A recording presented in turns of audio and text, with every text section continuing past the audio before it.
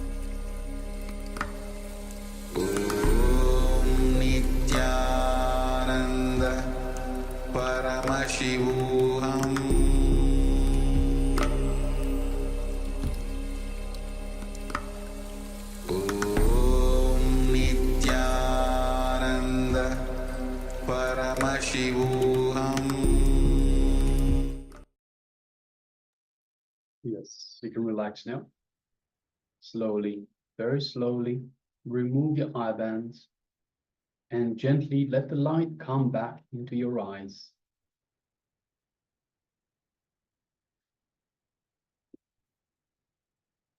And once the light has readjusted for your eyes, take a moment and share with us what was revealed to you in your third eye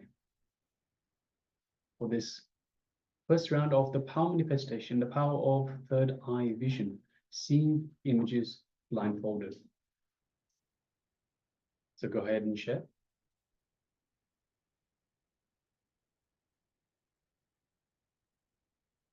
Yes, please go ahead, take a moment and share. Understand, every time that you manifest the power, you, Parameshwar Swamiji reveals to you. It's not just the revelation. The moment you connect with Swamiji, you are in oneness. You break one pattern. You break one pattern within you. And the moment you break the pattern within you, suddenly, of course, it reflects in terms of health. It gives you the possibility, new possibility, which was not even visible to you. That's why go on manifesting the powers.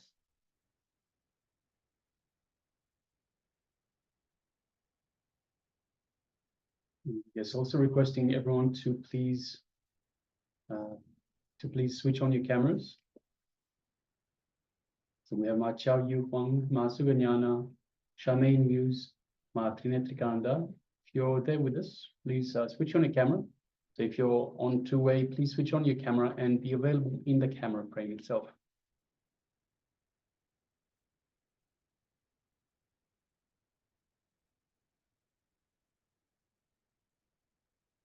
Yes, Ma Nitya Chandra Shekhara Priyama. So it is your local Sangha's responsibility to get you a new Atmalinga. So please follow up with your Sangha, your local Sangha. Even if they don't have, they will organize to get. So please reach out to your local Sangha and ask them to organize an Atmalinga for you. So please go ahead, take a moment and share your revelations of the third eye. Yes, we have Ma Nitya Chandra Shekhara Priya. This is a harp or an instrument and a boat. Yes, thank you very much for sharing, Ma. Thank you, Ma.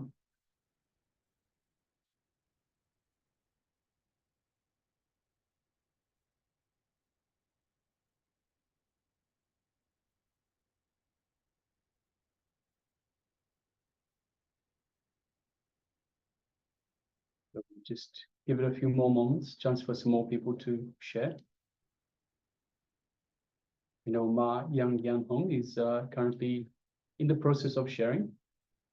It's on YouTube. We have Ma Sonia K says Nithyanandam. Yes, Nithyanandam. Nithyananda, Ma, good to have you with us. So if you have taken part in the power manifestation, you can put that in the YouTube chat. The revelations. Yes, Ma Yan Hong shares golden light. The exterior wall is a large office building with dark blue glass, asphalt road, street lights, green trees, a white chair, 4 girls wearing hair and suits. Yes, thank you, Ma. A lot of details. Thank you for sharing. Yes, thank you for sharing, Ma.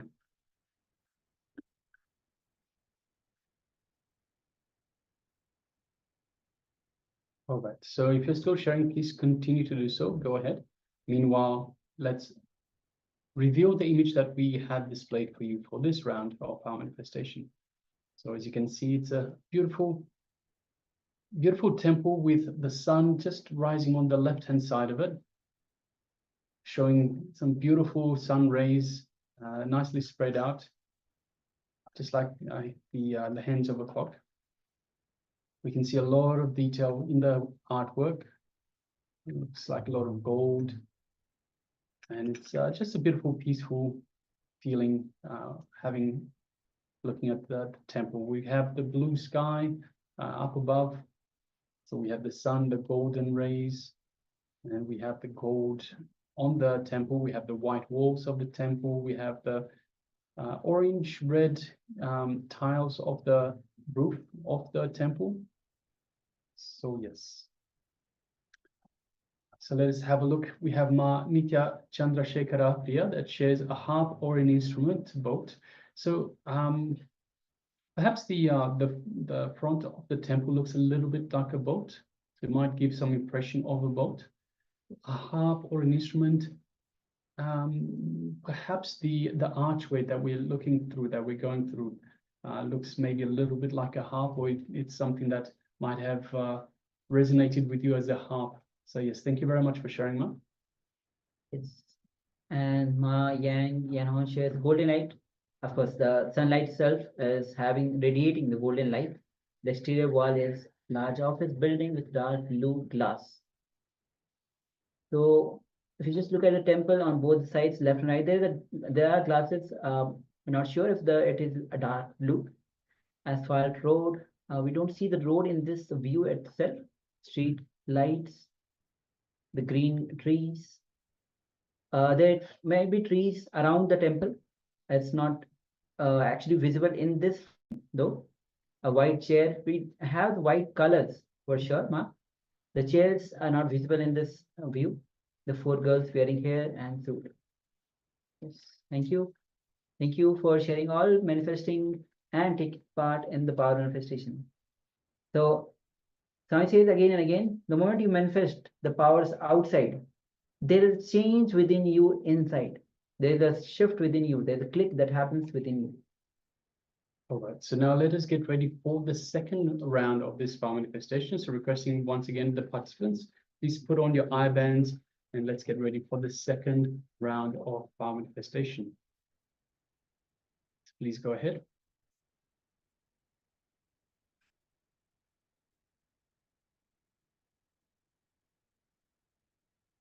Yes, Ma Chow Yu Huang, you can take part as well, Ma.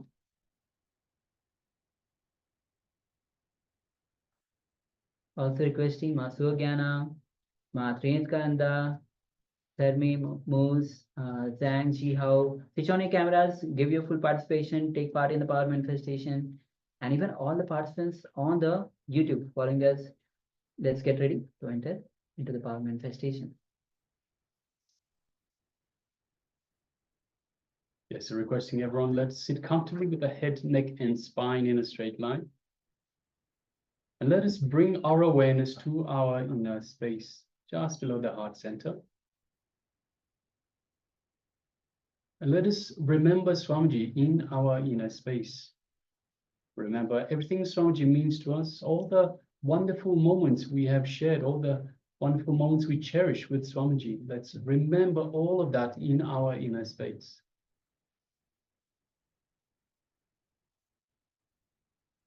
Our inner space, the Ananda Ganda, is the space that Swamiji has initiated us in to connect to him, to be in the space of oneness with him. So let us connect to Swamiji. Let us invoke Swamiji in our inner space. Let us feel the space of oneness with Swamiji in our inner space. We are one with Swamiji. We are one with the divine. There is nothing else. So go ahead and feel all of that in your Ananda Ganda, your inner space.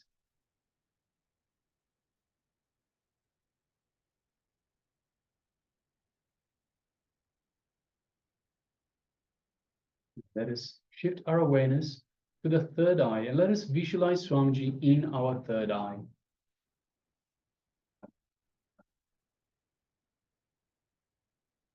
Let us gently gaze through the third eye, so keeping the 2 physical eyes closed, gazing through the third eye alone into Swamiji's third eye, Swamiji's Anya Chakra.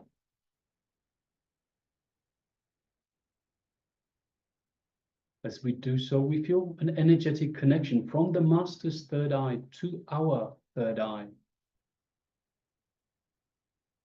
We feel a light buzzing sensation, light buildup of energy as Swamiji is awakening our third eye, and energizing it for this power manifestation.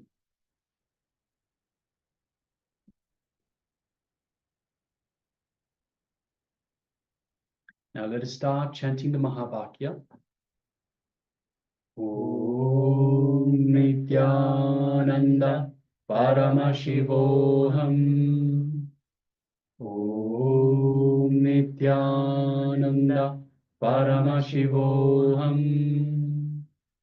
Om Nithyananda Paramashivoham. Let's continue chanting the Mahavakya throughout this power manifestation. And from the space of oneness with Swamiji, let us start manifesting this power of third eye vision. The image is being displayed for you now. Let us begin.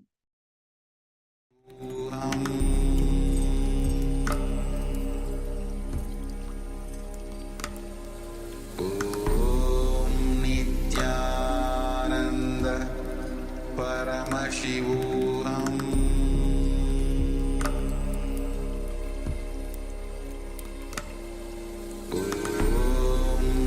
Nithyananda Paramashivoham.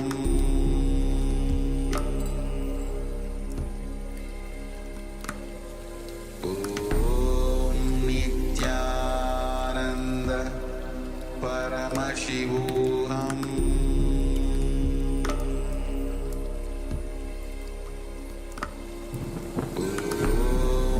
Nithyananda Paramashivoham. Nithyananda Paramashivoham.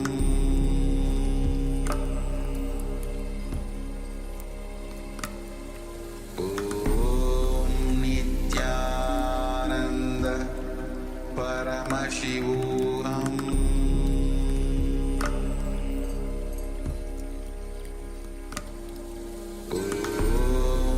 Nithyananda Paramashivoham.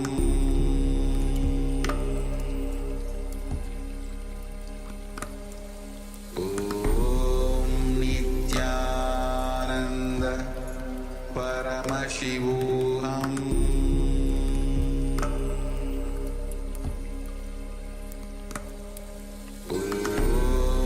Nithyananda Paramashivoham.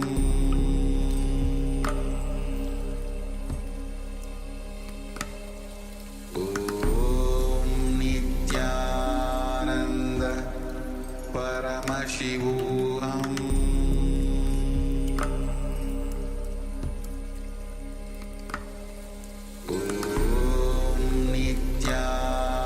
Nithyananda Paramashivoham.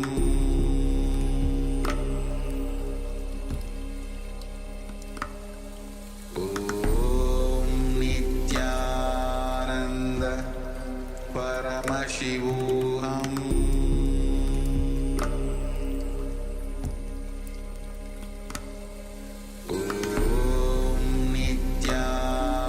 Nithyananda Paramashivoham.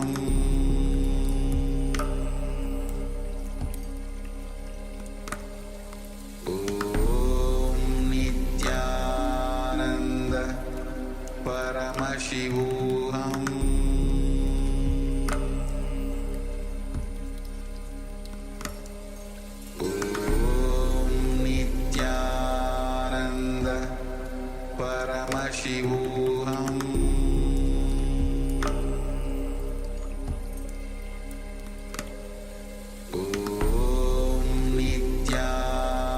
Nithyananda Paramashivoham.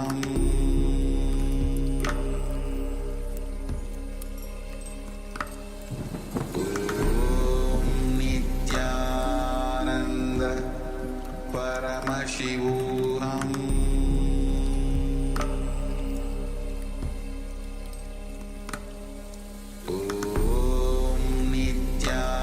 Nithyananda Paramashivoham.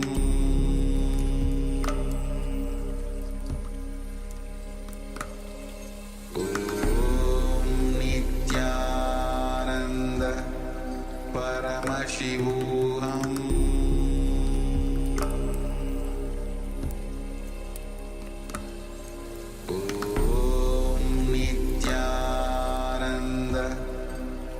Paramashivoham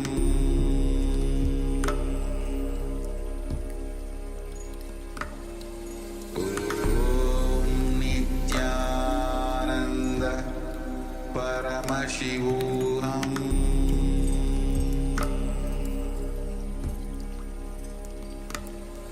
Om Nithyananda Paramashivoham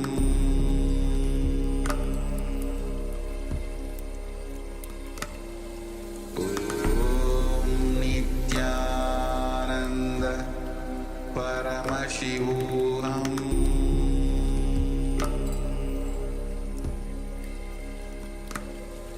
Om Nithyananda Paramashivoham Om Nithyananda Paramashivoham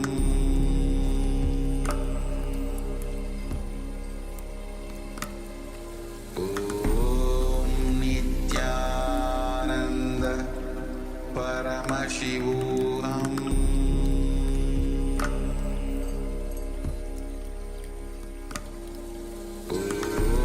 Om Nithyananda Paramashivoham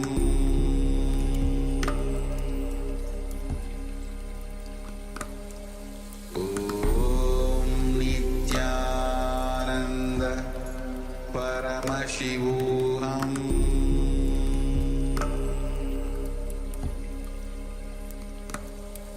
Om Nithyananda Paramashivoham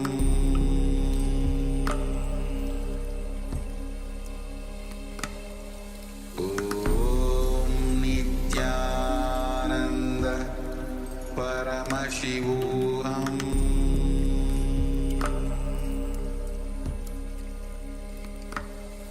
Om Nithyananda Paramashivoham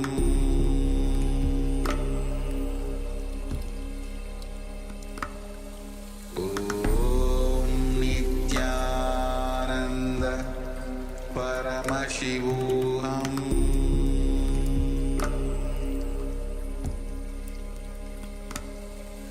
Om Nithyananda Paramashivoham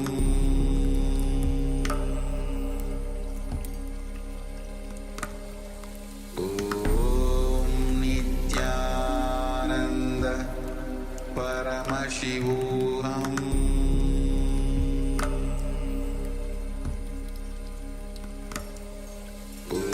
Om Nithyananda Paramashivoham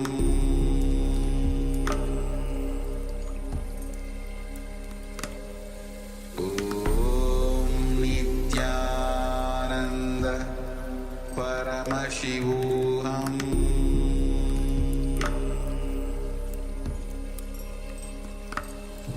Om Nithyananda Paramashivoham Slowly, very slowly, you can remove your eye bands. You can open your eyes. Just remove your eye bands and now open your eyes now.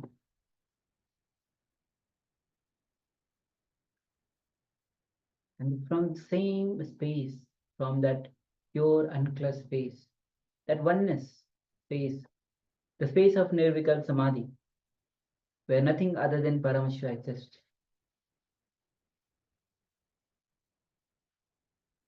That blissful state.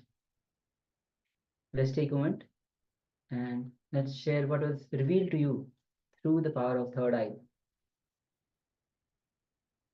So please go ahead and start sharing what was revealed to you as you are manifesting power of third eye. Seeing with your blindfold. Understand, third eye is a seat of willpower. Anything that you wish to manifest, you can manifest through the power of third eye.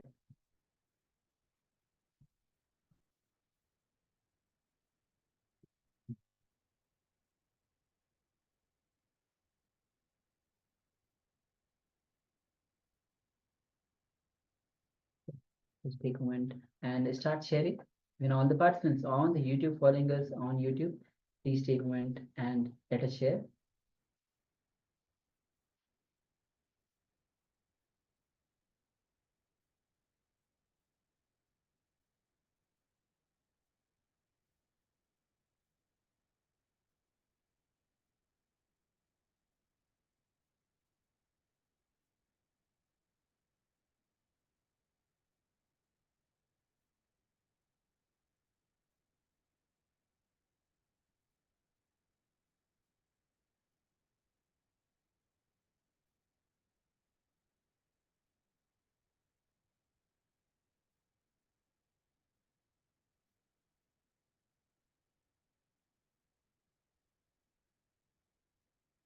Mr. Priya, you can remove your events, ma'am.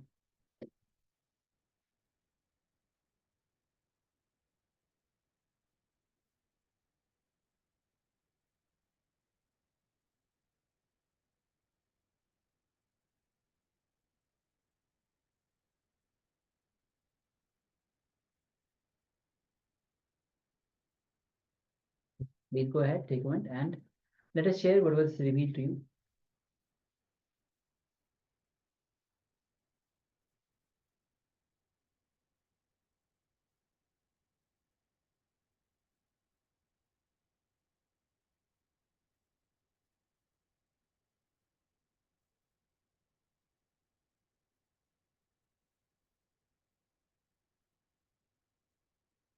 Yes. Okay, can you start sharing, ma'am? What was revealed to you? So just take a moment and let's start to share the every single detail that we had projected, the details of everything that Swamiji revealed to you. So just waiting for a few moments as we are receiving other sharings.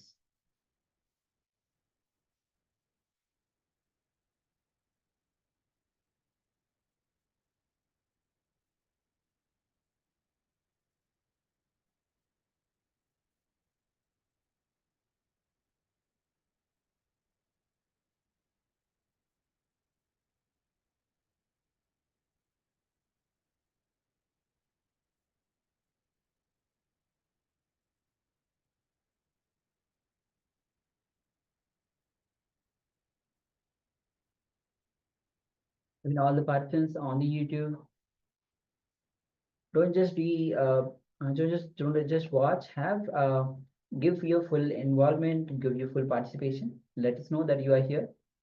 Only when you start commenting, when you start interacting, we'll be able to guide you further with further connection with Swamiji. Let's take one. Yes, we have one sharing from Yang Yanhong. There are many golden boats on the lake. There is a circular island in the center of the lake. Green plants, the pink roof, amusement facilities in the park, a long roller coaster in yellow and white, many tall trees. Yes, thank you, Ma, for sharing. Thank you for sharing, Ma.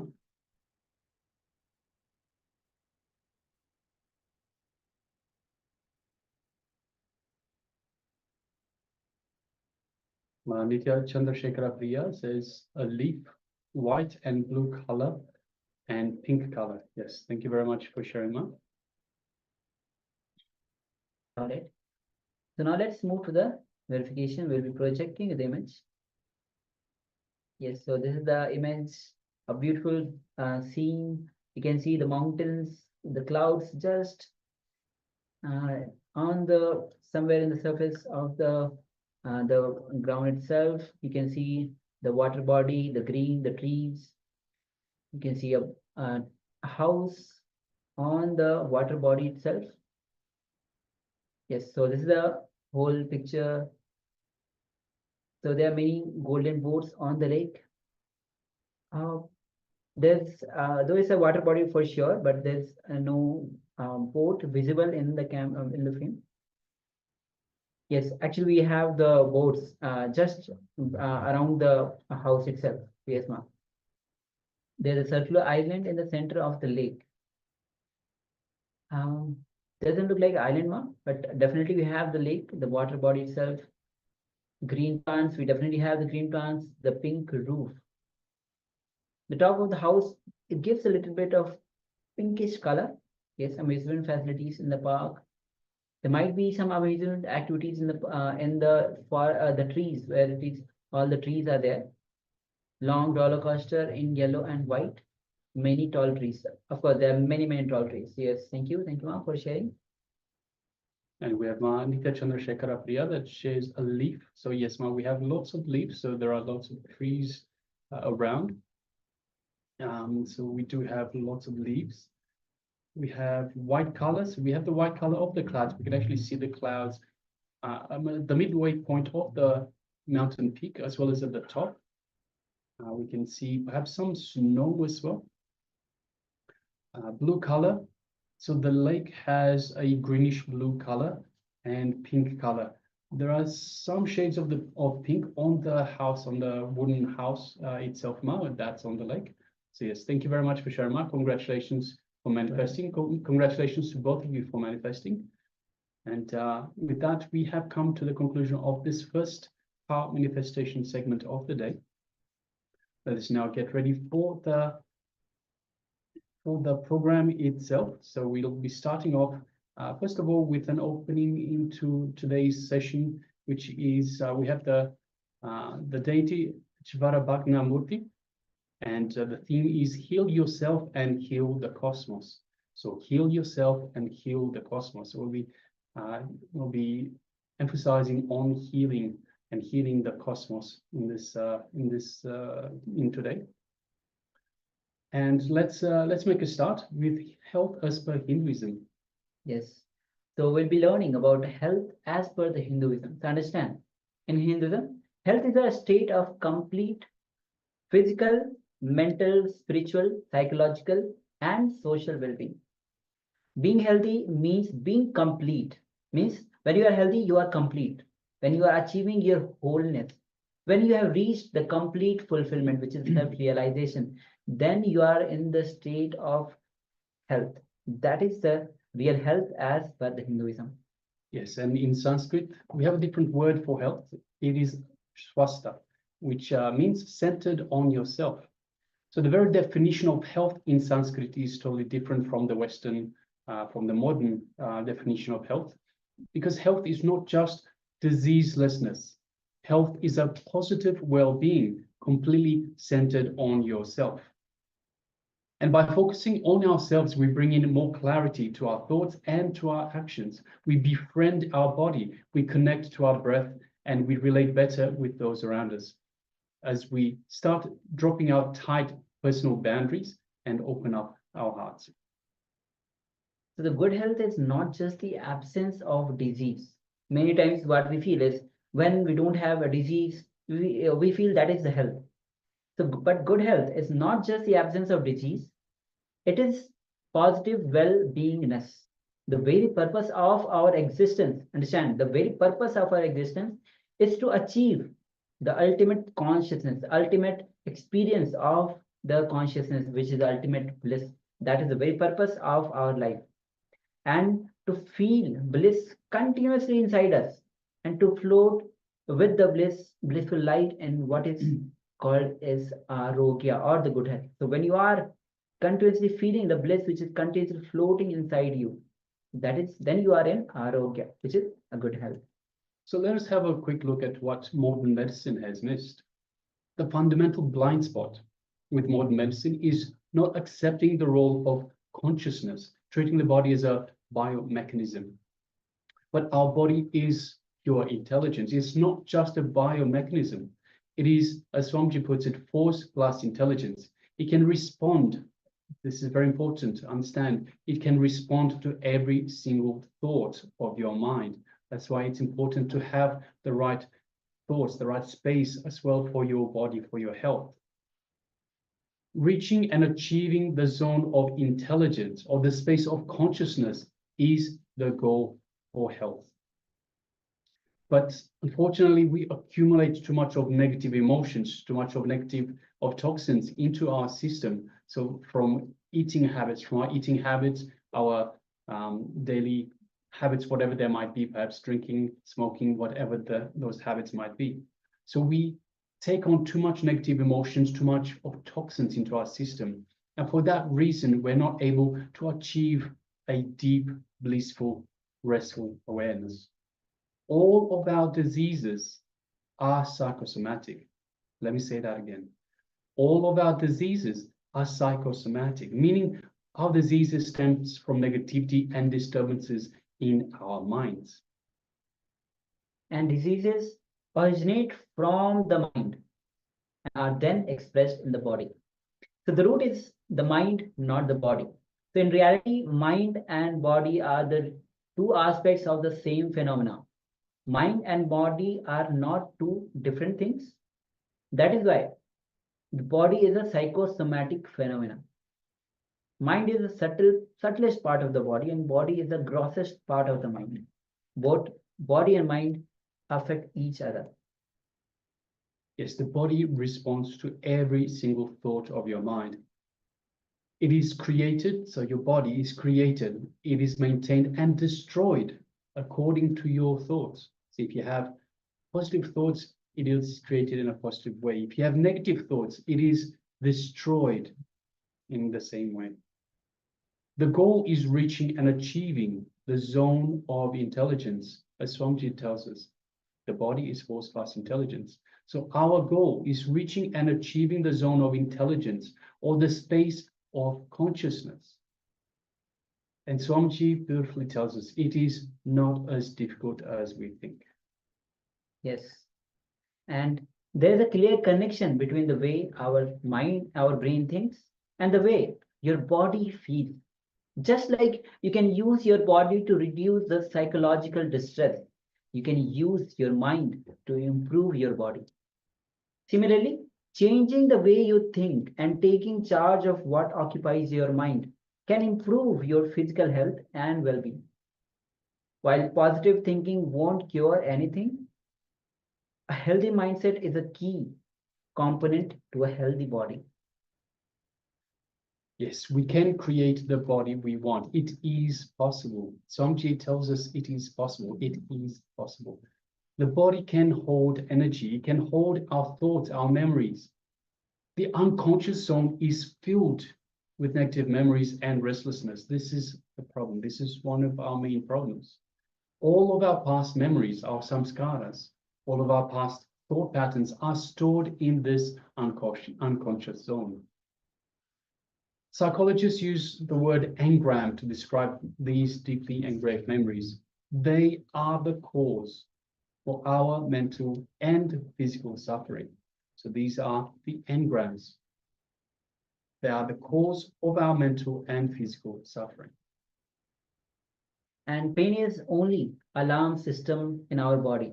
All our pain system is nothing but our body is asking for our attention, our space, our energy. To understand, even during the power manifestation, as we'll be going throughout the day, where we will be scanning your body, understand the pain itself is an alarm system to your body. So all our pain is nothing but when you have not given enough attention, enough energy, that is how the pain arises. So if you give enough energy, enough attention to our body, all problems will go away. Only when you don't give enough attention, you'll have the disease.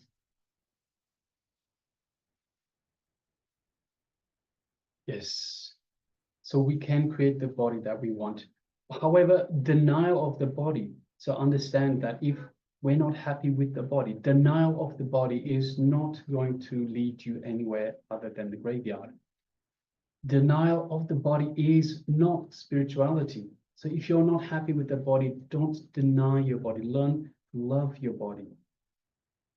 Maintenance of the body is very important, because your body is your life. It's sustaining you in this reality. It's sustaining you in this lifetime. Your body is your ability to manifest consciousness. So you need to start loving your body. Don't deny your body. Start loving your body. Start loving the boundaries in which you are in. Yes. And let's understand how Swamiji, how Master supports healing of the whole being. The first is through detoxification, which removes the toxins and restores the chemical balance of the body. Second is deprogramming, means removing the wrong mental programming of the body that we have gathered from all these years. Deconditioning. Then removing the social conditioning. Society gives us so much of conditionings. So when you remove those, removal of those social conditionings is deconditioning.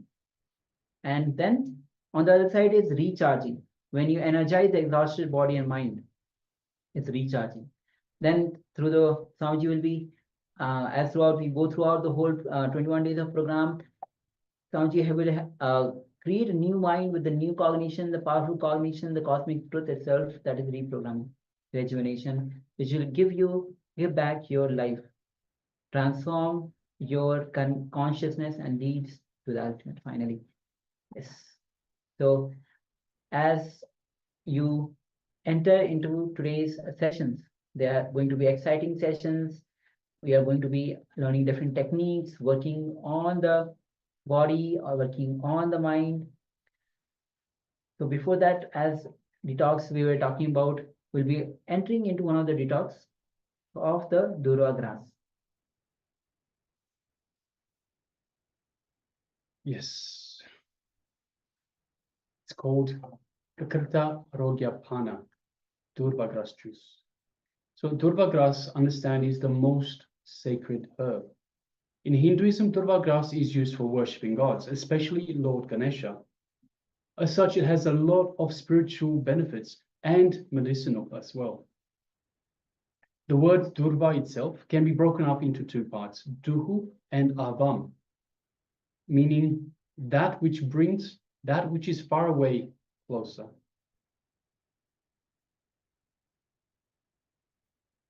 Yes, and there are lots of benefits of Durva grass.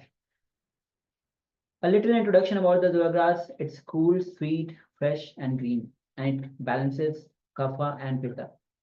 It helps to fulfill your thirst. So a little bit more about the benefits of Durva grass, and this is quite a mouthful, so just bear with me. It is anti-inflammatory, antiviral, antifungal, hypoglycemic, diuretic, antilytic, hypotensive, coagulant, anti-diabetic, antibiotic, anti-cancer. It can be used as a drink and also for external applications. So if you have some rashes or skin issues. It is also a very good alkalizer and contains 65% chlorophyll. And simply put, it enriches the blood with oxygen and so much more. And there are other benefits as well. According to Ayurveda, the body is comprised of the three forces, which is Vayu, or the Vata, Pitta, and Kapha. The state of equilibrium between these doshas is perceived as health, and the state of imbalance is disease. Each dosa represents, each of these doshas means Vata, Pitta, and Kapha represents characteristics derived from the five elements, which is ether, air, fire, water, and earth. Herbs are used to heal the diseases of the mind and body and to foster longevity. Yes.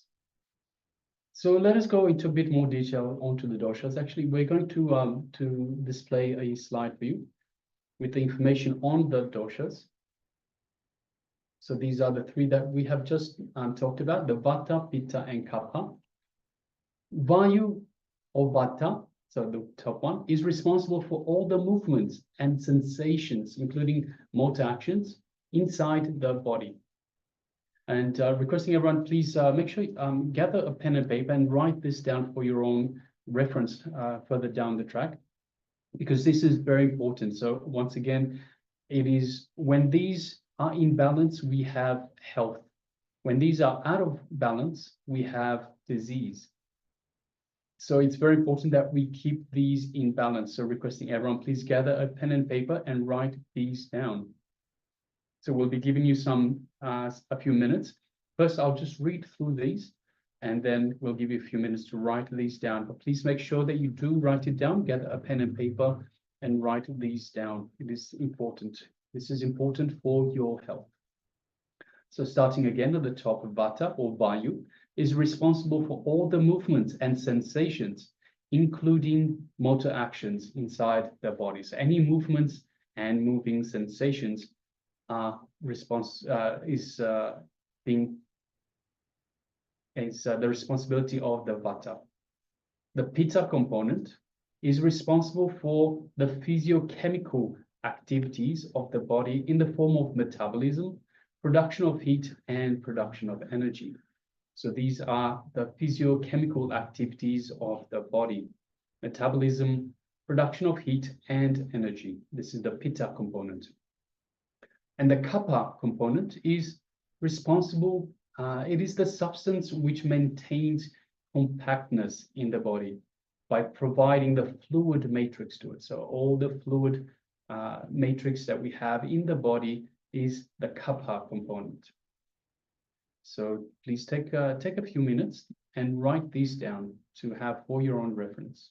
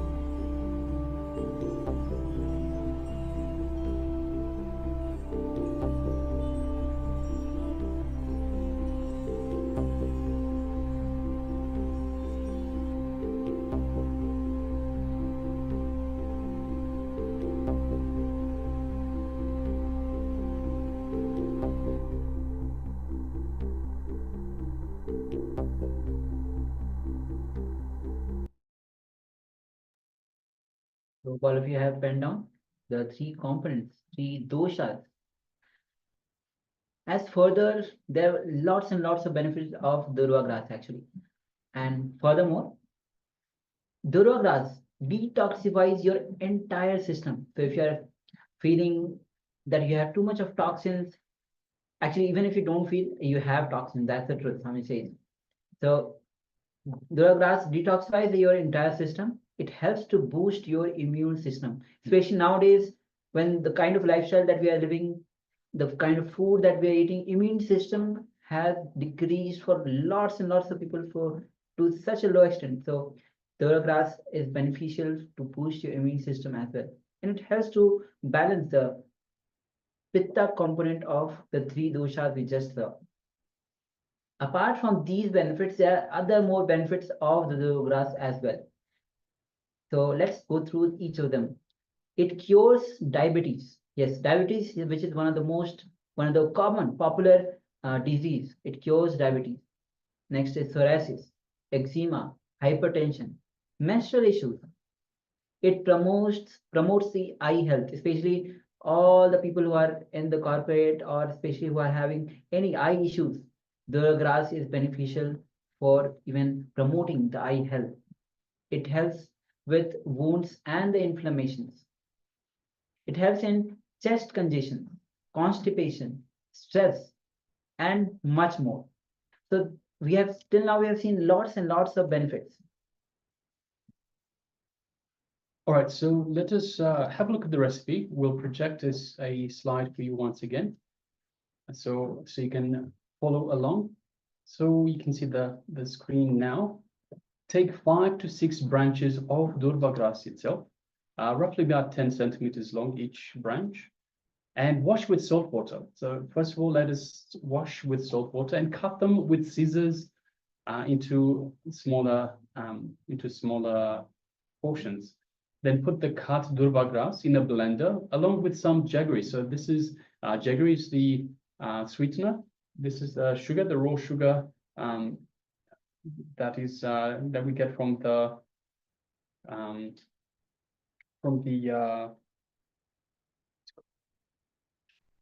sugar cane, and 2 cardamom pods. So just 2 pods of cardamom, half a teaspoon of cumin seeds. So if you want, you can put the cumin seeds. It is optional. You don't have to. So once again, we put the cut Durva grass in a blender along with some jaggery, 2 cardamom pods, and half a teaspoon of cumin seeds. Now, of course, if you don't have Durva grass in your location, you can purchase some organic Durva grass powder. So if fresh Durva grass is not available where you are, you can purchase some organic Durva grass powder and you can use that instead. Add about 50 milliliters of water and blend. So this is with the cut Durva grass that you've put, or perhaps the Durva grass powder you've already put in the blender along with jaggery, cardamom pods, and cumin seeds. Add 50 milliliters of water and blend thoroughly. Blend thoroughly, and afterwards you need to filter. You need to filter because there will be a lot of residual stuff from the cardamom, from the cumin, and so forth. So you need to filter the blended liquid and dilute it with water, diluted in a mixture of 1 to 6. So we have about 50 milliliters of water blended in there. So add another 300 milliliters of water to dilute it, and then you can simply serve. So just take a moment and write this recipe down as well.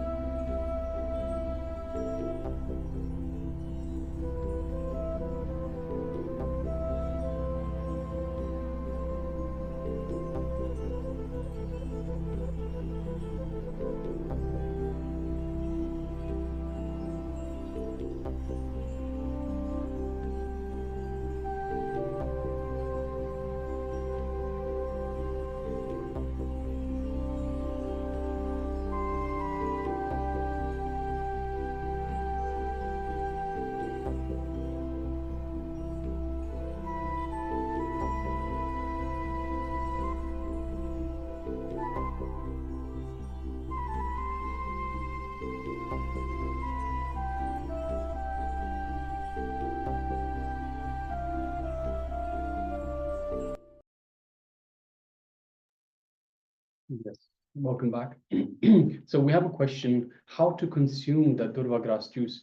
So understand it is best taken early in the morning on an empty stomach. You can drink it daily for about a period of 1 to 2 weeks. So you can have it first thing in the morning on an empty stomach and also have it for about 1 to 2 weeks. So have it daily for 1 to 2 weeks. So that's how to consume. Okay.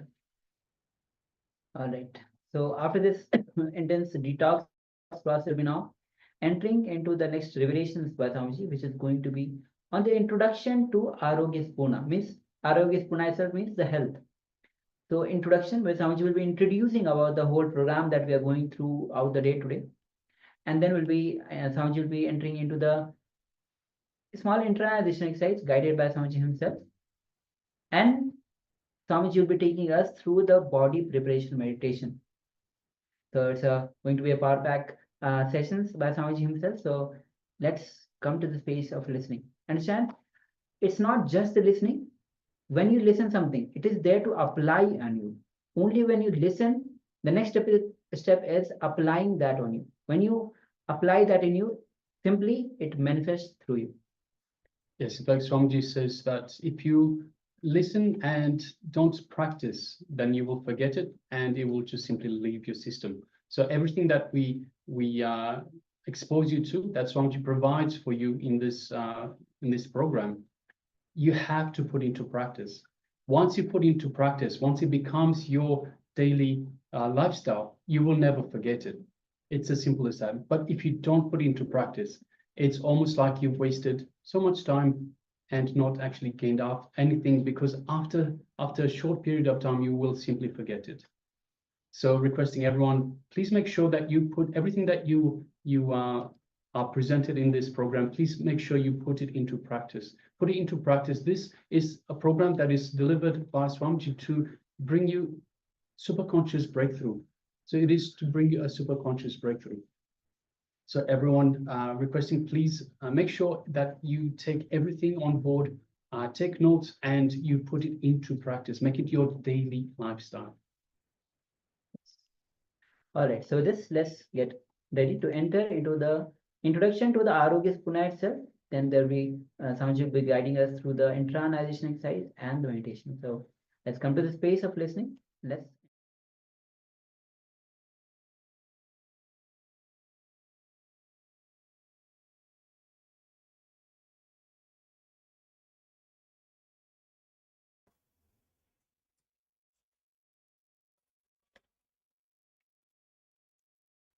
Health is not just diseaselessness. It is a positive well-being, completely centered on yourself.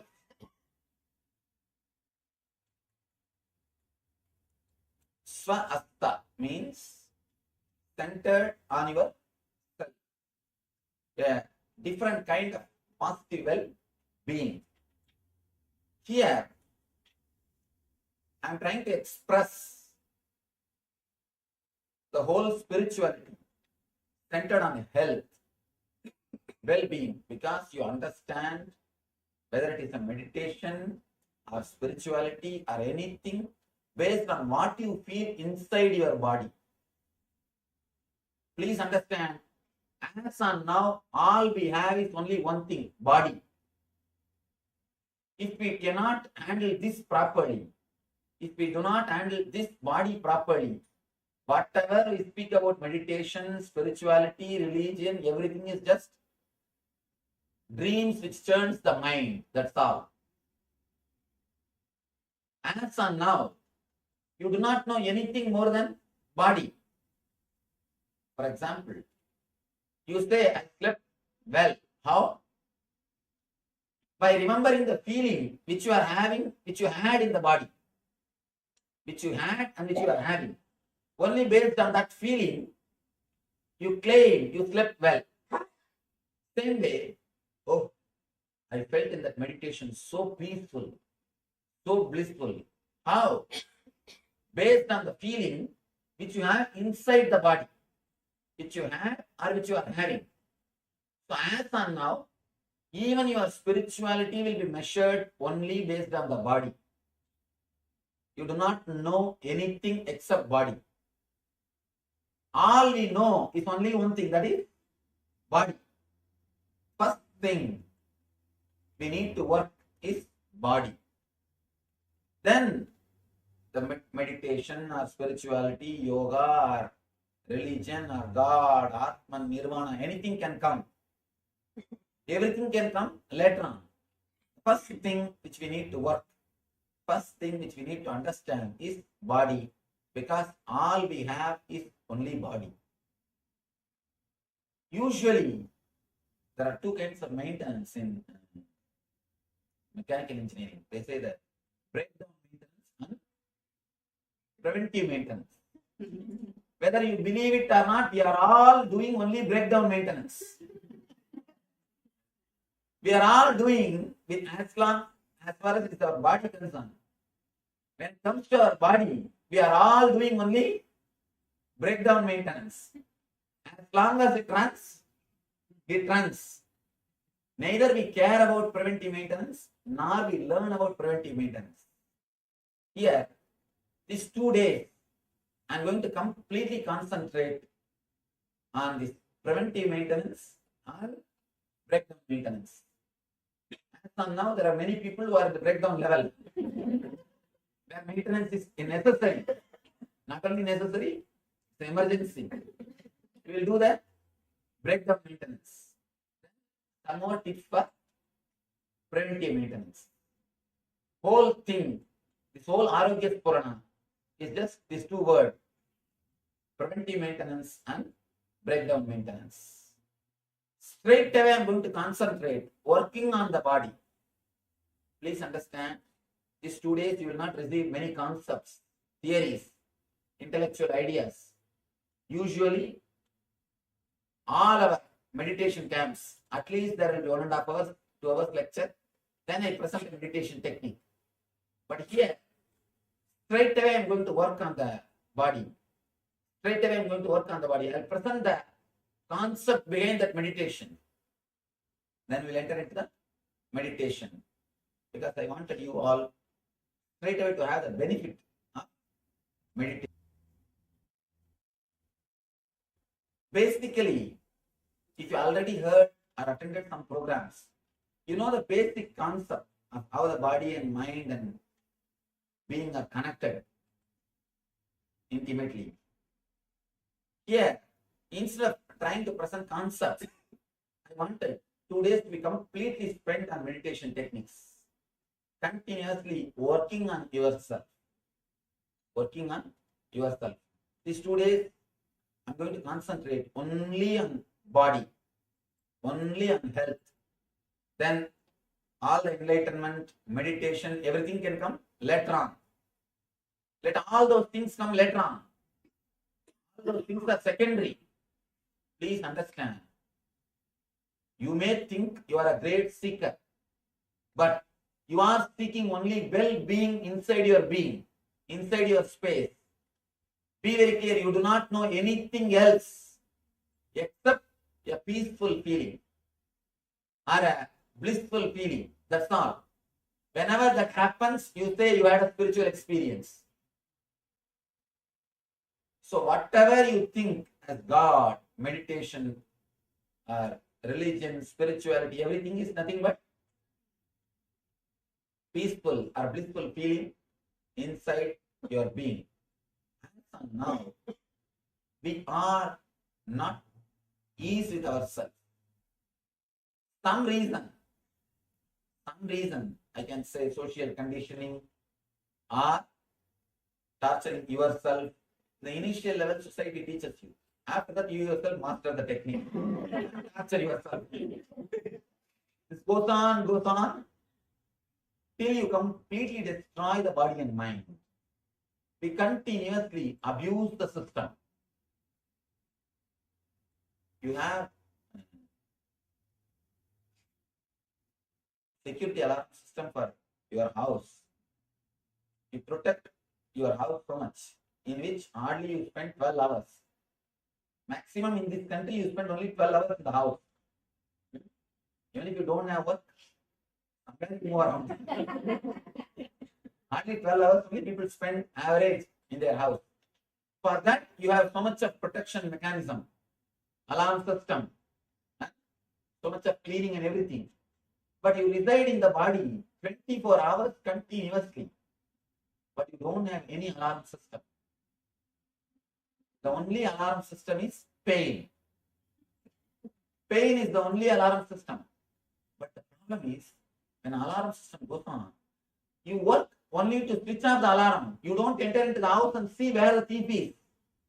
Why the alarm is ringing? We never go and find the root or the reason why the alarm is ringing, why the pain is happening. All we try is put some painkiller and stop the pain. It's like you just switch off the alarm. That is not going to solve the problem. If you just switch off the alarm, and next day when you go, nothing will be there.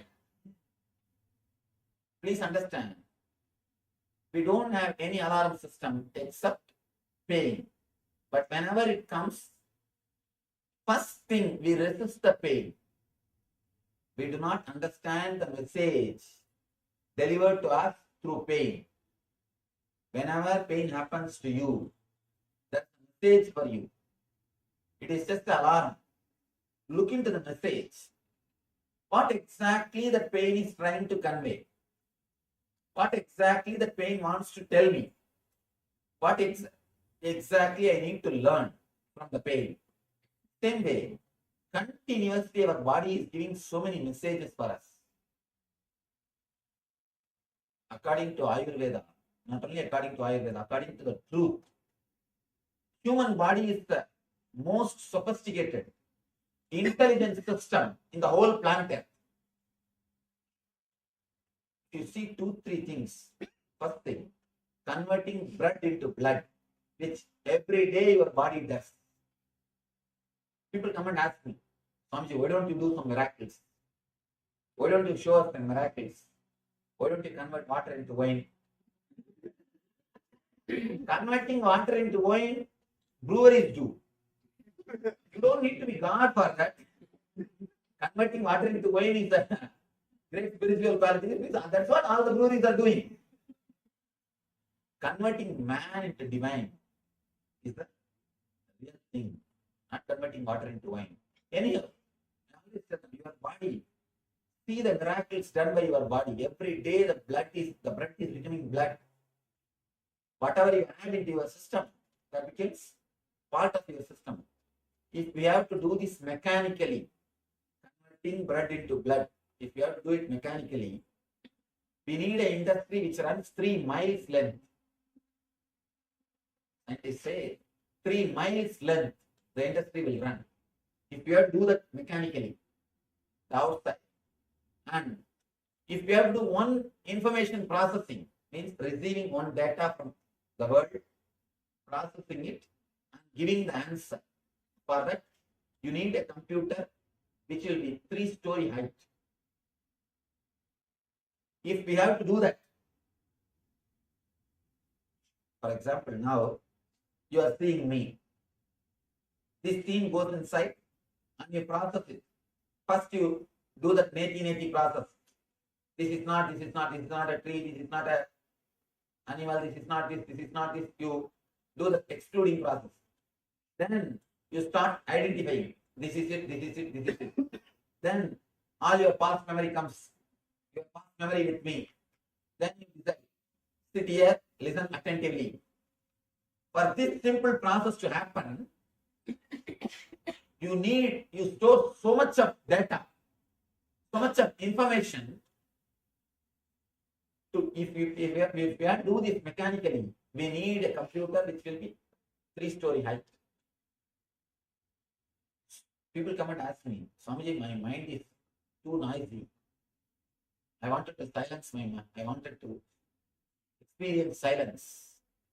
I tell them, never say, for the amount of work which your mind does, your mind is not too noisy.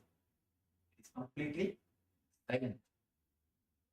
The amount of work which goes on, for that surely it is silent. Now,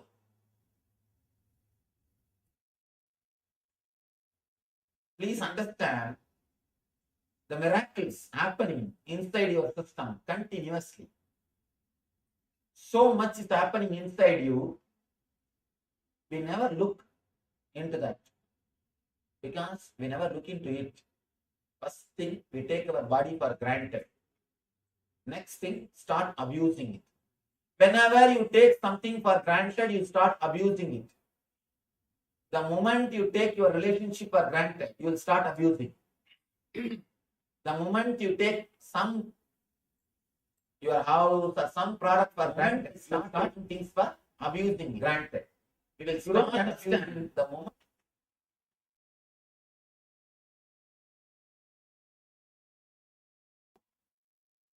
The body completely. How much it happened. And moreover, these people, I have seen many times, these people who do whatever they want, finally they come and tell me, especially the so-called traditional Vedantis, they always come and complain to me, Swamiji, because of body, I'm destroyed, because of my senses, all my life is wasted. They read some here and there some books and start abusing the senses. They continuously complain. No. My whole spiritual life is spoiled because of my senses, Swamiji. Because of my senses only, my whole life is spoiled. Please be very clear. Your senses are not spoiling your being. You are spoiling your senses. You have a deep desire. Your senses are cooperating, just helping you. You have a deep desire to go and drink. Your legs are helping you. What to do? Through the legs, you go to the bar and abuse your system. And then come and tell me, because of your senses, you are losing all the spirituality. Please be very clear. It is not our senses which is abusing us. We who are abusing our senses. We who are abusing our body. Whatever we want, we use. Whatever way we want to enjoy, we use our body for that. We abuse our body. Then we blame the body finally. Anyhow, whether you blame the body or not, who is going to suffer? You are going to suffer. Now, instead of doing this blaming game, he is the reason. See, after that, Katrina, each one is blaming one person. See, these guys can do the blame game later on. But who are suffering? So now, we don't have time to do the blaming game. Blaming this person, blaming that person. Let us find out the root and start healing it. Let us find out the root and start healing it. Never abuse the senses. Never abuse the body. Never disrespect the temple in which you are staying. First thing, we don't have respect for ourselves. That is why we go on disrespecting the body. If you have respect for yourself, you know you are staying in this body. Naturally, you will start respecting it. I have expressed so many thoughts, so many ideas to maintain the body and the mind with a deep easiness, the deep connected feeling. Now, of course, I have expressed this in different places, in different discourses, different camps, different ways. Now I am trying to collect all the thoughts and present it in one form, in one set, only based on the physical health. Giving, meditation, yoga, pranayama, whatever. We have so many different abilities of our being. One, we can change the energy through the breathing. Next, we can change the energy through visualizations. We can change the energy through kriyas. We can change the energy through meditation. We can change the energy through verbalization. I'm using all these things, above all, the energy of consciousness. Whole thing just to make you healthy. These 2 days Please do not ask any question which is not related to health. Put questions only which is related to health. Let us first work on them. Tell you honestly, people are not ready to sit 2 days for their body's sake. If you give them some promise, God will jump on your head. Old times will be showered on your head. You will have double. They are ready to sit for even 1 month. But if I tell you will feel healthy, you will be okay. No, already I am healthy. What is there? Indians don't have health consciousness at all. Completely, once it breaks down, only then they even look at the body. Only then they look at the body. Body is the last thing in their laundry list. In their laundry list, body is the last thing. Anyhow, at least now, let us work on the body. Let us work on the preventive maintenance and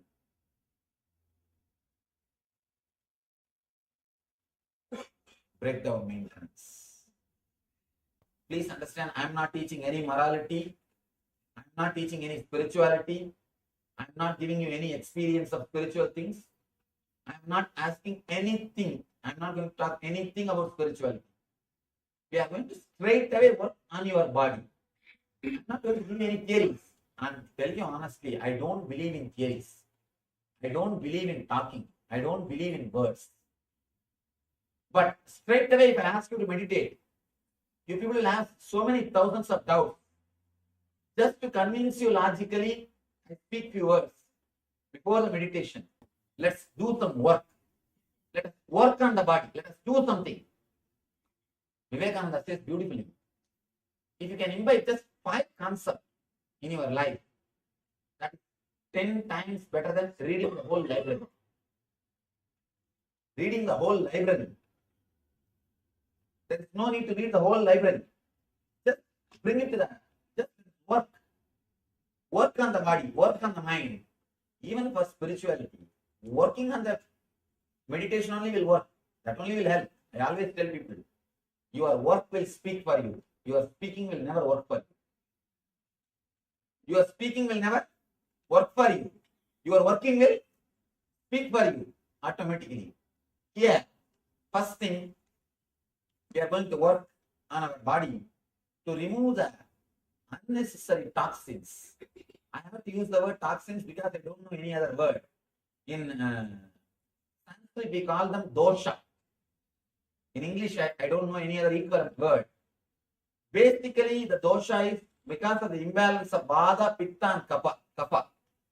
These 3, then you will be able to understand because there is no exact translation. It's all the words I'm using are from Ayurveda system. The exact translation words are not there. Even the Ayurvedic books, English books, they use the same word only.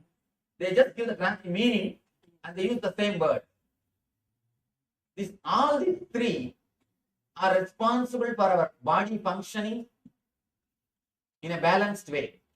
Same way, all these 3 are only responsible for all our diseases.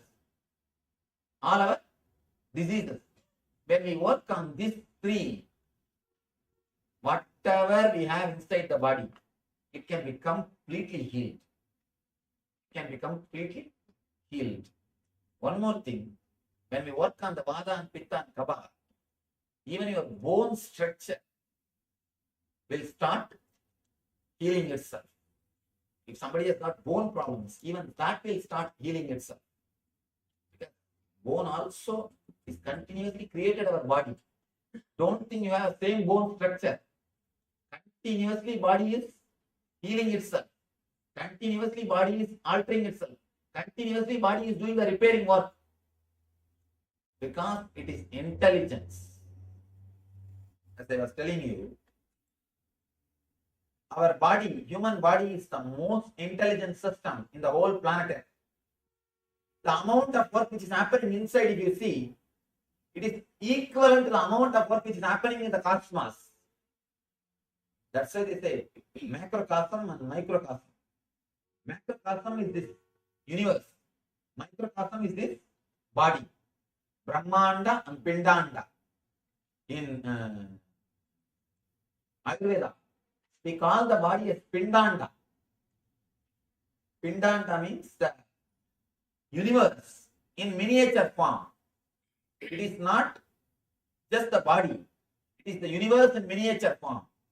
This universe in the miniature form. So please understand, we are going to work on that microcosm, which is intelligence. First thing we need to understand, we need to realize your body is intelligence. It is not dead as you think. It is not just biomechanism as you believe. It is living intelligence. It responds to your thoughts. It responds to your thoughts. A simple experiment. You close your eyes and remember your enemy. Enemy means person who gave you money and asking back. To whom you gave money, who is not giving back. Just remember that person. Within 2-3 minutes, the BP will increase. BP will increase. The pulse rate will change. Your whole temperature will be different. Means what? Your body responds to your thoughts. Your body responds to your thoughts. Same way, any scene or coding which awakens fantasy, immediately the body temperature is different. Immediately your body is different. Please be very clear. Your body responds to your thoughts.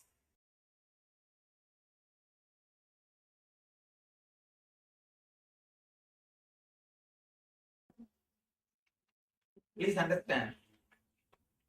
3 levels. Pains, superficial. Irritations, like a ulcer or wheezing, that type of things. Third, diseases. These 3 levels, all 3 levels, please write whatever you have.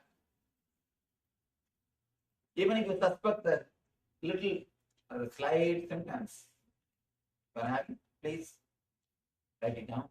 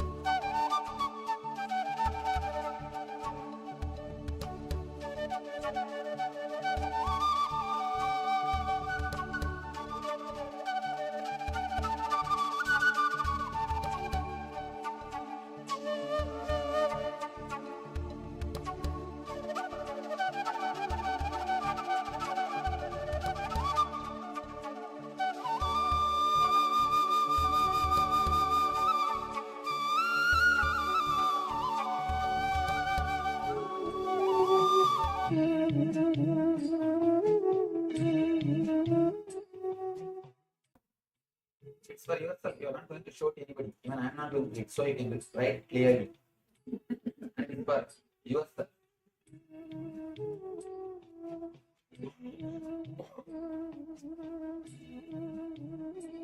Keep it safely with you so that the next person doesn't read. Don't copy from the next person. Don't show it to that person and don't copy from the next person. Indian schools, the copying is a big problem. These kids, without even knowing what they are copying, they copy. Once really it happened. They are sitting and copying whatever I am writing. Simply the teacher caught hold of him and he corrected the paper. Because the question is, what is your name? He simply wrote what I wrote. So, please don't copy.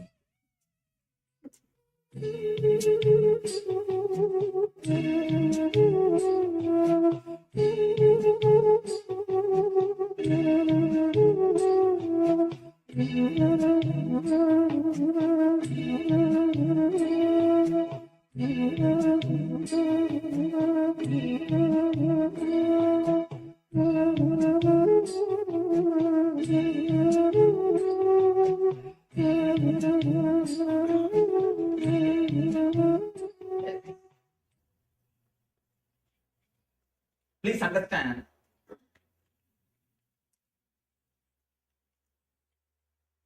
if you already attended some of our programs or you already know me, you may be knowing. Whenever I make any statement, I take responsibility for that statement. Now I tell you, even though it feels too good to be true, I tell you, whatever you have written will disappear.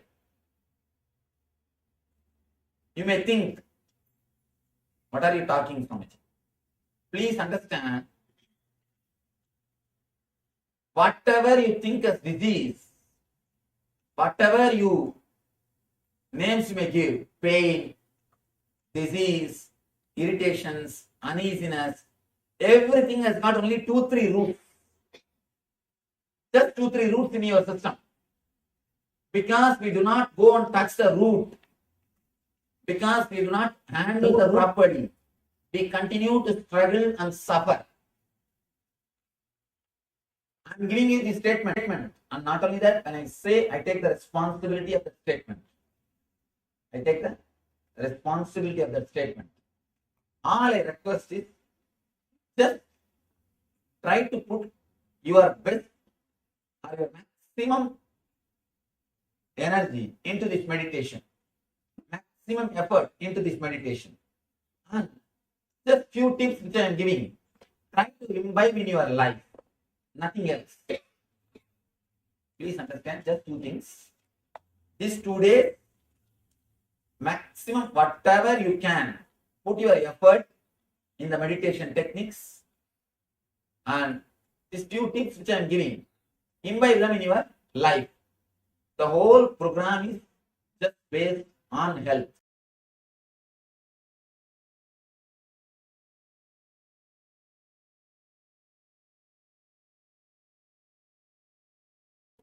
These are all kriyas to awaken the energies of your body, to clean the body. I can say it's one of the important kriya from Ayurveda system. It's a 30 minutes kriya. First thing, of course, if you are done this training, you might have done it.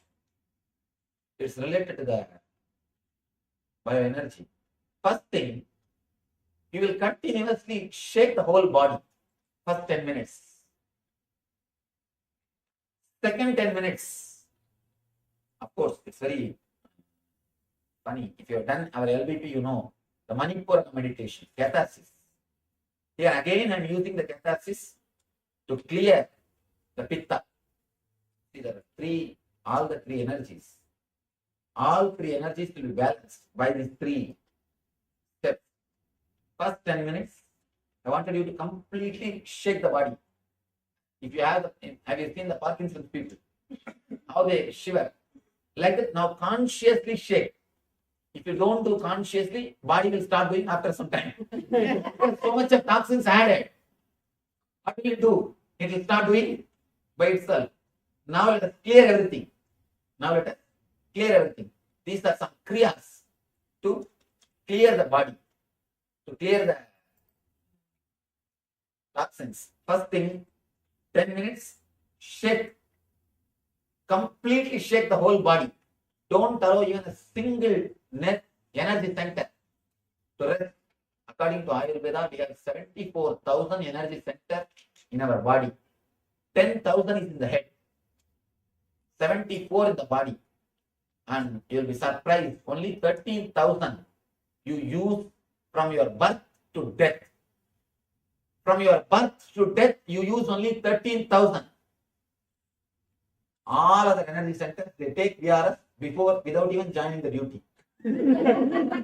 They just take VRS without even joining the duty. They never come to life. You never use them. Now, you are working to awaken them. First thing, 10 minutes, completely, wild way, shake your whole body. Your hands, legs, neck, the whole body, as wildly as possible.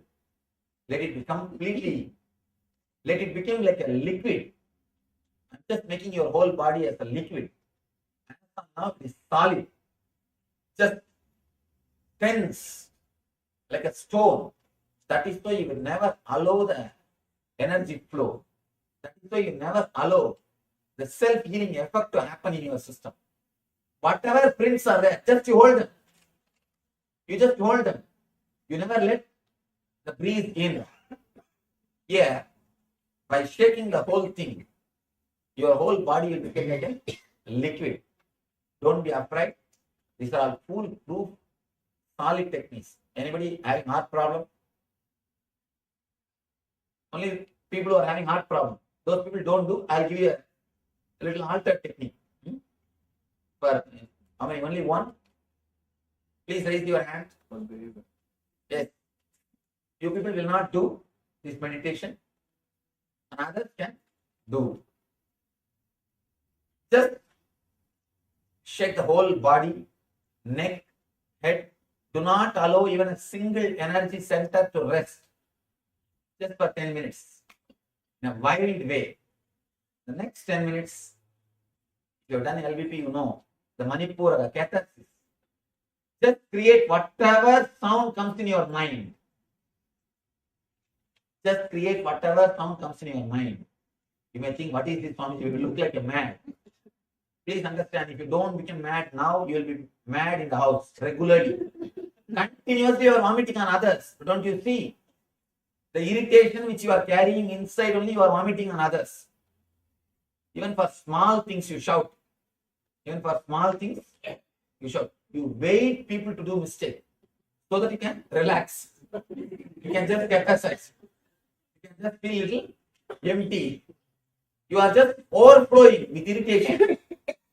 You just wait. A small sound is enough. The sound which you create will be 10 times worse than that small sound. A child, if it drops a tumbler, that's one small sound. But sound which you create, have no sense. What are you doing? You will be creating 10 times more sound. Wife, when she keeps the coffee cup, a small sound enough. Have you brought from your father's home? Then she will start. The job which you are doing, coffee itself is too much. Keep quiet and drink. Then the whole thing, whole drama starts. That you know what usually happens. Anyhow, we are just overflowing with irritation. We are just filled with irritation. That is why we don't feel comfortable wherever we go. Whether it is some party or house or office, continuously sitting and watching like a supervisor. Long face. The Buddha. That's what we are doing. Please understand that is what we are doing. Because we don't feel comfortable with anything. Wherever we go, we just continuously try to protect ourselves. Should I be here? Should I not be here? What am I doing? These things are going well. Or am I maintaining my status? Continuously, you are bothered. That actually, you do not know the amount of irritation which you create inside you by continuously protecting your so-called status or prestige. Please try to relax. At least now. Of course, after there from Monday onwards, you do whatever you want. Now, if you can relax, it will be easy for you to get healed. It will be easy for you to remove the Vada, Pitta, Kapha inside you. And please be very clear, Vada, Pitta, Kapha, all the three are directly related to your mind. Your Pitta is directly related to visualization. Vada is directly related to verbalization. And Kapha is related to consciousness.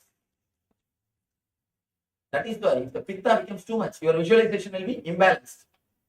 See, people who can't visualize things properly, naturally we tell them, I think the Pitta has gone to head. That is why he is not able to visualize. When you drink, why do you see 2-3 forms? Because the Pitta is imbalanced. If you drink too much, you start seeing 2-3 forms. You start seeing so many things. One guy goes to the hospital with his friend. The friend is really drunk and is lying. Goes to the doctor with his friend. This guy, both are drunk. And this fellow a little too much, so flat. Doctor comes and he does the first aid. The doctor asks the guy who's lying, hey, what's happening to you? What's your name? This guy tells his name. My name. Then he asks, are you seeing animals all over the room? Are you seeing different figures all over the room? Are you seeing some ghosts? This guy says, no, I am not seeing anything. I am perfectly all right. I am not seeing anything except you. Then the doctor says, oh, no problem. Then you are all right. By tomorrow morning, you will become all right. But the friend says, doctor, please do something. You know, I know, room is filled with animals. He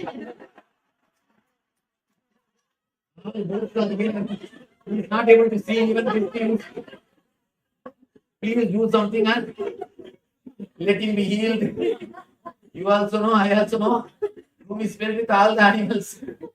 This guy is seeing all those things. Actually, when your Pitta is imbalanced, your visualization is imbalanced. Your visualization is imbalanced.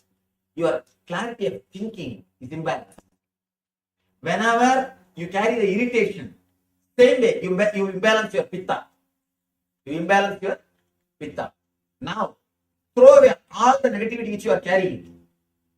Empty all the irritation which you are carrying.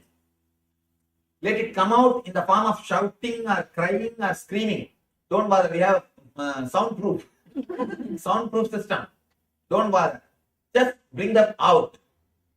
Let everything come out. After that, last 10 minutes, sit silently. Sit silently. Let me explain once more. First 10 minutes. Shake the whole body. Shake the whole body. So that your body will become liquid. Next 10 minutes, let all the irritation come out. Third 10 minutes, sit silently and witness whatever is happening in the body and in your mind. It's the initial preparation technique. I'm preparing you, tuning the body to enter into the deeper level things. Only by working on you, you will achieve something. Whatever it is. Can you get something just by words? You can't get mango out of mantra. Use any mantra. Can you get one mango? Think. It will come only by working. Let's work on our self. Yes. Do we keep sitting? No. First 2 steps you will stand. Last step you will sit. No sitting in the chair. Last step you can sit. Try your best to sit in the ground. If you can't sit in the ground, Then sit in the chair. Any doubt in the instruction? Okay. Please tie the ribbon and stand up. Make enough space. After tying the ribbon, stretch your hands and see that you are not hitting anybody. Don't take revenge. Please do not open the ribbon till the meditation is over. For complete 30 minutes, keep the ribbon, keep the eyes closed. Do not remove. Heart patients, please come this side. Come here. If any of your high BP patients, you also can come here. Please don't do that. Second step, third step, but not the first step. Always, you can sit here in the chair. Second step, you can start doing.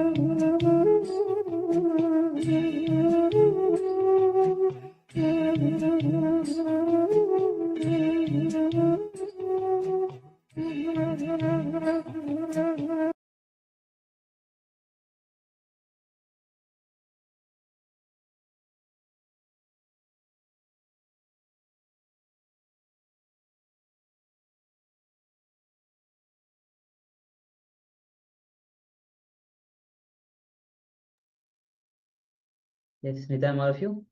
So, the body preparation meditation, a powerful meditation technique to prepare your body as we go throughout the day. We'll be having several other techniques as well. As Sanj said, what you have is body. What you can do is work on the body. All right. So this now we'll be entering into the power manifestation. And today, as we have the session itself on health and well-being, the power manifestation for today is body scanning. So let's get ready to enter into the power manifestation, the power of body scanning.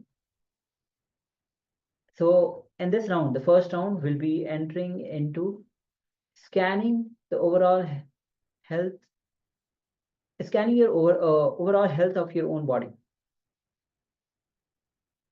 So let's get ready and understand when you are scanning your overall health of your body, just go from top to bottom, part by part.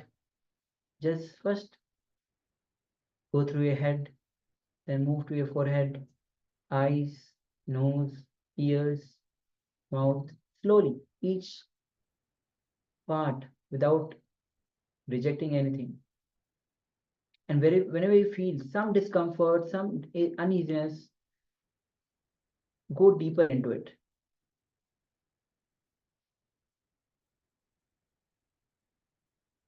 And as you go deeper into it, ask Swamiji to reveal much more.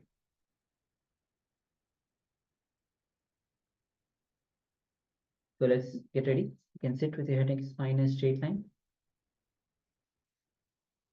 You can close your eyes as well if you want. And just sit and connect with Swamiji.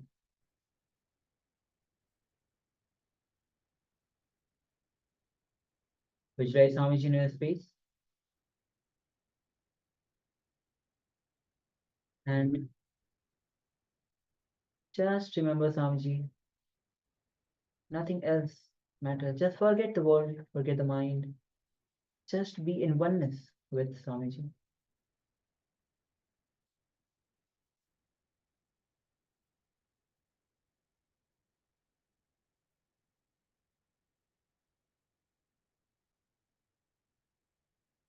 Just be completely at restful awareness. No uneasiness.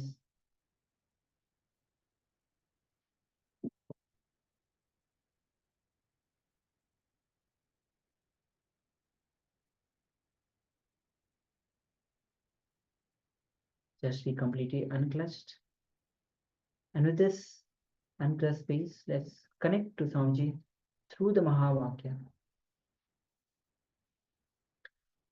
Om Nithyananda Paramashivoham. Om Nithyananda Paramashivoham. Om Nithyananda Paramashivoham.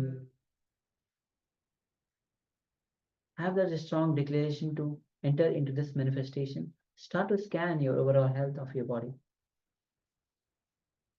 And ask Swamiji to reveal every single detail of your own health. Let's begin this manifestation. Om Nithyananda Paramashivoham.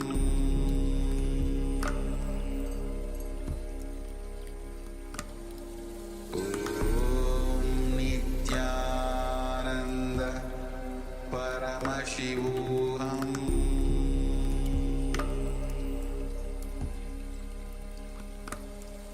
Om Nithyananda Paramashivoham. Om Nithyananda Paramashivoham.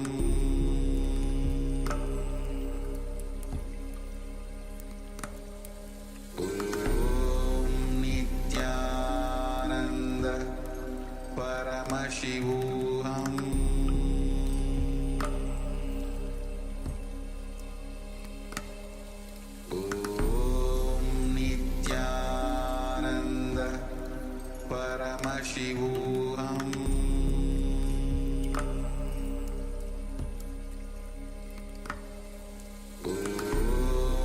Nithyananda Paramashivoham.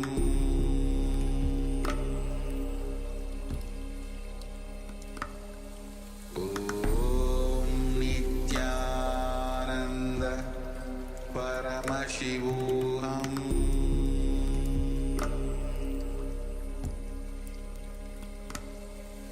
Om Nithyananda Paramashivoham.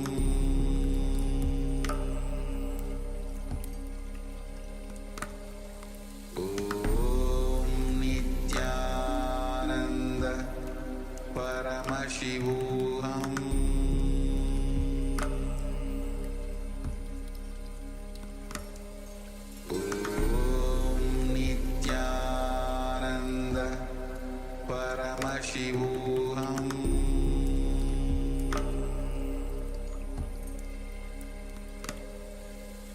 Om Nithyananda Paramashivoham.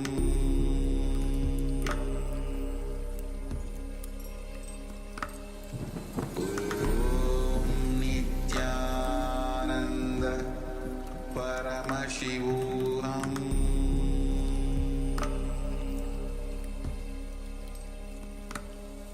Om Nithyananda Paramashivoham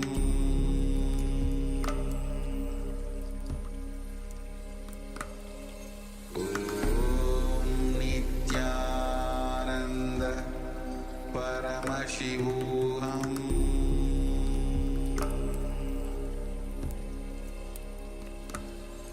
Om Nithyananda Paramashivoham Paramashivoham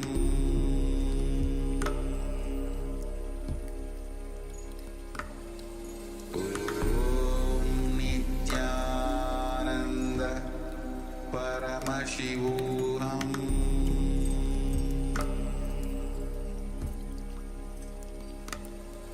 Om Nithyananda Paramashivoham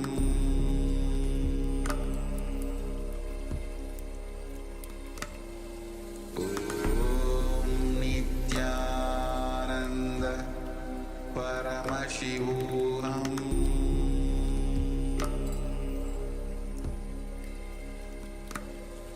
Om Nithyananda Paramashivoham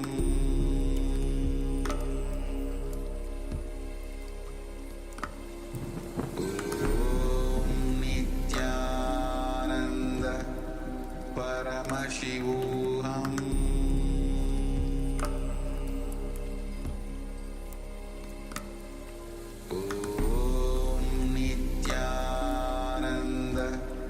Paramashivoham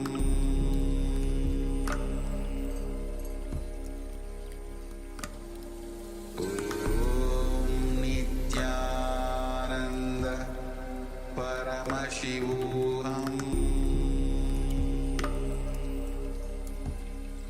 Paramashivoham Om Nithyananda Paramashivoham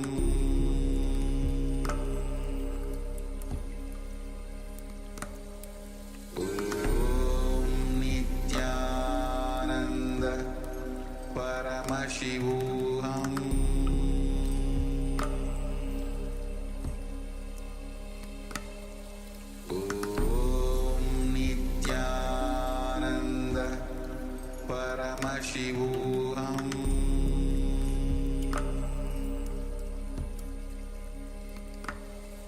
Om Nithyananda Paramashivoham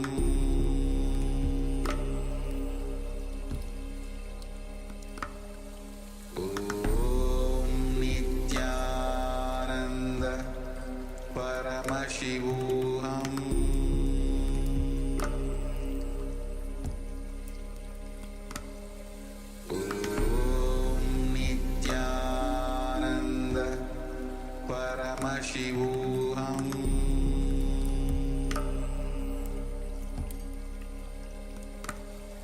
Om Nithyananda Paramashivoham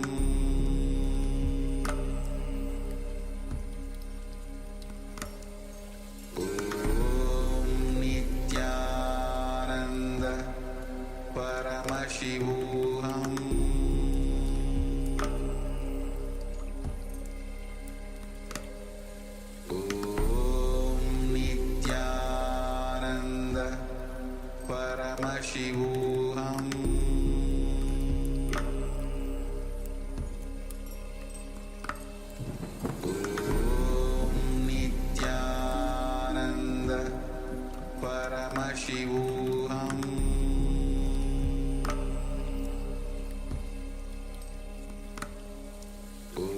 Om Nithyananda Paramashivoham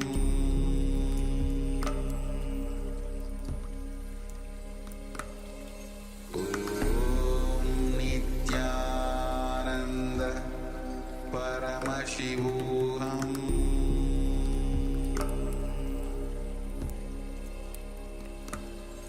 Om Nithyananda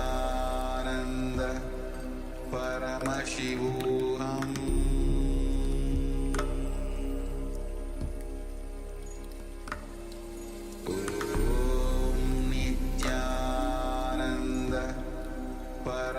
Paramashivoham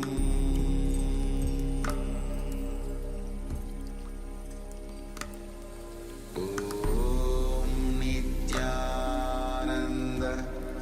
Paramashivoham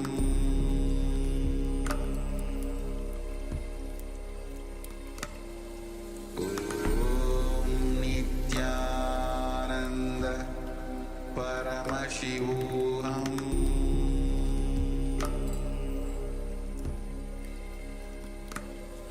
Om Nithyananda Paramashivoham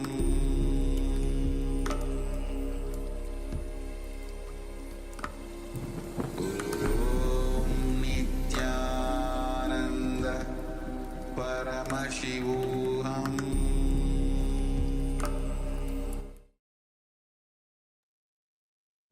Now, slowly, you can open your eyes.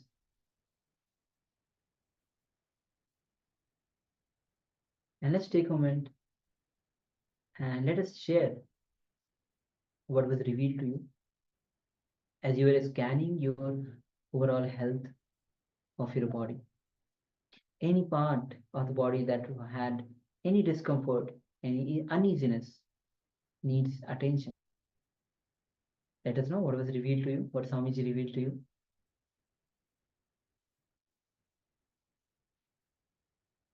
And if there's something which you don't want to share, you can, you are free not to choose and choose not to share. But other things, other people, other participants, and anything that you wish to share, please go ahead and share, because the more you share, the more better it is.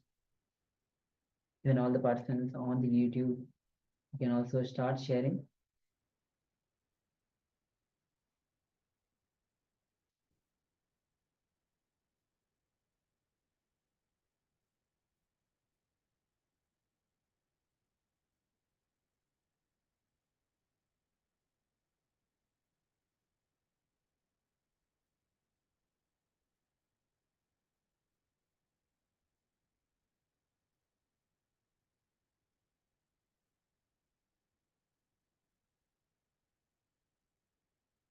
So once you have shared what was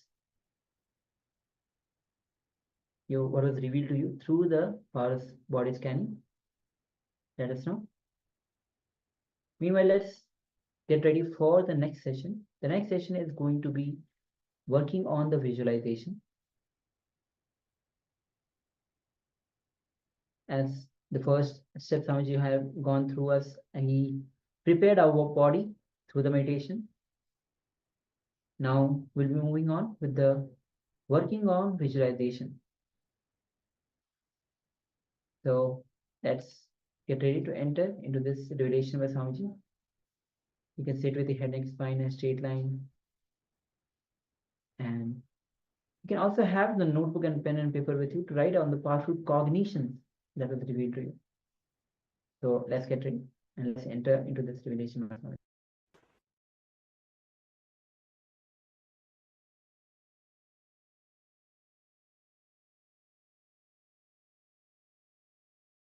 Which I am expressing, all you must have heard if you attended Gita, or if you attended any other discourses. But now I am making the whole thing into hands-on now, practical experience by adding meditation techniques to it.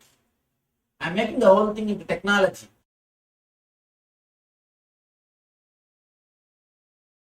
We don't live using our whole body. We live like a ghost. Actually, we live like a ghost. A small example. You all must have walked, you all must have went out. Did any of you feel the coolness of the earth? Now, after me telling, you will remember. When you walk, you don't feel. You became insensitive to some parts of your body. Same way, if somebody touches ear, you will know. But if somebody touches ear, you don't have the same sensitivity. You don't have the same sensitivity. One thing, if you see the kids, you can see they will have the same sensitivity what they have in the face and in the feet. They will have the same sensitivity, same shining will be there. But in our case, both will not be shining, that is different. That's why I always tell people, have you seen a single ugly kid? You can't. Have you seen a single grown-up beautiful man?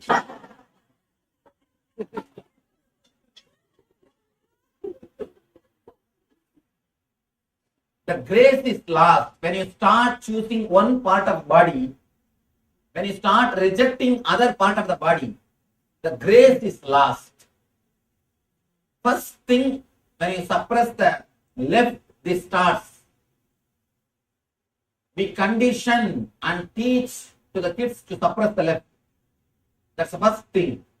From there only the suppressing some parts of the body starts.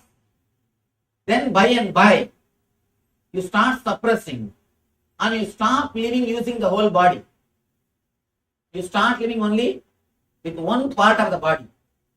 Now, usually we live like a ghost only. For example, if I ask you to remember you, close your eyes and just remember your name. You will remember only bus size of yourself. I just ask you to remember, closing your eyes and remember you. You will remember only this area. You don't remember you completely. Why? This is not you. Leg is also you. Hip is also you. But you remember only this portion. You don't remember the whole body because continuously you live only centered on this upper body. You do not relate with the lower body. You live like a ghost. People ask me, Swamiji, do ghosts possess us? If you don't use your whole body 100%, naturally what they will think, I will ask some 60%, and nobody is there to ask rental. Why not go and stay there?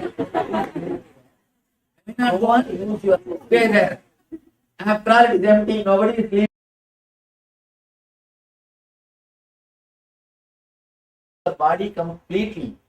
When you don't have awareness of your whole being completely, naturally you will be possessed by ghost. May not be the ghost which gives trouble, the negativity.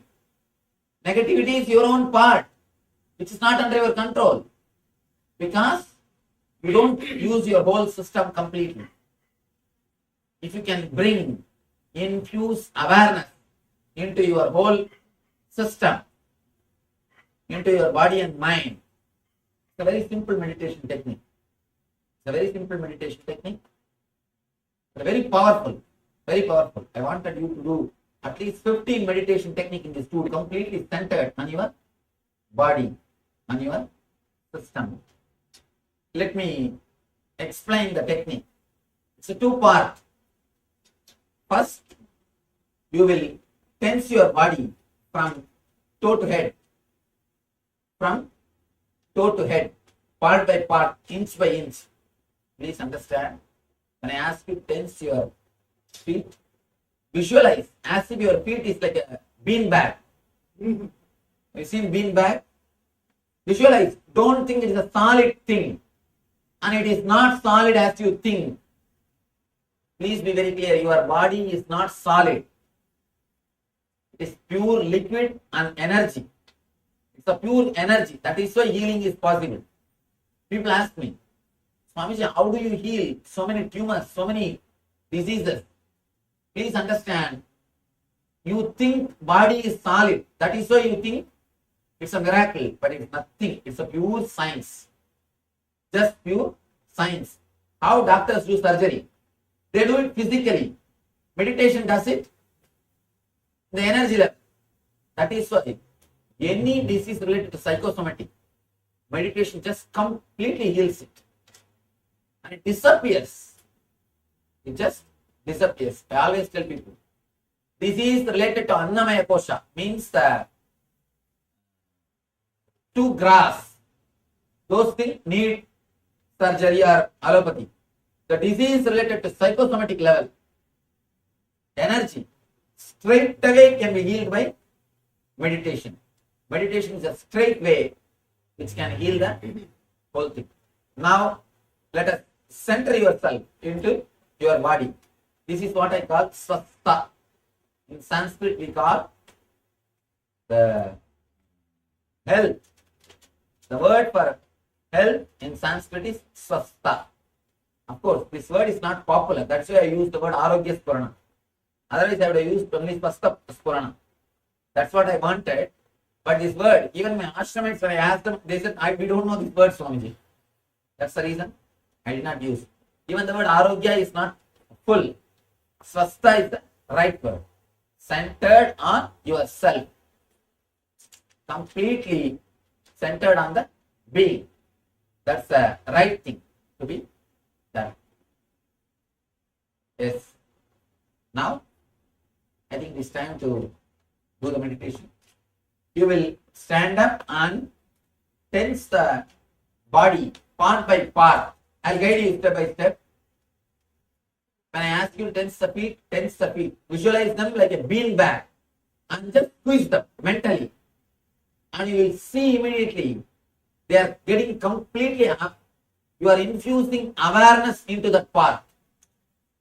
You are infusing awareness into that part. One more thing, all pain happens to you because you don't give enough attention to your body. When you don't give attention to people, they will naturally create pain for you. Same thing body also does, nothing else. Same thing. When you don't give attention to them, naturally they want attention. All sounds which you hear in the kitchen when you sit in the sofa is attention need. If you are hearing some loud noise in the kitchen, asking for attention. And body is also asking for attention. Now, we are infusing attention into that part. When you do this meditation, when you do this visualization, of course, this can't be called as meditation. See, there are few categories, like a hotel, motel standard. All those things are there, only then can be called as hotel. Otherwise, it's a motel. So, that's why I told the last thing which we did is the Kriya. It did not have all the components of meditation. Meditation technique, by its own right, it must be able to give you physical, mental, and ultimate enlightenment. But these techniques will not give you enlightenment by its own right. They will just create only health. So these are all called like a kriyas and visualization techniques. So the technique which you are going to do now also, like a motel, it's not hotel. They don't have right to liberate you on their own. They will not be able to take you to that extent. Just visualize that part of the body as a beanbag and squeeze them mentally. When I ask you to come to the next calf muscle, come to that area and forget the feet and squeeze them or tense the calf muscle area. When I ask you to come to the knee, then step by step infuse awareness into the whole body. This is the first step. Second step, very important thing. According to Ayurveda, we believe every part of your body inhales and exhales. Every part of your body breathes. Please understand, you do not breathe only through nose. Every part individually breathes. That is why people who have mastered the breathing technique, the yogis, they will sit under the cave. They will sit inside the underground where there will be no air circulation. They will stay there for 3 days, 4 days. I can give you one VCD where in Kumbh Mela, so many sadhus, they will bury their head inside and stay there for 3 days.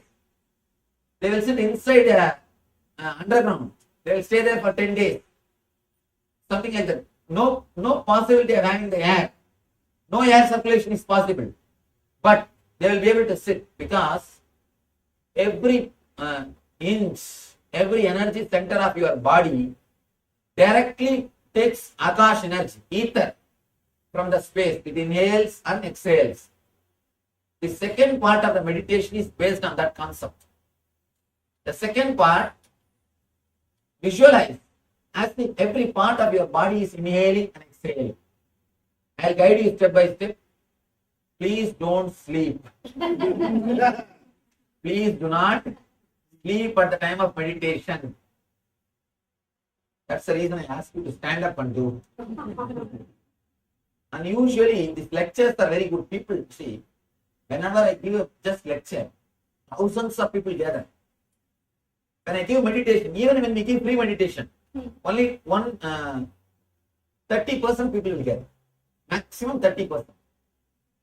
I ask them, why? Why don't you want to come? Why you don't want to come for meditation? Lecture means we can just sit and listen, Swamiji. And you can tell whatever you want. We can also do whatever we want. You can just sit and listen once in a while.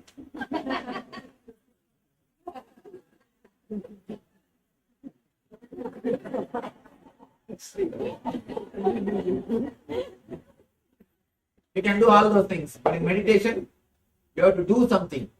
That's the reason people don't want to come for meditation. But please do not sleep at the time of meditation. Now, the second part, first part, you will be tensing the whole body step by step from toe to head. Second part, you will be inhaling and exhaling from head to toe. First, you will visualize your head not only through nose, through eyes, through ears, 3, 4. You are inhaling and exhaling. Visualize your body is porous. Just you are inhaling and exhaling. I tell you, what we call tejas in Sanskrit will happen to your body. Tejas is not which comes by cream. Understand? Tejas which comes by the self-effulgence. When you infuse etheric energy into your body, when you infuse the prana shakti, one more thing I want you to understand. Prana does not mean just air. Prana is the energy which goes through air. When you do this visualization, the prana shakti will start flowing into the all parts of your body. Naturally, you will start radiating. You will start radiating the tejas. You will start shining. And do not expect the shining will be like a sun shining. It will be a deep relaxation. It will be a deep, peaceful move. You will radiate the awareness and peace in you. This meditation, all can do. Whomsoever, whatever problem you have, you can do this meditation. The next we will be working on pain. We will work on pain. I have spoken about all this meditation. Okay. Then let us start. Understand? First step, you will be standing. Next step, if you want, you can sit. But if you can, better stand. Next, second step also. That will be nice. But you will not be allowed to lie down or sleep. Please just loosen your body. Just stand in a relaxed way and take enough space. Okay. You have to tie the ribbon. And please spread all over and make enough space.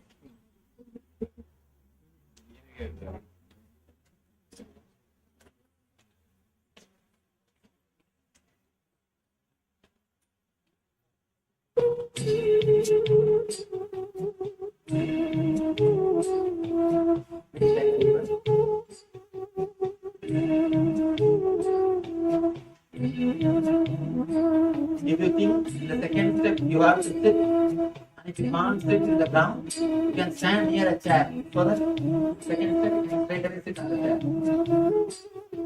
But if you can, better stand. That will help you a lot.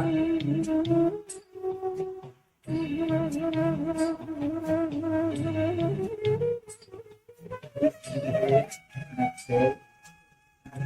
Slowly as possible, as deeply as possible.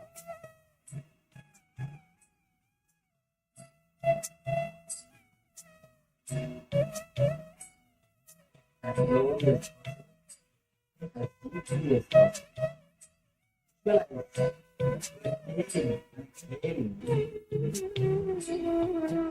It's happening.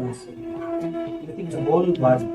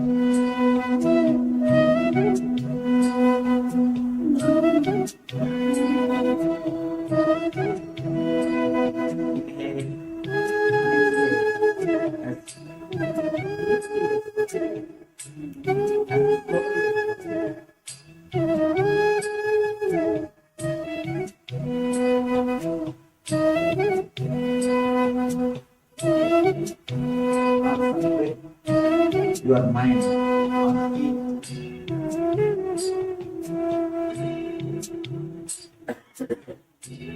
Just only the tip area. Forget all other parts of your body.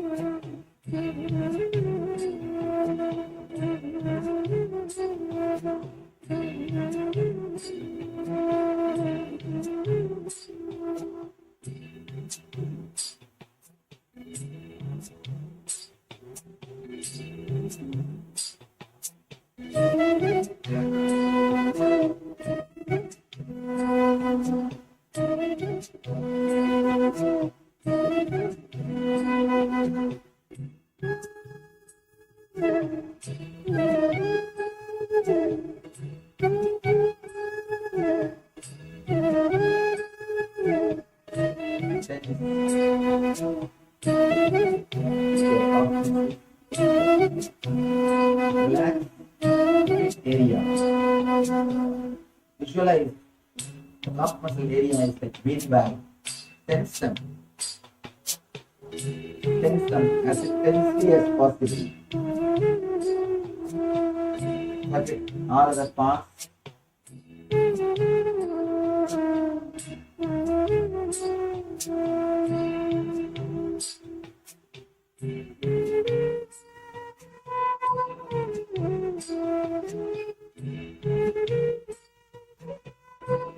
Come up.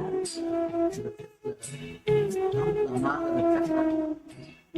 Come to the chest area. Then another area.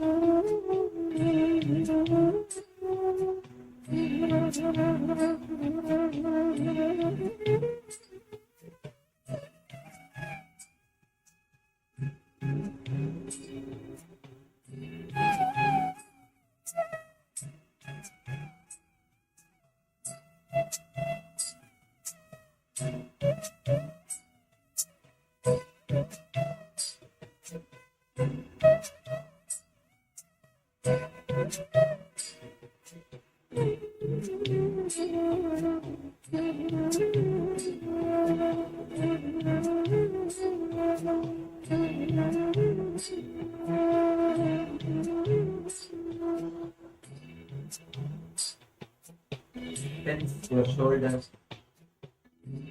and both the hands. Tense as much as possible. Let every energy center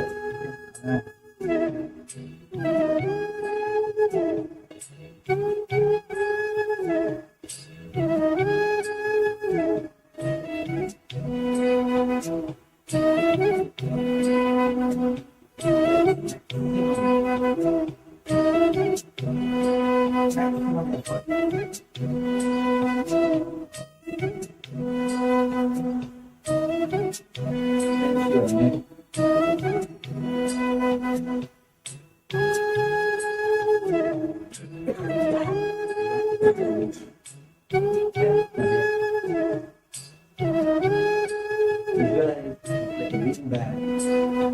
Intense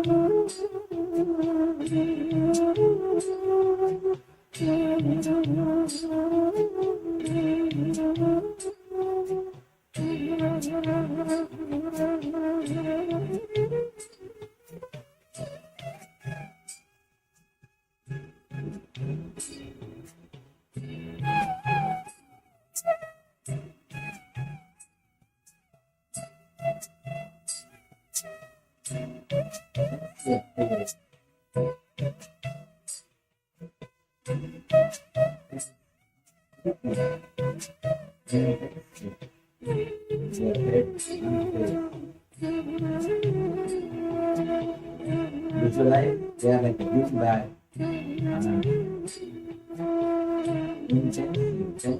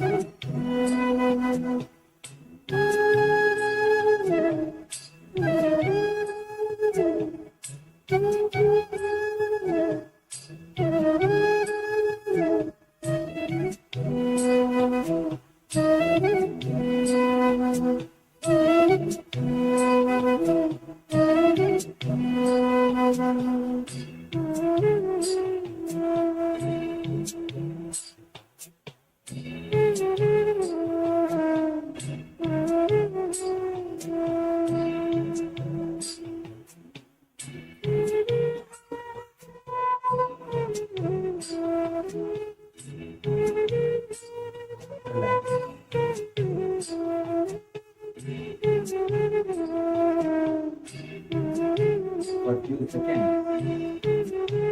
Relax completely.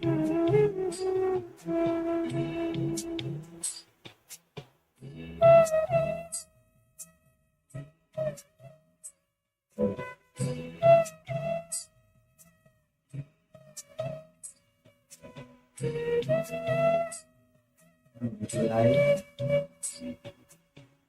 your head inhaling.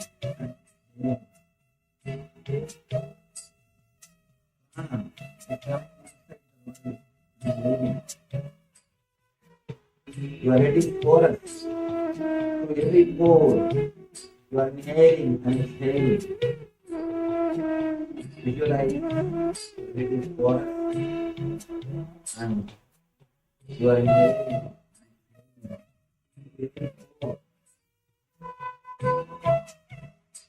Feel relaxed. Going through the eyes. Going through the ears. Through the mouth. Through the nose. Through every pore.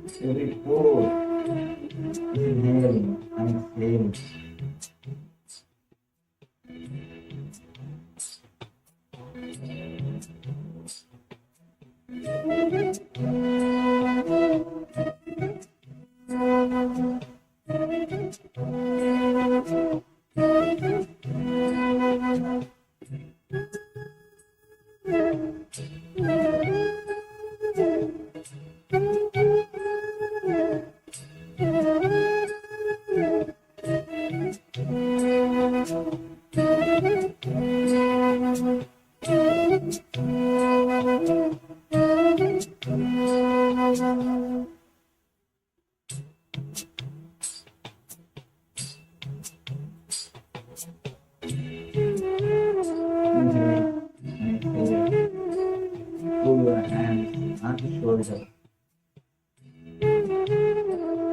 Visualize your hands and shoulders are forward. Empty. There is full freedom. Very relaxed. Peaceful.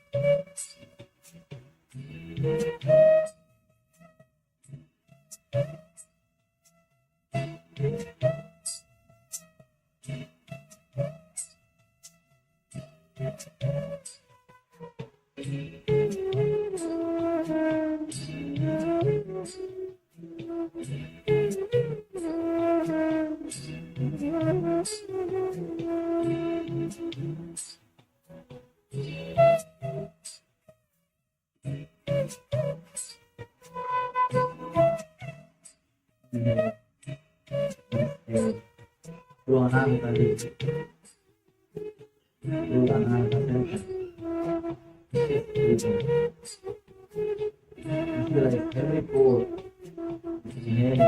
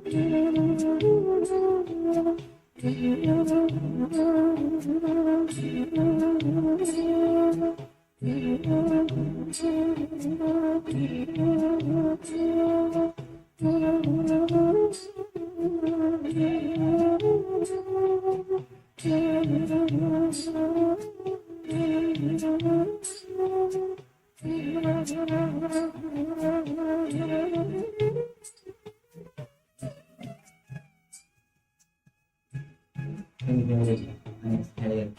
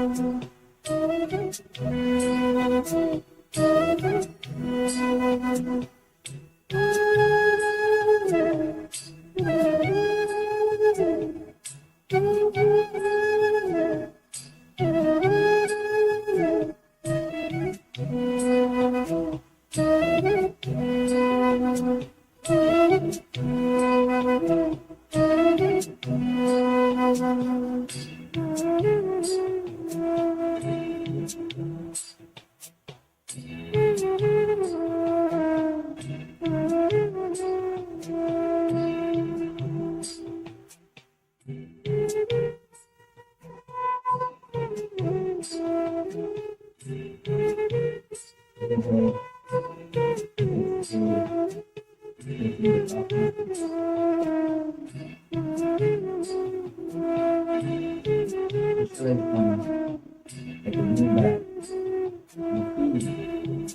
Spurana is coming in and going out.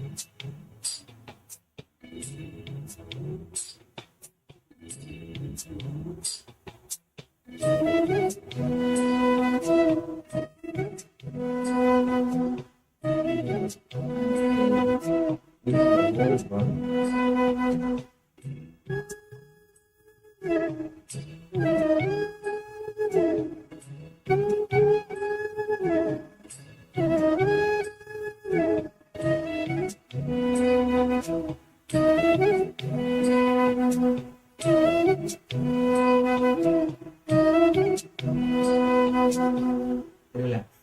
Just sit wherever you are.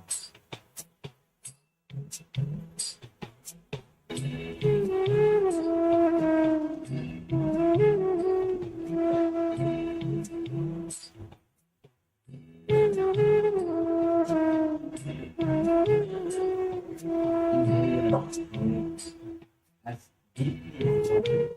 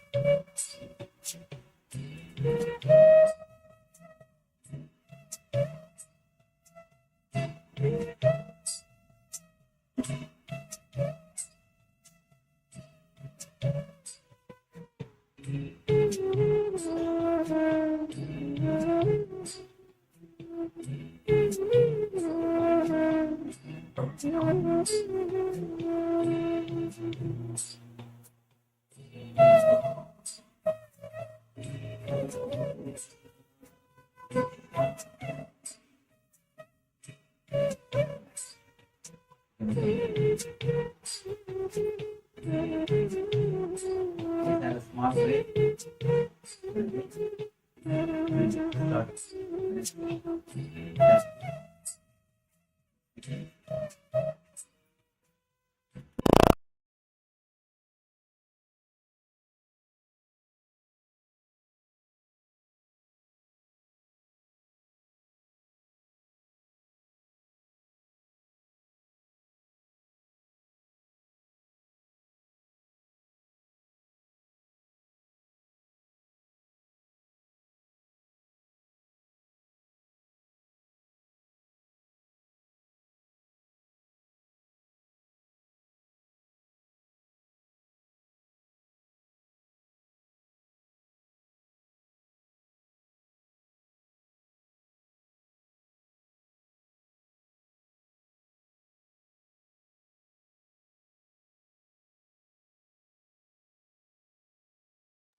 Yes, Nithyananda, all of you.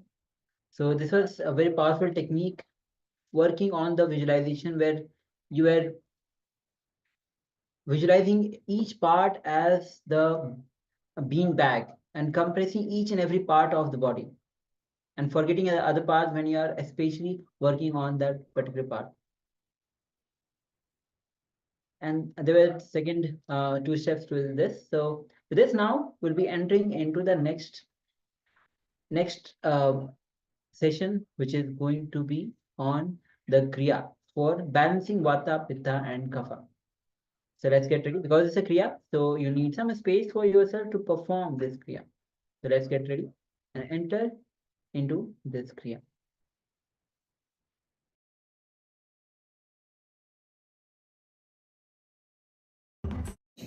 Today we are going to do second technique to balance the Vata, Pitta and Kapha.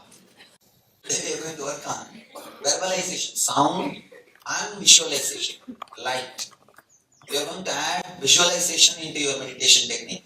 Very simple change. First step, same Vajrasana, your hands on the hip and chant the Humkara from the navel, from the Swadhisthana. It should come as deeply as possible and as loudly as possible. See, it will literally cleanse the whole pitta energy. Chant the Humkara. Then second step, bend the body and let your forehead touch the ground. Chant the Humkara same way with visualization of white light flowing from your Swadhisthana. See, when you add visualization, you don't know how much work you are adding to your inner space. It's workout for your mind. Just like a physical exercise, it's a mental exercise for your mind. So that it will be fresh and alive to go through all the meditation techniques. First step, sitting in Vajrasana, have your hands on the hip and chant the Humkara from the navel. Second step, bend your body, let your forehead touch the ground and chant the same Humkara, H-O-O, Humkara sound, but add visualization. Add one more thing. Visualize as if a white light is flowing from your Swadhisthana towards the whole body or just towards your head. Visualize light and add sound. Please close your eyes. Sit in Vajrasana. Have your hands on your hip. Chant the Humkara as intensely as possible.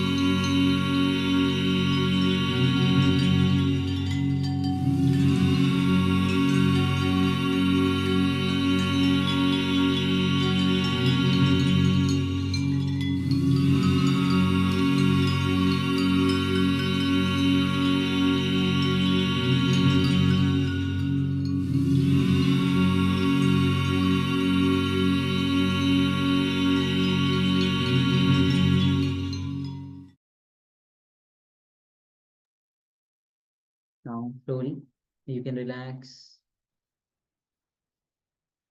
from this meditation. The Kriya to balance the Vata, Pitta and Kapha. It's a very powerful meditation which is related to the bio energy. As the first step was to continuously shake the body for 10 minutes widely as possible, because Swami says that as of now our body is solid, but which is not the truth. We have to make our body as liquid. And the next 10 minutes was to create whatever sound that comes into our mind. And then simply sit silently, observe what is happening inside you. So it's a very powerful Kriya for removing unnecessary toxins, the doshas.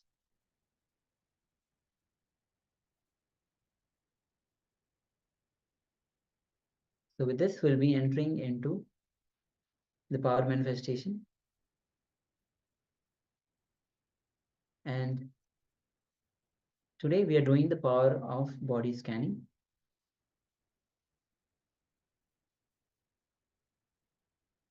And with this, let's get ready to enter into the power manifestation round.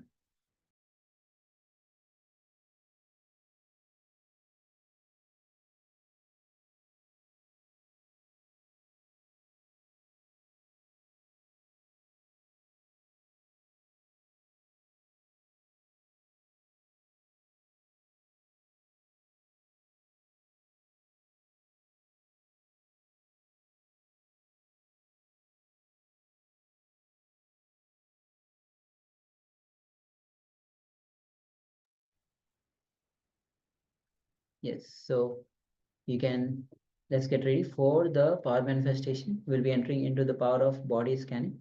So once again in this round, we'll be scanning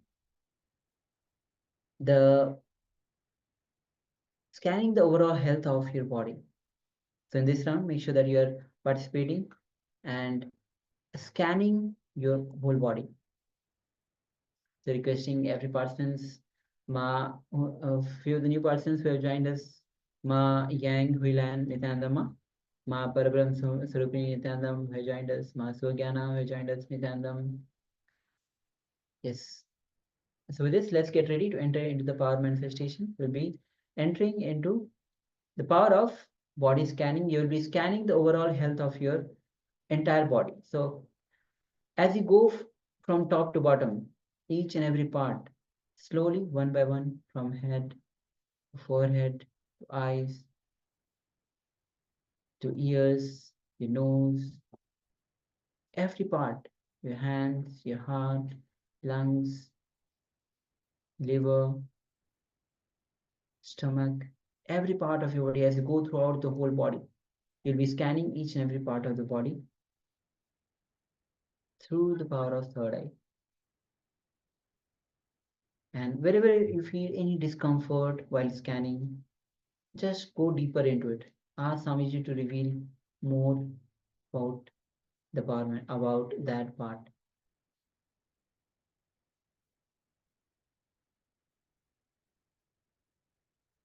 Yes, let us sit comfortably with the head, neck, and spine in a straight line. Let's bring our awareness to our inner space. Let us remember Swamiji in our inner space.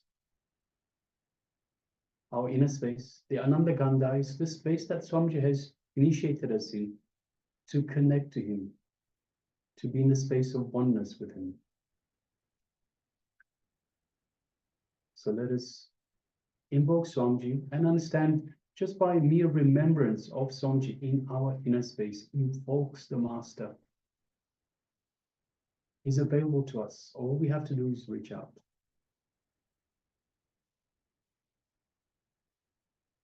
So let us remember Swamiji in our inner space. Let us remember everything that Swamiji is, everything Swamiji represents, and everything Swamiji means to us. Remember all the memories that you cherish of Swamiji, with Swamiji. Invoke all of that in your inner space, your Ananda Kanda, situated just below the heart center.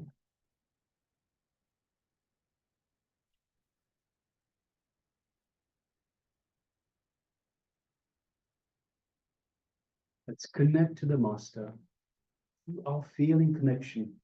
Let us welcome Swamiji in our inner space with gratitude and love.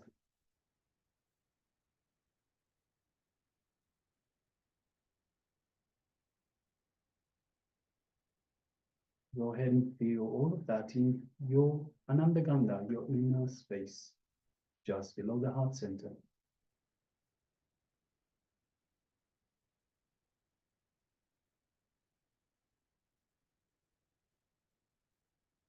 Now let us shift our awareness to our third eye, our Anya chakra, just between the eyebrows.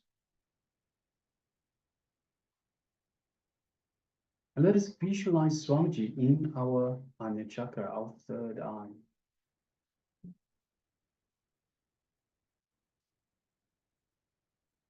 Let's gaze gently through our third eye, so keeping the two physical eyes closed.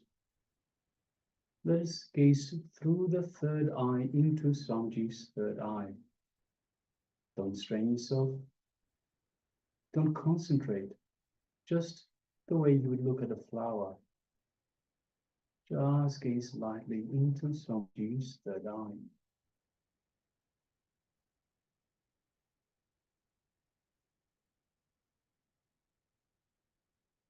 As you do so, you feel an energetic connection from the Master's third eye into your third eye.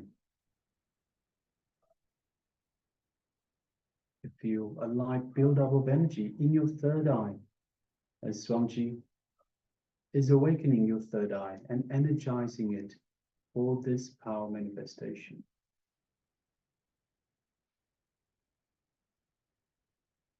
Go ahead and feel all of that in your third eye, your Anya chakra.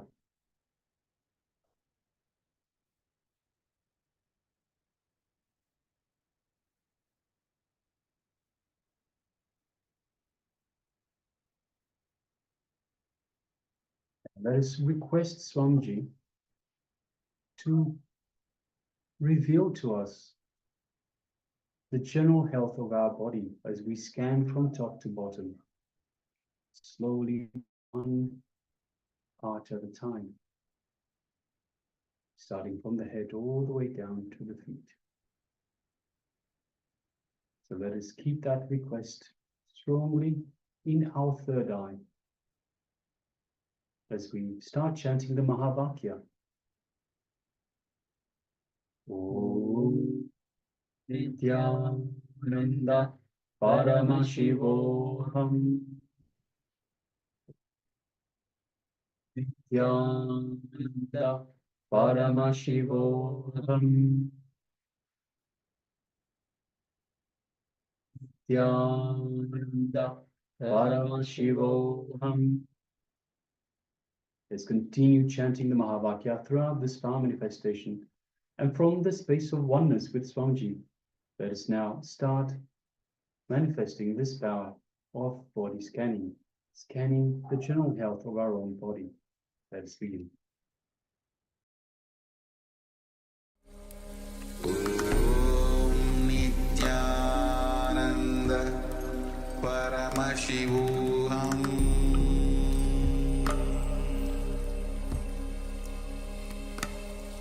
Om Nithyananda Paramashivoham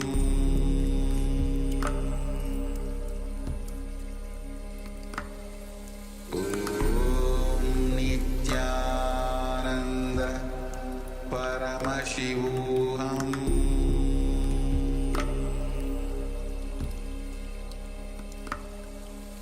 Om Nithyananda Paramashivoham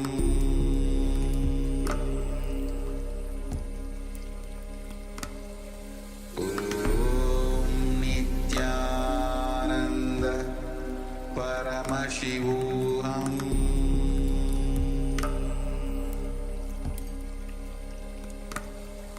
Om Nithyananda Paramashivoham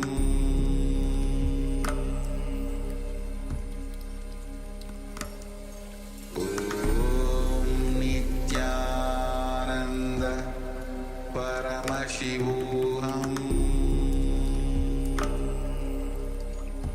Paramashivoham Om Nithyananda Paramashivoham Om Nithyananda Paramashivoham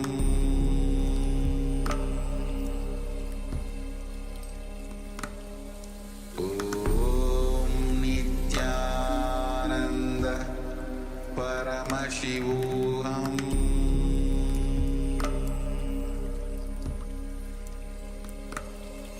Om Nithyananda Paramashivoham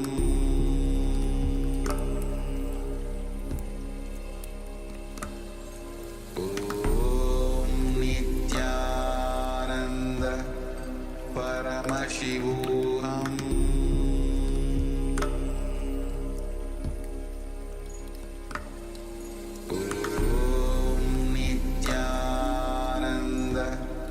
Paramashivoham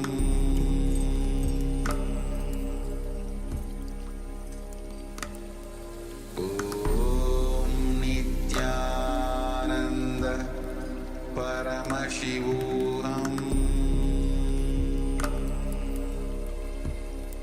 Paramashivoham Om Nithyananda Paramashivoham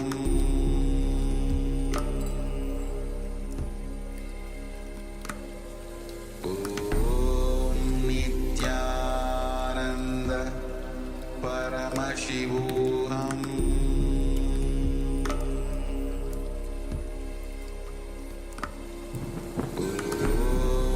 Nithyananda Paramashivoham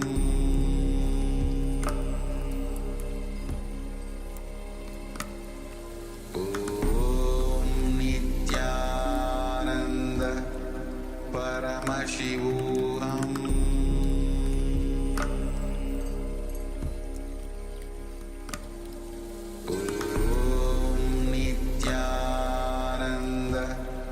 Paramashivoham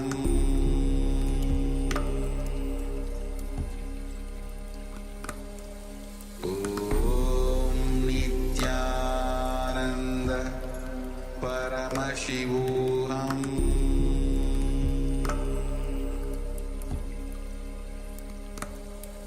Om Nithyananda Paramashivoham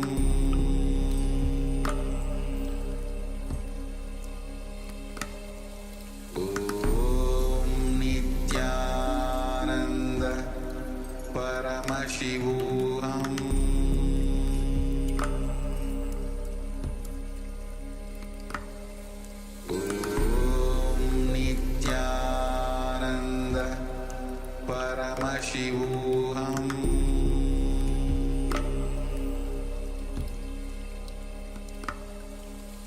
Om Nithyananda Paramashivoham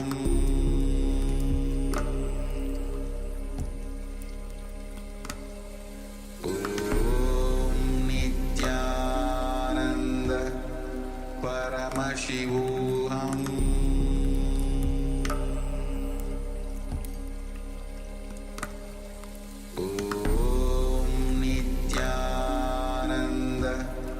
Paramashivoham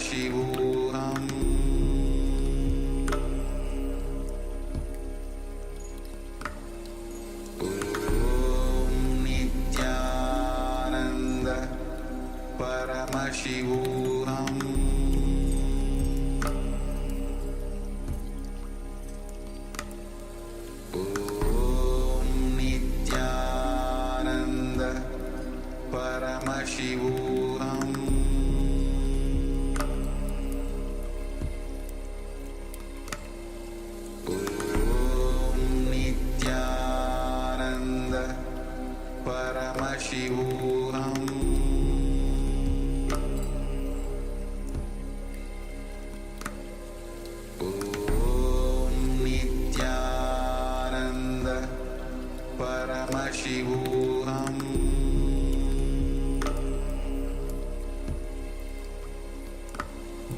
Om Nithyananda Paramashivoham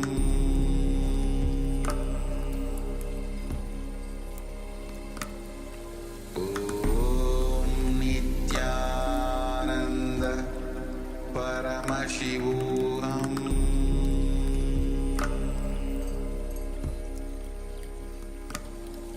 Om Nithyananda Paramashivoham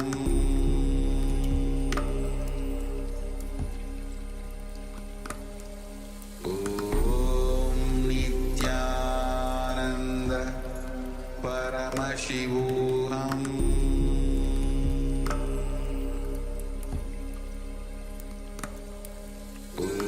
Om Nithyananda Paramashivoham.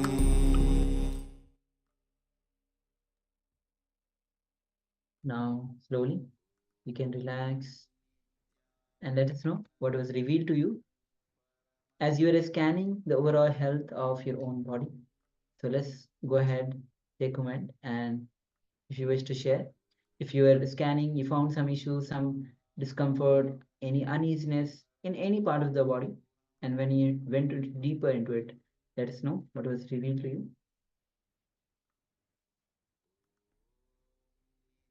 Yes, so requesting everyone also to please switch on cameras and be available in the camera frame. So we have Ma Zhangzi Ho, Ma Gui Tu Jing, Ma Suranyana, Ma Parabrahma Swarupini, Ma Yang Kui Lan. Requesting everyone please switch on the cameras and let's participate in this program.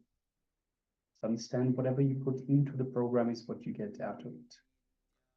And it's important that, so if you are there with us, it's important that you come on camera, because when you are behind camera, you are a lot more relaxed. You're in a lot more relaxed mood, which means you're more likely to pay less attention. You're more likely to do things inauthentically.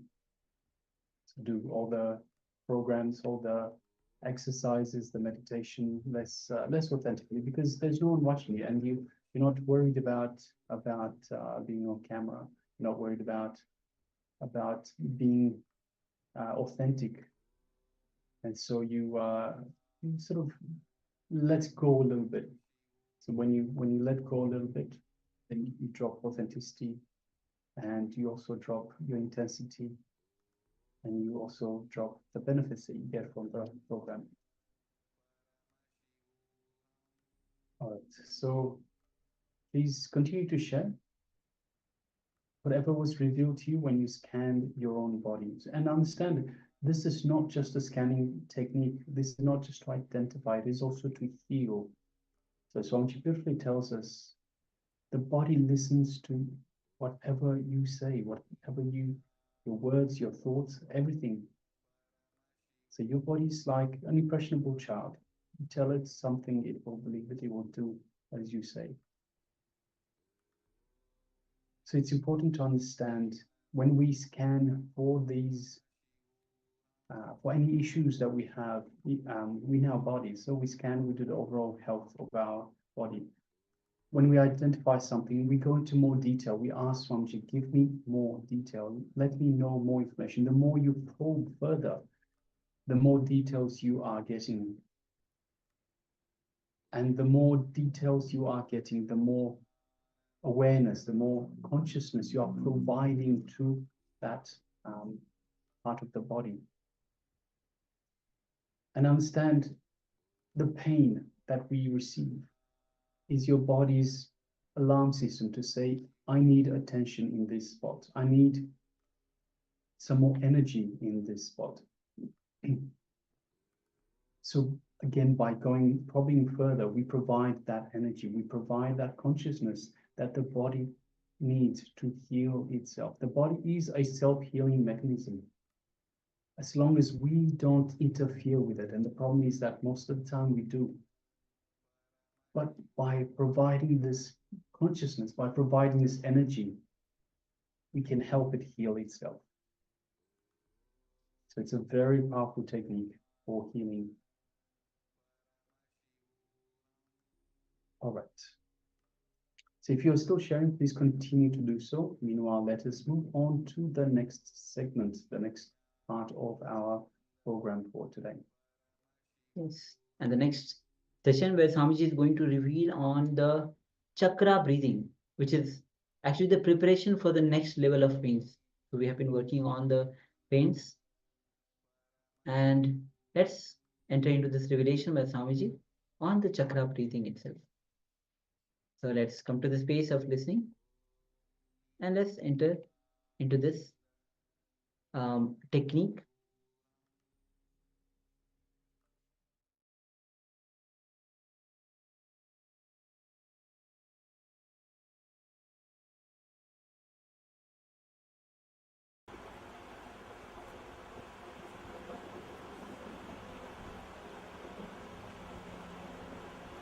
Now let us go a little more deeper. How we breathe life into all parts of our body. How we made ourselves centered into the whole body.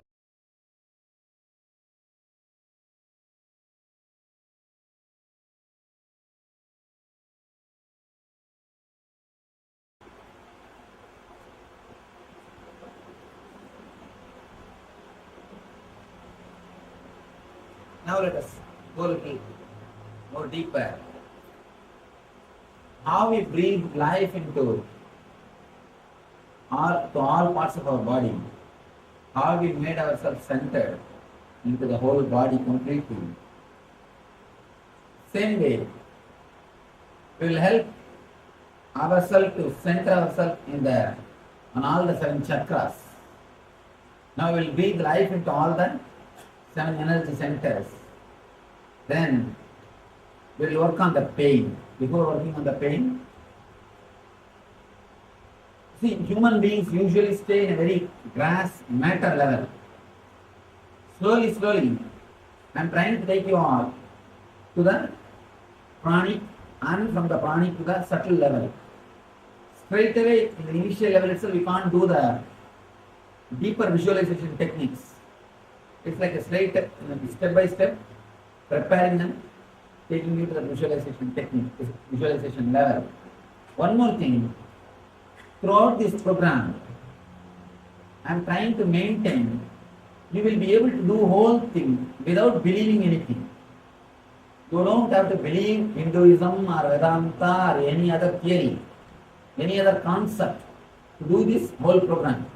It's a simple, straight technology or science. That's the reason I'm trying to take you step by step. Even though it takes little time, even though it continuously, it makes you do meditation techniques. Of course, you are the one who is going to enjoy the result. Now, this meditation is called chakra breathing. We'll inhale and exhale centered on every chakra. How we, in the last technique, you visualize every part of the body inhaling and exhaling. Now, you will not visualize every part, every center. For example, Manipura means the navel center. I'll guide you where the exact centers are there. You don't have to bother about it. I'll just guide you exact the space, exact place where the center is there. Manipura means visualize the inhaling and exhaling is happening from the navel, and the turn, actually the air is going inside, touching the Manipura, then it is coming out. Anahata means visualize, the air is going in and touching the Anahata, then coming out. Vishuddhi means the air is just touching the Vishuddhi and coming out. Anya means it's not going down, the prana is going up and coming out. Just like that, step by step, we will breathe energy into the chakras. We will breathe life into the chakras. Then we will work on the pain. Because working on the pain, I have given that as a meditation technique. Even though it is given as a meditation technique, it is difficult to do for a new person. Unless you are already a little bit exposed to visualization or meditation, like this step by step 1 or 2 techniques, you will not be able to work on the pain. Now, if you work on that meditation, even the severe pains like arthritis or even serious pains can just disappear.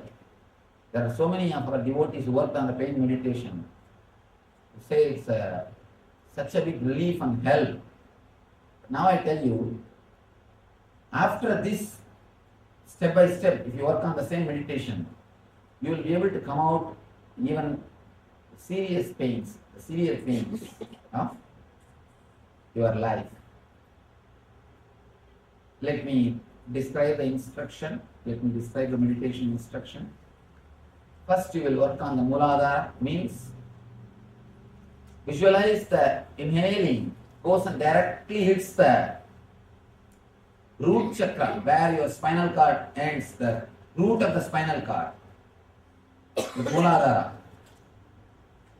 You will visualize the inhaling goes and touches the Muladhara and comes out. The second, 2 inch above the Swadhisthana. Again, you will visualize the inhaling goes and touches the Swadhisthana and comes out. After third, Manipuraga, inhaling goes to the navel center and comes out. Step by step, we will work on every chakra. We will breathe life into every chakra. Please sit straight. Close your eyes.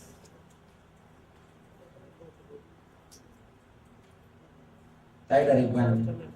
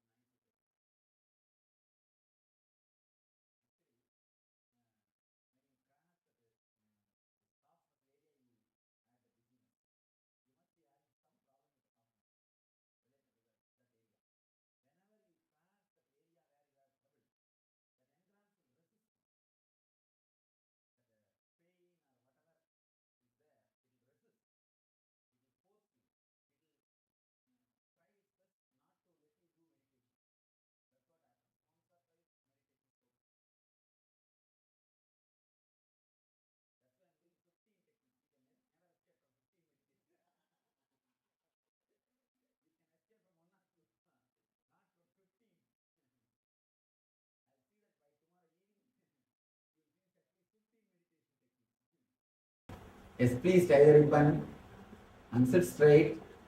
You want head, neck and backbone to be in a straight line.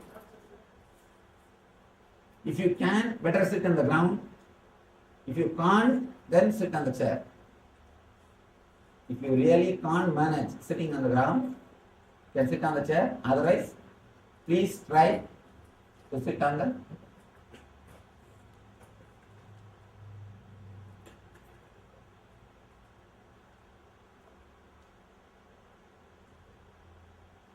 inhale and exhale as deeply as possible, as slowly as possible.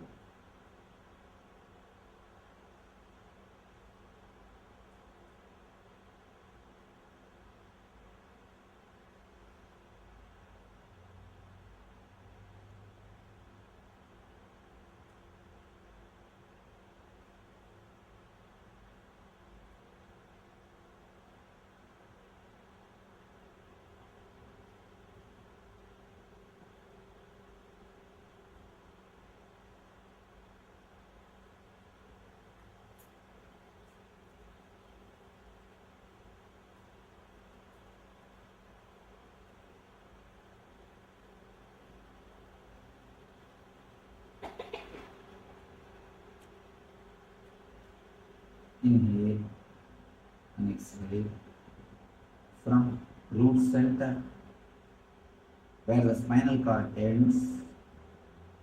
Please visualize you are inhaling and exhaling from the root center.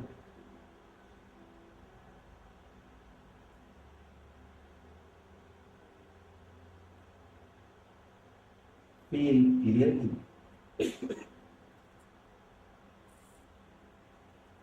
You are inhaling and exhaling. Touches the root chakra, root center.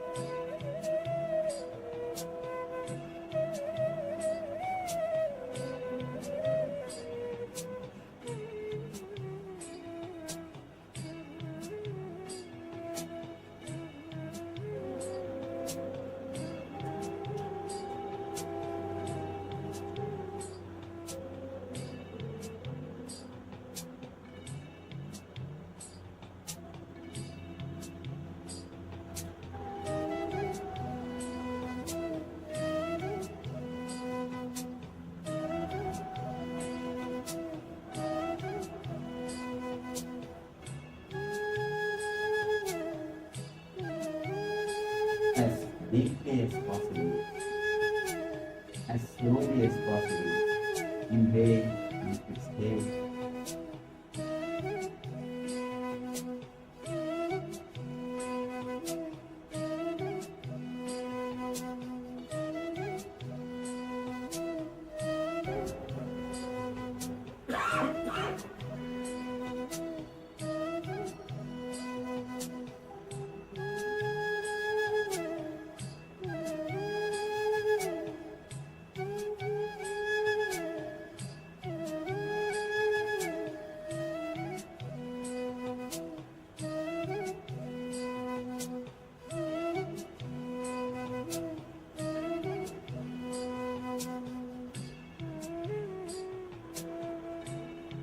Feel very clearly. Your root center is alive and vibrating.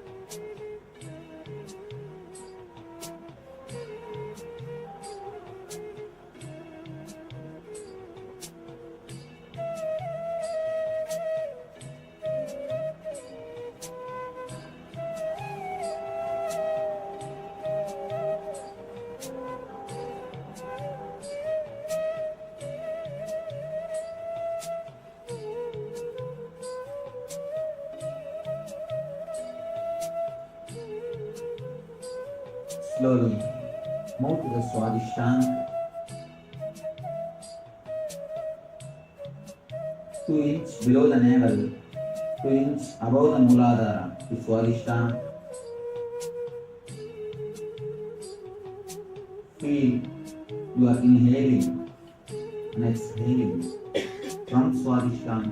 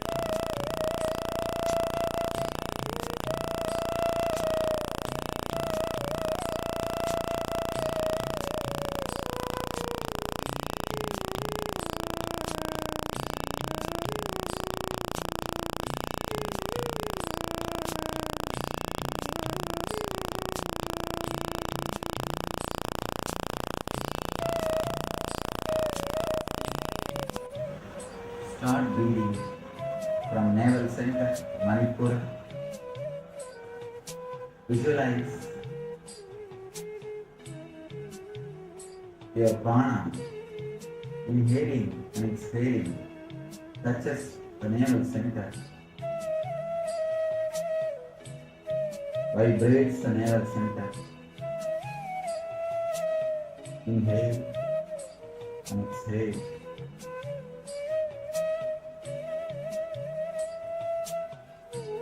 To the navel center.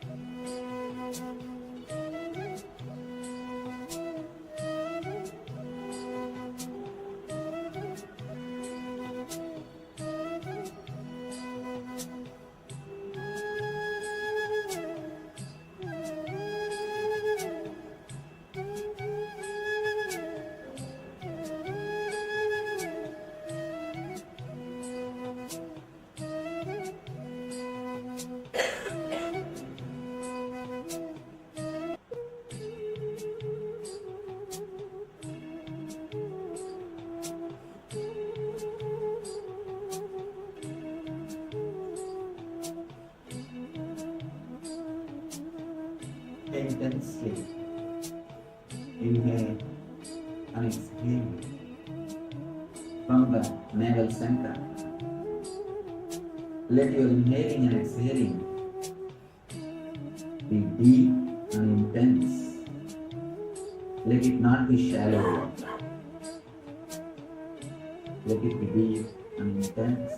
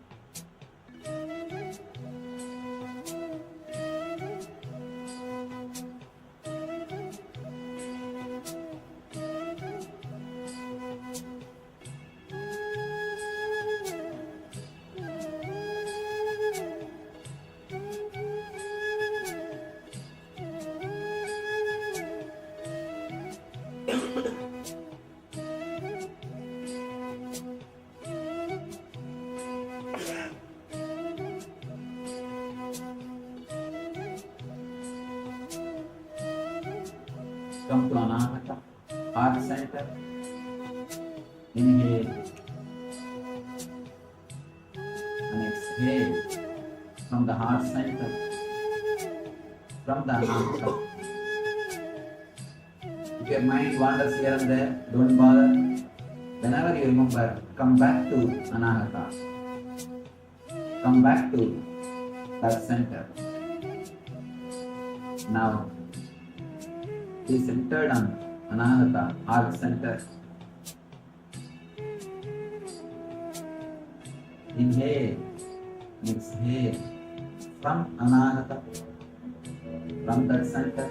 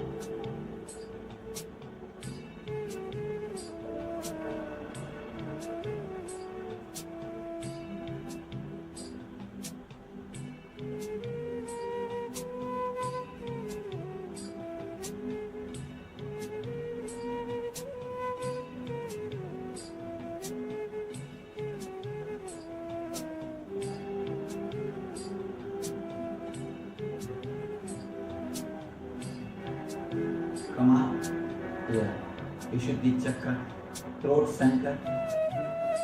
Inhale and exhale from the throat center, from the throat chakra.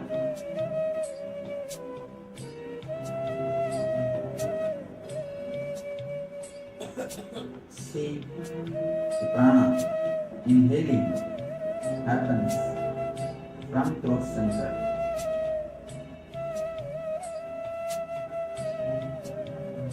The throat center is vibrating.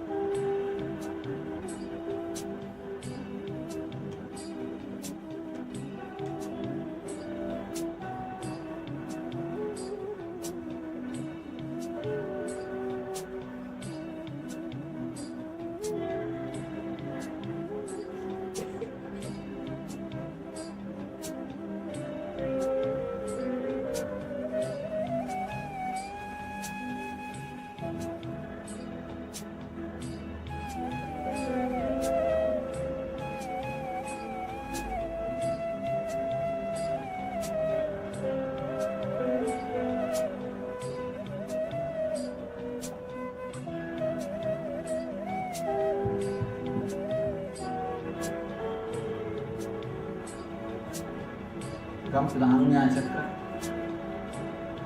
the brow center, the center between two eyebrows. Inhale and exhale from that center.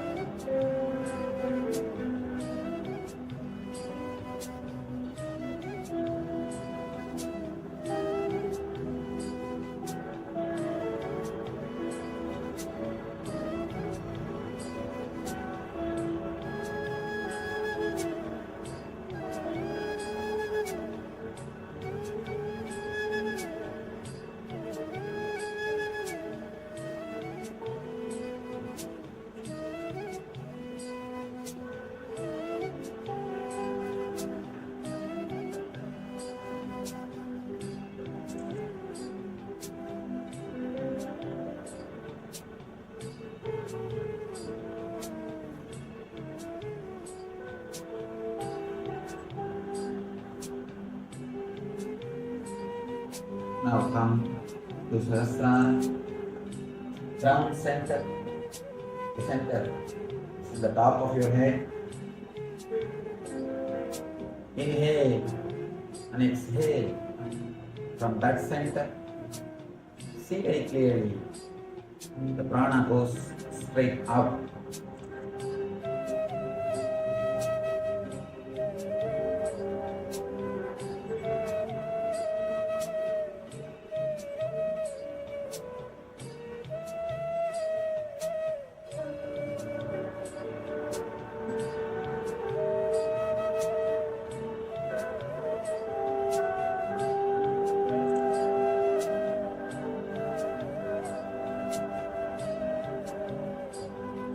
Let the inhaling and exhaling happen from the Sahasrara round center.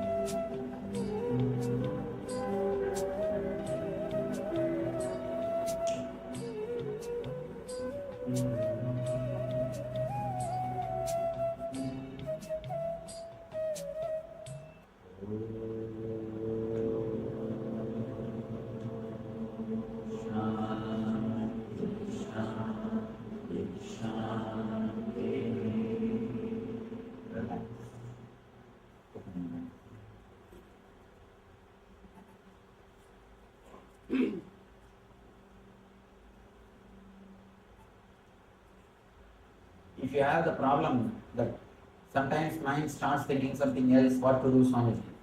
Mind starts wandering. Do not bother. The initial level, it will be there. That is the reason I am making you do continuously 15 different meditations. Naturally, by the time you do 5-6 meditations, the mind will come back to its source, and the number of thoughts per second will drastically reduce. You cannot do anything about the number of thoughts directly. You can do only by more and more deeper and deeper level techniques. That's what we are doing. So do not bother and do not create little more guilt. Oh, I am not able to do properly, I am not doing this, I am not doing that. We meditate to get out of the guilt only. And don't create one more guilt out of meditation. I have always seen people come to spirituality to be free of all this mental struggle. After coming to spirituality, they will create 1,000 more questions based on some books which they study and torture themselves more than earlier. Please do not do that. Do not torture yourself. Do not create guilt. Here I am doing whatever has to be done to make you experience that healing and health. Just go with it with your full effort. That's all. From your side, put the maximum effort. And simply things will happen. Nothing more is necessary. Nothing else is necessary. Do not have the guilt. Do not have any. Of course, it happens because of greed. Just the greed which makes you feel, oh, I am not doing this perfectly, that perfectly. Don't bother. You don't have to bother about perfection. But be total. That's all. Be total. Whatever maximum way you can participate. That's enough. Else will happen. You don't have to do. Else will happen.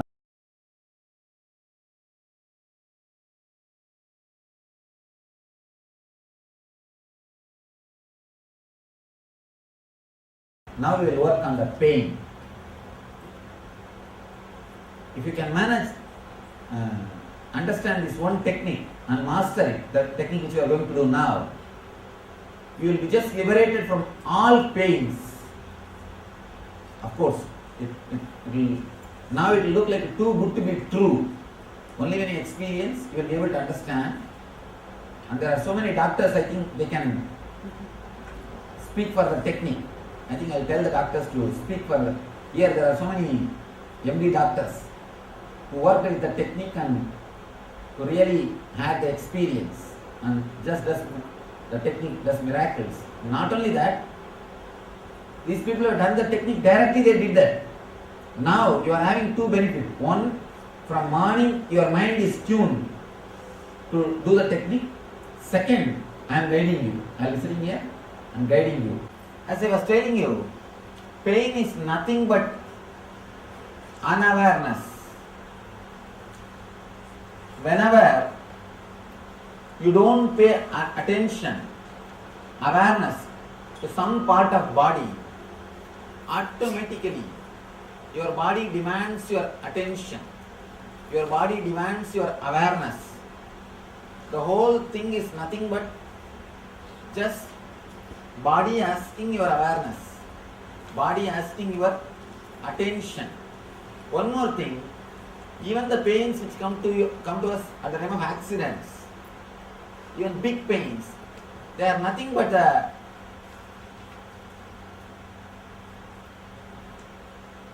we can say reconstruction work or the healing process. It is nothing but healing process. Let me tell you a small experience which happened in my life. Once I put my thumb in KAILASA car door. Of course, after enlightenment. Before enlightenment, I would have suffered just like you all. After enlightenment, and I could see very clearly the finger is becoming bigger and bigger, and people were running here and there to get some medicine, to get some first aid, all these things. I said nothing, relax. I was able to see very clearly the energy from Manipuraga, from navel center, flowing to that part. It is just flowing to that part. That healing process is happening. Because the energy is gushing from here to there, all other energy centers are stopped. The usual energy supply to the other fingers are stopped. Just like if ambulance comes in the road, you all pull over and give way. Same way, how ordinary cars pull over and give way for ambulance. Same way, because the emergency process is happening in this part, all other energy centers are disconnected. The energy flow to that centers are disconnected. I could see very clearly the energy flowing from navel to that place, and I was just witnessing the whole thing. After an hour, I just removed the nail and threw it away. In 10 days, simply, completely, not only got healed, the nail came back. Neither there was a pain, nor the medicine was given. Nothing. Of course, I am not asking you to do this. But what I wanted to say, whatever process you call as pain is nothing but healing process. The body is healing itself.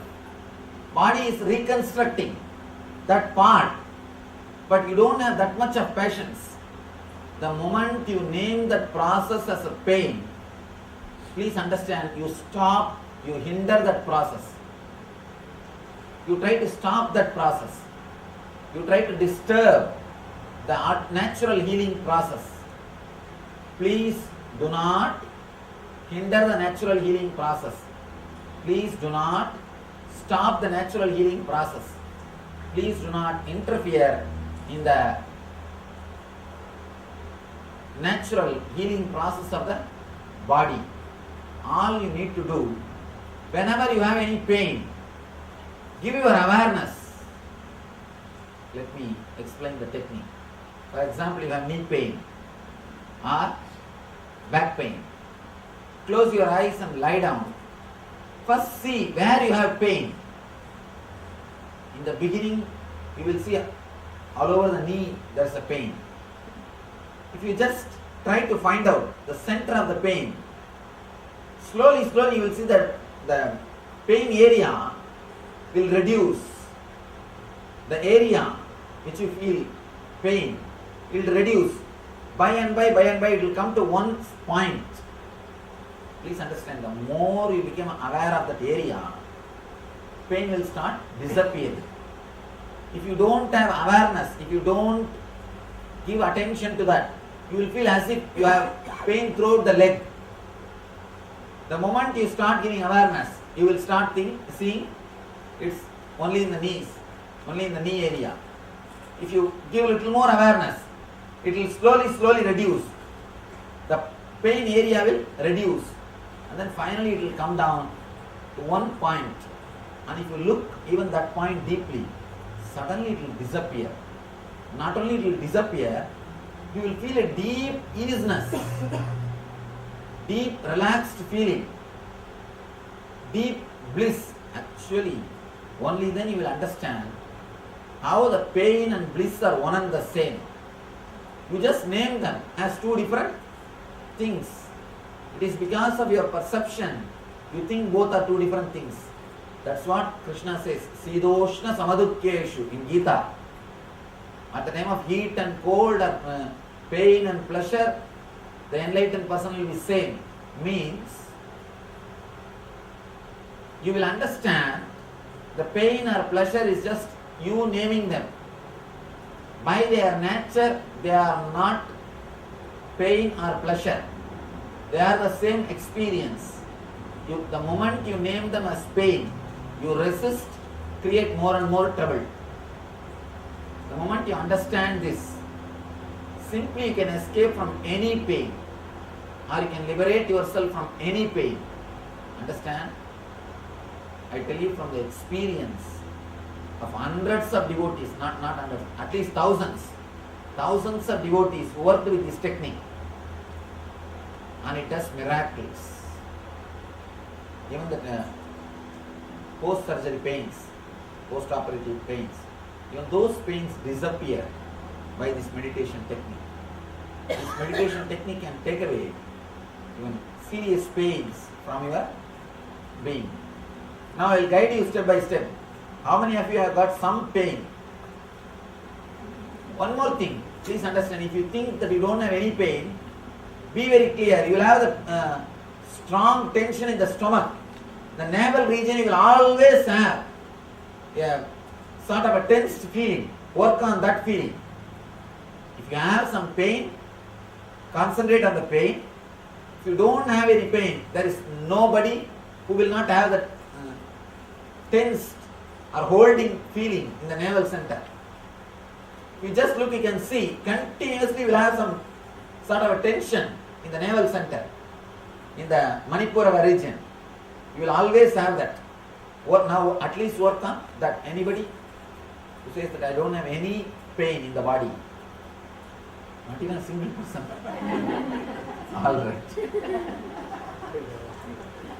All right. Please understand the technique. If you have the knee pain, just when you close your eyes, you can even put your hand in that area. Just feel where you have pain. Please understand the instruction. If you have knee pain, for example, put your hand in that area and just feel where you have pain. The moment you are able to identify that space, drop that word pain from your mind. Do not repeat the word pain in your mind. Just see how a curious child will look if you see something new. If you take your child to some new house, how you look and go around and turn the whole house. Same way, just look what is happening in the space. I am having some new sensation, new feeling. What is this? Look at that whole thing with a curiosity. Just see what is happening in that space. Look the whole thing with a simple, innocent curiosity. Do not name that as a pain. Just see what is this experience. What is happening around this? Just be curious and look into that. You will see that the pain disappears. What if you have like mental pain or stress or something? Of course, we'll work later on. Okay. We'll work next on the mental pains, the emotional pains. Actually, I tell you, all emotional pains will express itself in your body in some form of pain. Please understand, all emotional pain will express itself in your body in some form, in some way or other. As some pain it will express. If you don't have any other pain, at least you will have pain in this region. You will have that strong feeling in this region, sort of as if there is a stone kept, a weight kept in that region. You will have at least that pain. All pains, whether it is psychological or emotional, expresses itself in our body. That is why we call them as pains. Please do not think your body and mind are two different things. You are psychosomatic. So, body and mind both are one and the same. They are not two different things. Please close your eyes. Tie the ribbon. I think with 2 days you will spend your whole day tying with the ribbon. Eyes closed. Yes. Oh, if you have two different pains, what to do? This is funny question. Which is strong pain. It's strong pain. Which you want to heal first, work on that. And one more thing I want all of you to know. All pains are rooted at the strongest pain. For example, if you have back pain and knee pain, if back pain is strong, severe, the knee pain is also rooted in that. Once the back pain is healed, knee pain will disappear automatically. You will understand when you work on that. All pains are rooted in one center. Yes. No, if you don't have any problem now, work on the navel center. Navel center always you will be holding. There will be tightness in the navel center. Work on that. When you get the pain, work on that. You don't have to get pain just to do this meditation. See now, even pain cannot make us suffer. We will be expecting, we will be challenging the pain. When will you come? Come, let us see. What if you have a tumor and it doesn't hurt, but it's there? Please, a little loud. What if you have a tumor, but it's not painful, but it's And then don't there? work on that. Don't Then work on the navel. All right. Please close your eyes. Tie the ribbon.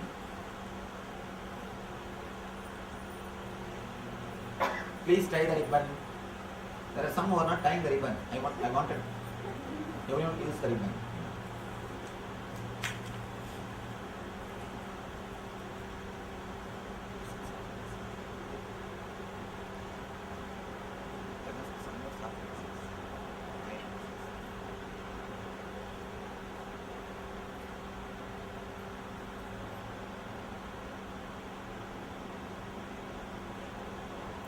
If you have knee pain, touch your knees very lovingly, in a caring way. If you have back pain, please touch the place where you have pain in a very loving, caring way. If you don't have any pain, touch your navel center where the basic tension or where you are continuously tense.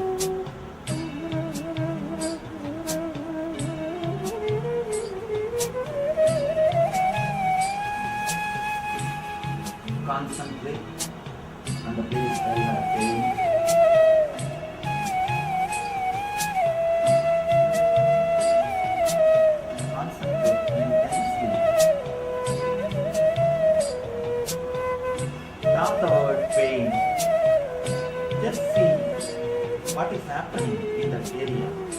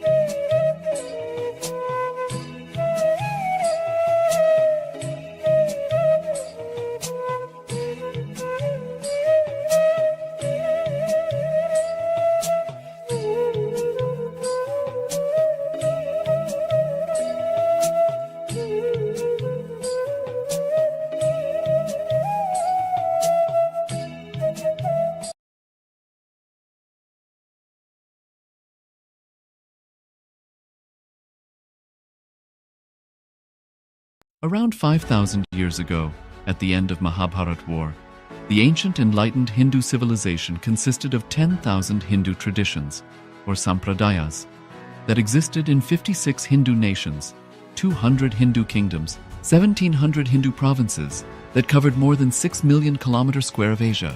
The Supreme Pontiff of Hinduism, SPH, Bhagavan Sri Nithyananda Paramashivoham, is the reviver of KAILASA, this ancient enlightened Hindu civilizational nation. KAILASA is an unbroken cultural, religious, historical, civilizational, and sovereign continuation and revival of multiple of these historical Hindu sovereign states and Hindu ecclesiastical entities. The unbroken continuity of these ancient Hindu nations through KAILASA results in the legal recognition of KAILASA as per the international customary law, particularly the doctrine of continuity. The international law, the doctrine of continuity, implies that upheavals and revolutions within a country, changes in government, territorial adjustments, measures taken during military occupation, or other internal transformations do not negate the existence of the country, do not affect the legal personality and international obligations of the country or state. The Vienna Convention on Succession of States in respect of treaties, 1978, addresses these principles of the doctrine of continuity as it outlines international law during situation of state succession or continuation. International law recognizes a state's legal personality by recognizing its identity. This perspective extends even during the period when the given state or country is annexed or occupied by a foreign power. Even in such cases, the legal personality of the state is considered to persist, enabling its subsequent re-establishment. Historical examples dating back to the 18th century include cases like Portugal and Genoa that were re-established after the Vienna Congress of 1815. More recent examples include countries such as Poland, Ethiopia, Czechoslovakia, Albania, and Austria that were re-established after World War II. Even when a nation is deprived of its territory, the nation continues to exist. Its sovereignty and international legal personality continues to persist. The Dalai Lama, as the spiritual and temporal leader of Tibet, exemplifies this principle. In 1959, the Dalai Lama was exiled and forced to flee. Despite the challenges faced, the Dalai Lama continues to advocate for the preservation of Tibetan culture and garners worldwide support for Tibetan autonomy on the global stage. Similarly, from 1309 to 1376, the Pope of Catholicism had been in exile in Avignon. Despite this, he was recognized as the head of state as well as... Yes, Nithyananda, all of you. So we had a beautiful revelations by Swamiji. We just had the meditation. We just had Swamiji revealing on how to work on the pain and the chakra breathing process itself. We'll be now entering into the breathing process through the whole body.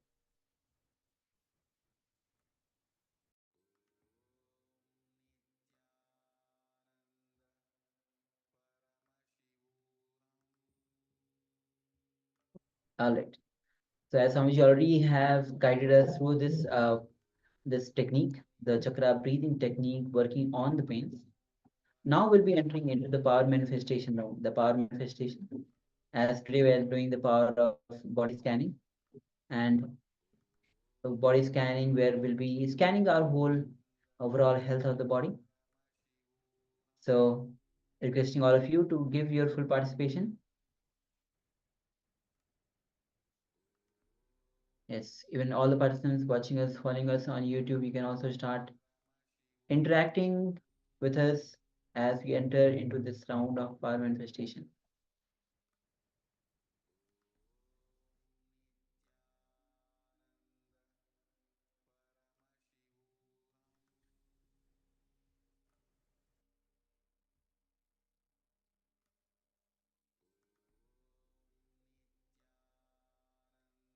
All right.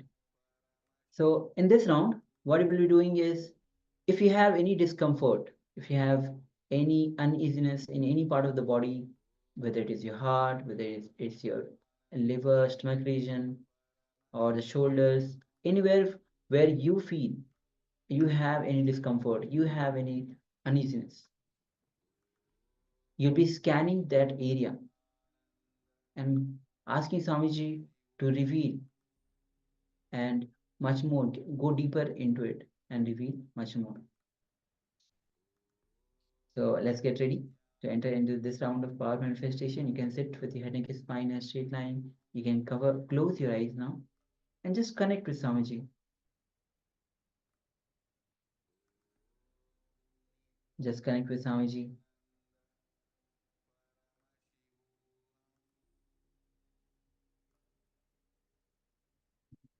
Just forget the world. Unclutch from every single thought and just invoke Swamiji's presence.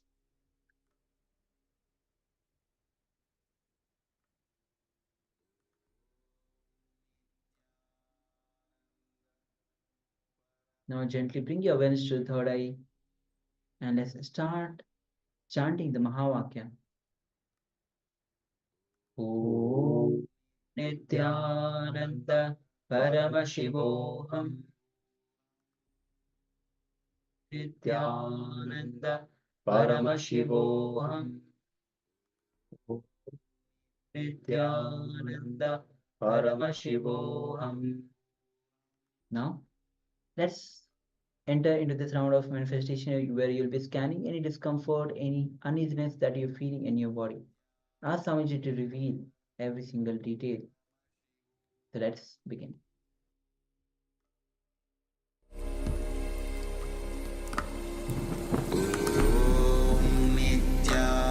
Nithyananda Paramashivoham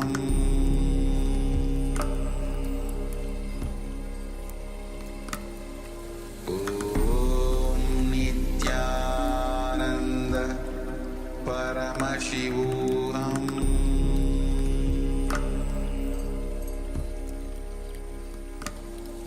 Om Nithyananda Paramashivoham Om Nithyananda Paramashivoham Om Nithyananda Paramashivoham Om Nithyananda Paramashivoham Om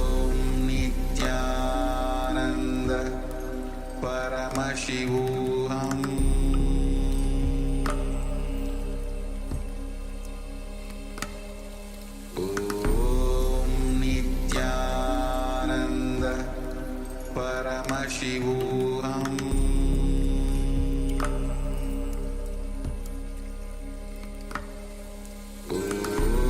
Om Nithyananda Paramashivoham Om Nithyananda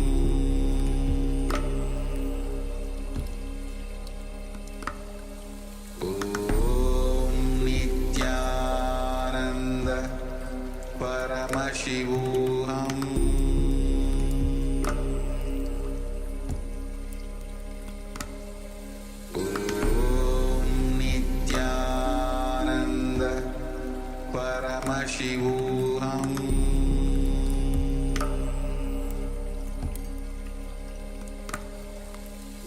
Om Nithyananda Paramashivoham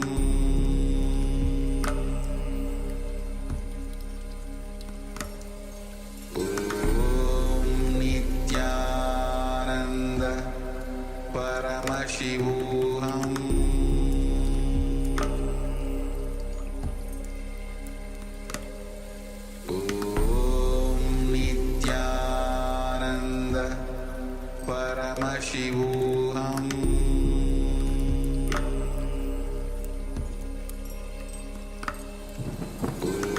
Om Nithyananda Paramashivoham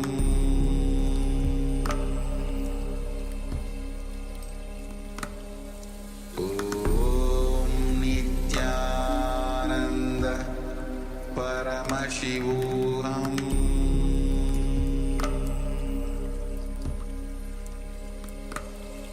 Om Nithyananda Paramashivoham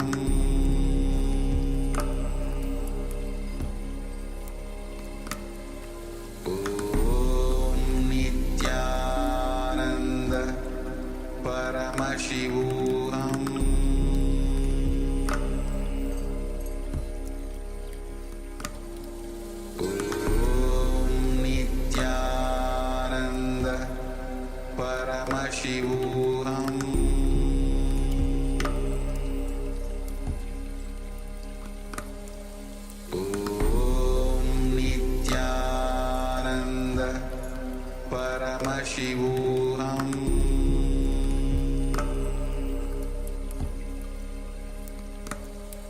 Om Nithyananda Paramashivoham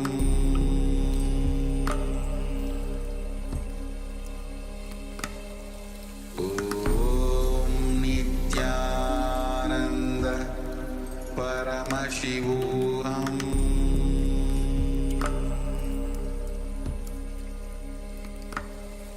Om Nithyananda Paramashivoham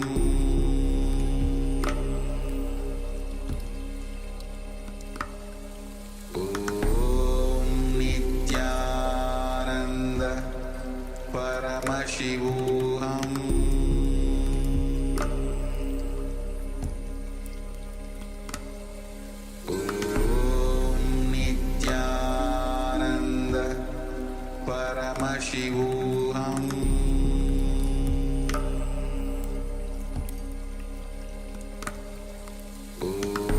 Om Nithyananda Paramashivoham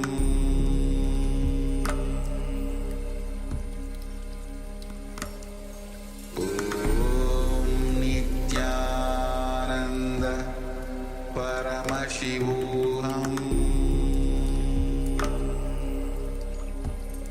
Paramashivoham Om Nithyananda Paramashivoham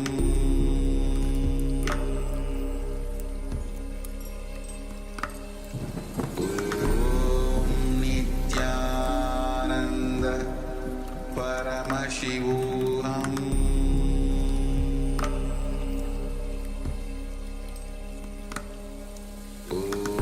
Om Nithyananda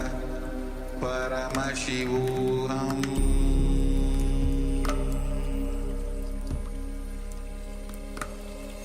Om Nithyananda Paramashivoham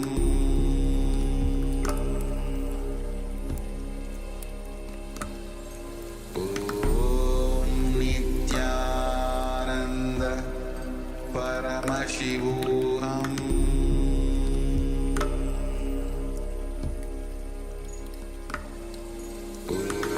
Om Nithyananda Paramashivoham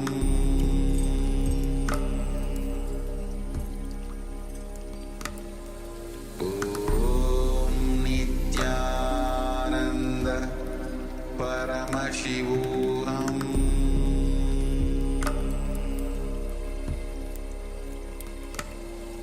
Om Nithyananda Paramashivoham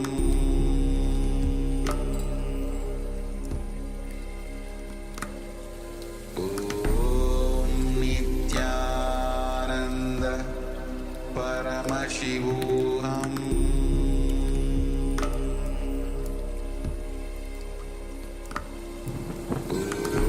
Om Nithyananda. Yes, you can relax now. And now take a moment and share with us what was revealed to you in your third eye as you were scanning individual pain points of your body. So please take a moment and share. And also let us know, were you being shown further information? So because we're actually focusing now on a particular area. See, before we were just scanning for the health of our body, but now we're actually looking at one particular area. We're paying more attention. Did you find further information that was being revealed? So as we bring our awareness to a particular area, there is a lot more information that is generally received. And just like to ask the participants to let us know their experience in that respect. Were you receiving further information, more information than in the general scan? Please go ahead and share.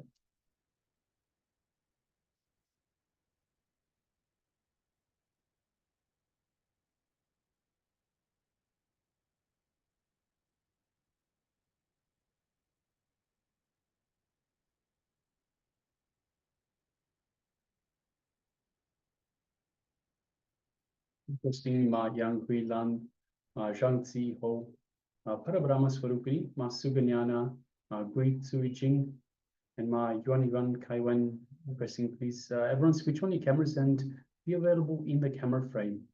And if you have taken part in this power manifestation, take a moment and share with us what was revealed to you in your third eye.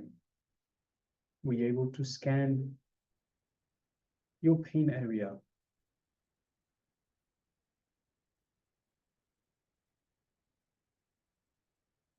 So as mentioned before, when we concentrate on a particular point or particular part of the body, we concentrate the awareness on that point. We provide the energy that the body needs to heal itself. And as Swamiji beautifully tells us, the body's pain is an alarm mechanism where the body is asking for more energy. And through this concentrated awareness that we are bringing to a particular area, we bring the body the awareness, the consciousness that it needs to heal itself. Because understand the body has a natural healing mechanism. All right, so if you're still sharing, please continue to do so. Meanwhile, let us get ready for the next segment in our program for today. Yes, and the next revelation by Swamiji is going to be on how laughter is the best medicine. So this is going to be a very interesting session. So let's come to the space of listening as we enter into this revelation by Swamiji.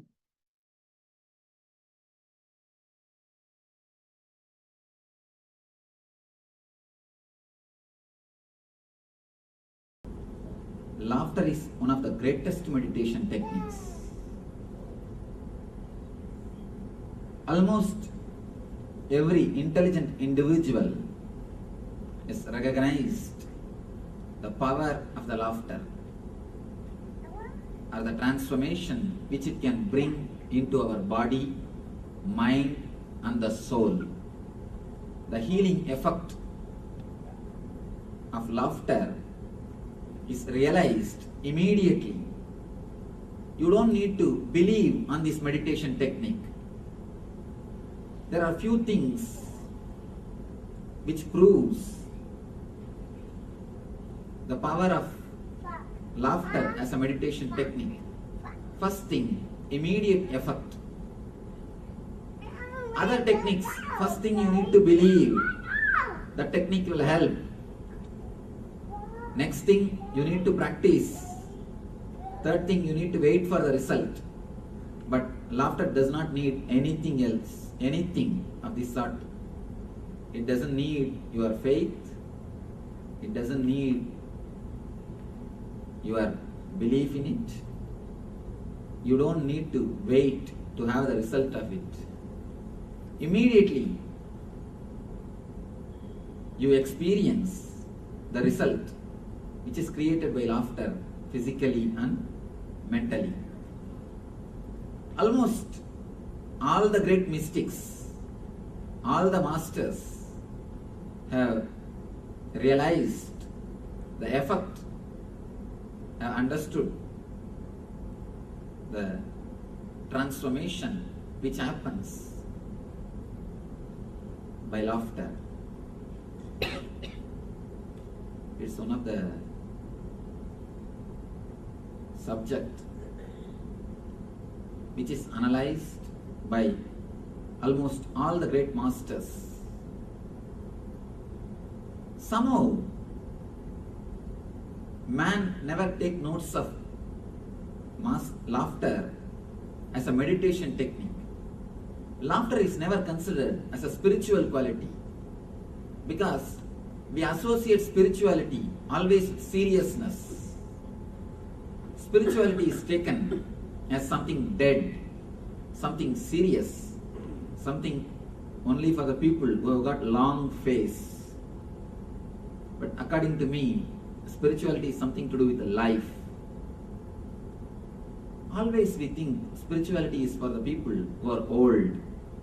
When you don't have anything else to do except knitting the sweaters, you need to take Bible or you need to go to church. There is a saying, go to church, don't wait to be carried by 4 men. We always wait to go to church. We don't actually go, we wait to be carried by 4 men. We always think religion is something for old. Religion is something to do with dead things. Whenever we think religion is for the people who are old, we make it too complicated, too serious.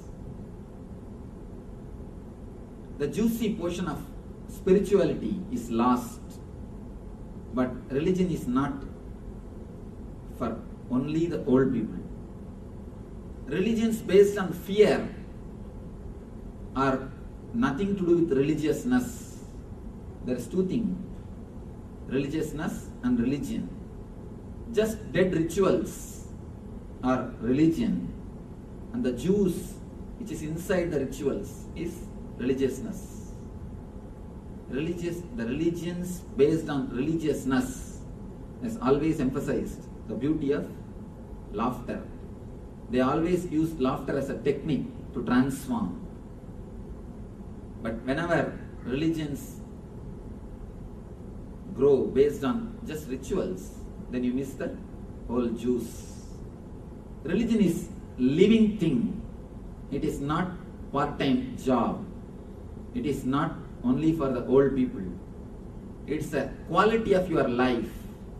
It is just total quality of your very life. Laughter is not taken note by the intellectuals or the serious guys because it is very simple. Anything simple we miss. We miss many things because they are very simple. When it is complicated, we don't miss. Our ego feels satisfied by doing complicated things. But whenever something is simple, something is very ordinary, you miss it. Anything very simple, it always escapes our eyes. You bypass it. You don't look into it.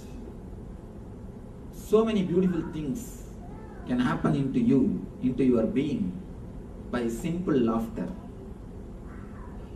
And most intelligent communities of the world are the communities who have produced more jokes. In the world you can see there are few communities who have produced more number of jokes. One is Jews, another one is Singhs, the Sardarjis. These 2 are the people who produced many number of jokes, but you can see the intelligence in their life, in their community. For example, there is only 3 fields in the world. One is outworld, belongs to logic, mathematics, science. Another one is inner world, religion, mysticism, spirituality. Third is in between, psychology. The world related to outer world, the science. Inner world, religion. Between, psychology. The outer world, if you see the top person, Einstein is one of the genius mind in the science, the field of science. Inner world, Jesus. Today, more than half of the universe is followers of Christ. Between, psychology. Father of psychology is Sigmund Freud. And strange thing, all the 3 are Jews. Jesus, Einstein and Sigmund Freud. Father of psychology. All the 3 are Jews. According to my understanding, laughter and jokes play a major role in intelligence. Communities which created more possibilities to laugh, more possibilities to joke, more possibilities to open the energy, have created intelligent people. They have presented intelligent minds, genius minds to the world. Because when you laugh, your whole being opens up. A new kind of energy enters your being. Just a simple understanding about the jokes, how these jokes work, how the jokes make you laugh. Actually, when you listen to a joke, slowly, your mind is tuned to certain kind of rational thinking. You come to a conclusion, but the last word, the punchline, is always something beyond your expectation. The moment you listen something beyond your expectation, your logic is put off, your rationality is relaxed. Immediately you open and you burst into the laughter. A small story. One guy was trying to tell a joke to a group of his friends. To tell a joke, you need intelligence. This guy was trying to tell a joke to the group of friends who were sitting and chatting with him. But somehow he missed the punchline. Nobody was feeling like laughing. Everybody was silent, keeping quiet. But one guy who was in the group started laughing uproariously, full belly laughter. The others were not able to understand why he is laughing. One guy said, "Why are you laughing?" Neither we understood nor he himself understood what he has said. The guy who was laughing somehow slowly controlled himself and said, "Laugh now itself, otherwise he will tell the same joke once more." Your logical expectation is different, and the punchline totally gives a different view. The moment your logic is put off, the moment you see something different than what you expected, you open up, you burst out. I think few of you have not laughed. I should try once more.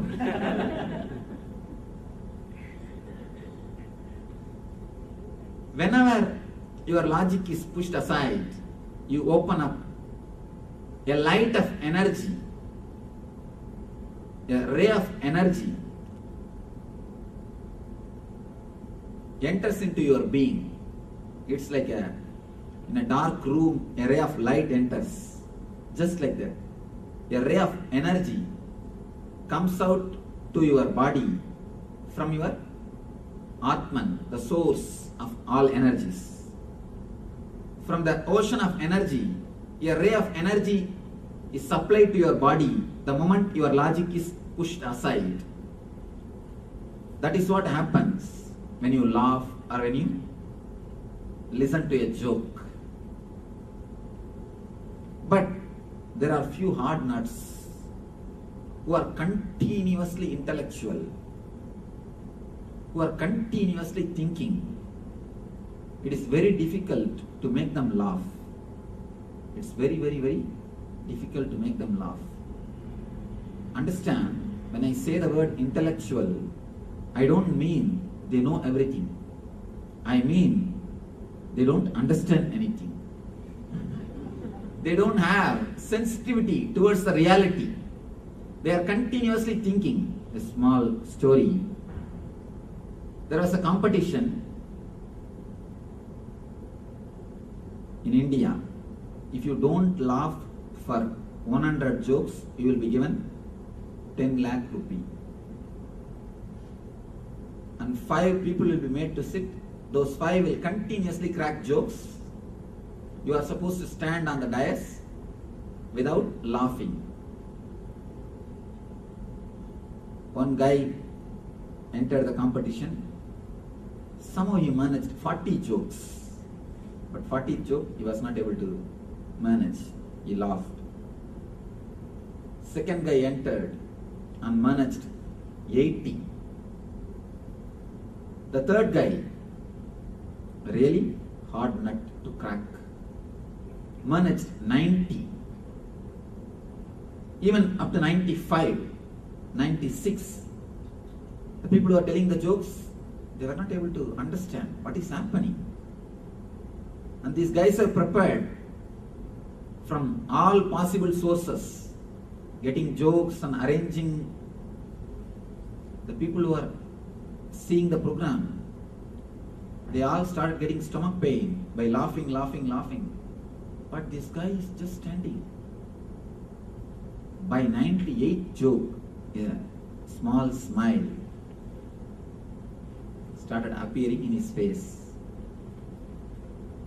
This guy's wife was sitting in front. She started shouting, "Hey, keep quiet, don't open the mouth. It's only 2 more jokes, don't miss 10 lakhs. Don't laugh, close your mouth." But somehow 99th, he was not able to control and laughed.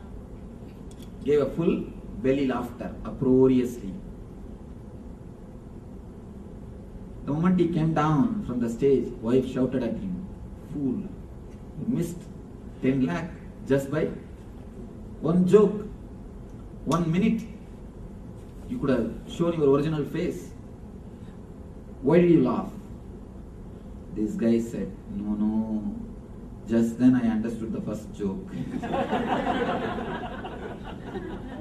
Hard nuts don't think they're very intellectuals. When you don't have the sensitivity to the reality, when you don't have the sensitivity to what is happening around you, you keep your face long. And I tell you, really a man who is alive cannot keep long face.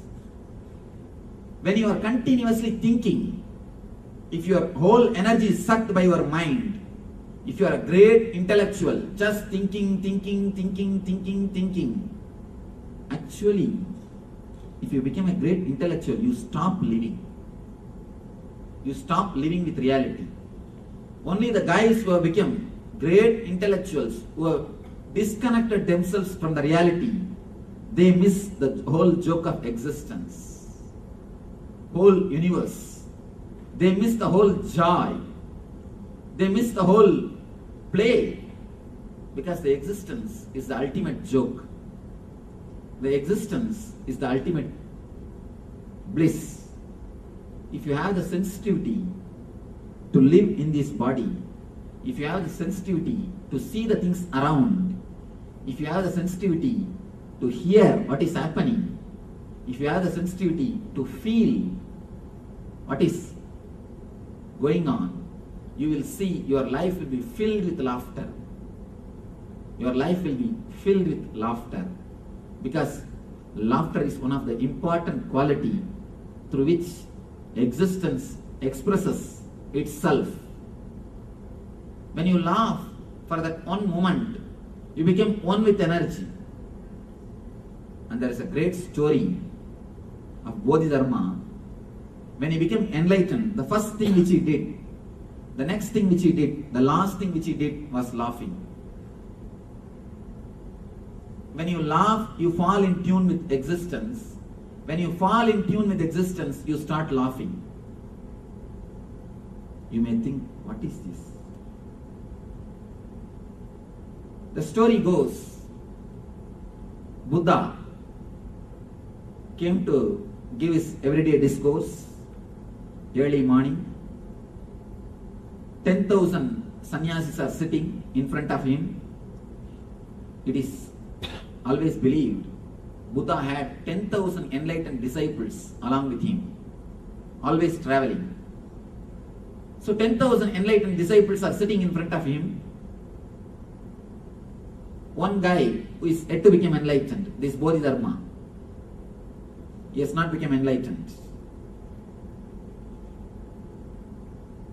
Buddha, when he came, he brought a rose flower. He was just sitting without speaking, looking at the rose flower. He was looking. Suddenly he calls Bodhidharma and gives that flower to him and says, Do you understand? Bodhidharma starts laughing uproariously. He neither gave a reply, I understood, nor he said, no, I have not understood. Just he started laughing uproariously. Buddha says, you understood, sit. And from that moment, Zen Buddhist scholars and Buddhist scholars are writing volumes after volumes. What has happened between Buddha and Bodhidharma? Why did he laugh? Why did he laugh?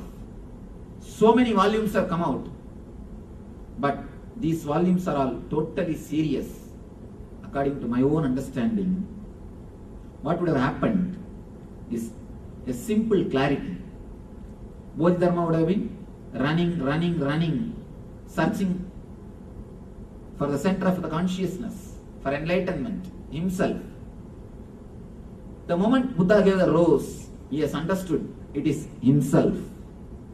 So when he stopped searching, he got it. Then you would have laughed, oh, in what foolishness, in what track I was wasting my life. I was searching everywhere myself, except where I am placed, my own inner being. The moment he has turned himself towards his inner being, he has experienced his self and started laughing. The whole existence is nothing but a great joke. Nothing but a big joke. When you continuously think intellectually, you can't understand the whole play of existence. A great professor, professor of philosophy, goes to a Zen master and asks him, Master, please teach me the secret of universe. Why all these things are happening? What is happening? Why all these sufferings? Why God created the world? Why all these things are happening? Teach me. The master suddenly started laughing uproariously. You do not know how these Zen masters laugh. Their laughter is so strong and infectious. It is said then Zen masters don't laugh only by mouth, they laugh with the whole body. It is said they roll on the ground and laugh. There are clear records. The Zen masters, when they laugh, they don't sit and laugh. They don't laugh only by mouth. They laugh with their whole being. They roll on the ground and laugh. His laughter is uproarious, infectious. First few minutes, the professor was just feeling uncomfortable. What has happened?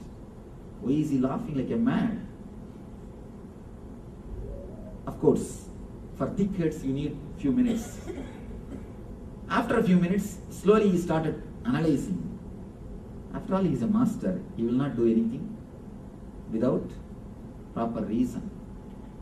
After a few minutes, the laughter was so much, this guy is not able to control. He started laughing. The professor also started laughing. Because how long you can stand? How long you can stay? Either you have to leave the hall or you have to start laughing. There is no other way. So he also started laughing. Laughing. The story said at one point, suddenly the professor became enlightened and never stopped laughing till his death.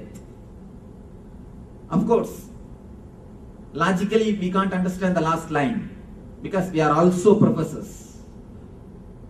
You may not do the job of professor. You may not be professionally professor, but we are professors by nature. So much of our energy is sucked by our head. So much of our energy is stored only in the head. We almost stopped living. There is a small scale. There is a small method to find out whether you are a professor or not. being professionally a professor is nothing wrong.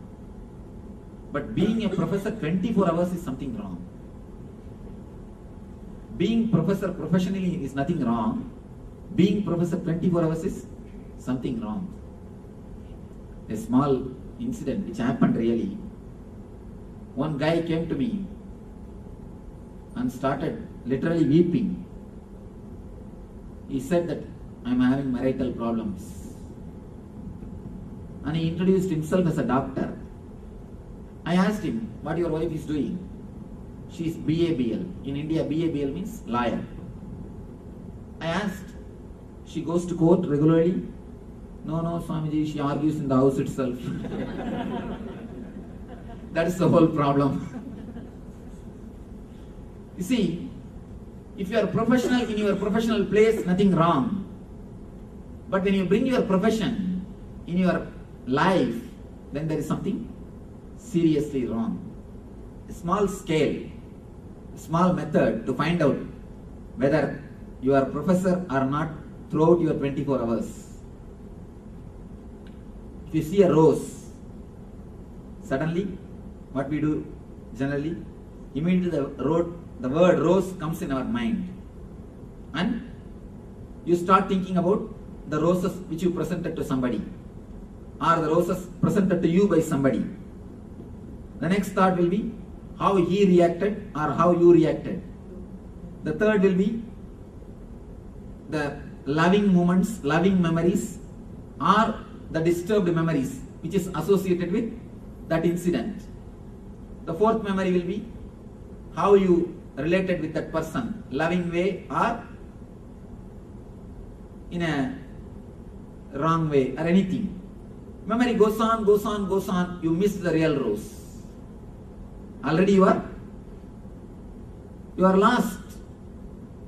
You missed the real rose which is laughing, which is smiling at you, which is welcoming you to appreciate itself, which is giving its being to you to enjoy.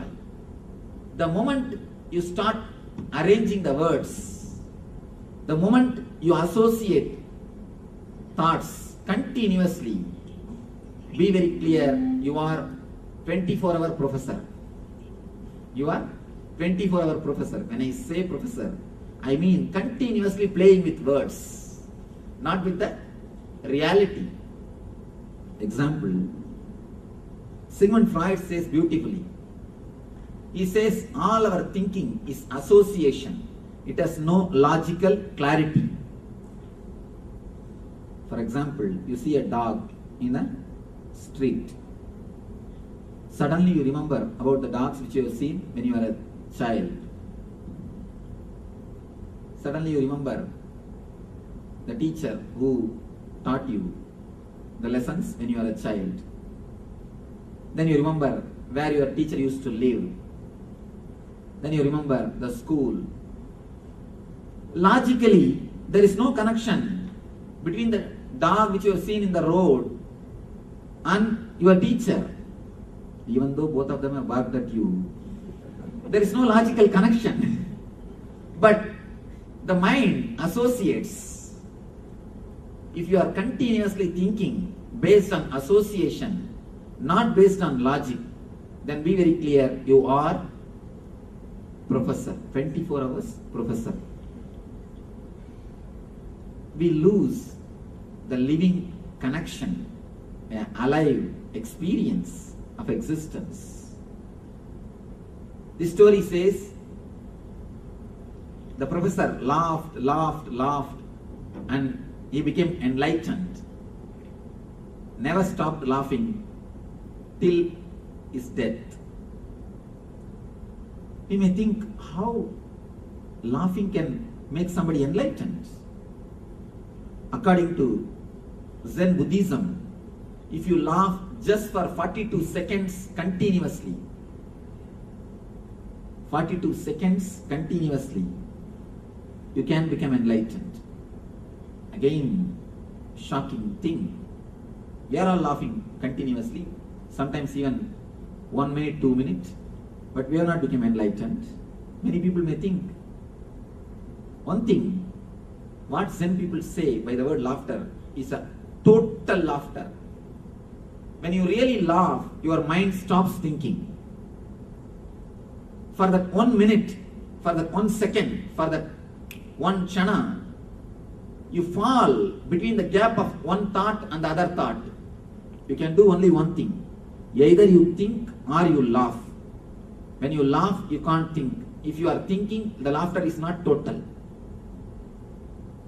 If you are thinking or doing something else, then be very clear, laughter is not total.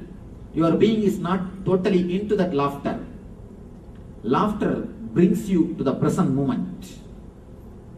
By thinking, you travel either in the future or you are worrying about the past. But when you laugh, automatically you are brought to the center. You are brought to the moment, to the present moment. You live, you experience the consciousness which is present. Even the doctors who have done research on the effect of laughter, they give amazing reports. They say, first thing, it slows down the aging process. The first effect of the laughter is it slows down the aging process. Aging process means getting old. You don't look very old. You can see there are few people, even after reaching the age of 70, 80, they look very young and healthy, with full of enthusiasm, spirit, and the curiosity to learn, the search to know things, alive, vibrant. There are few guys who are out by 40.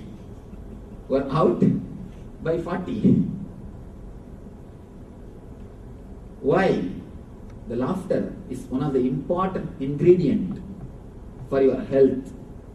We add so many things to extend our life.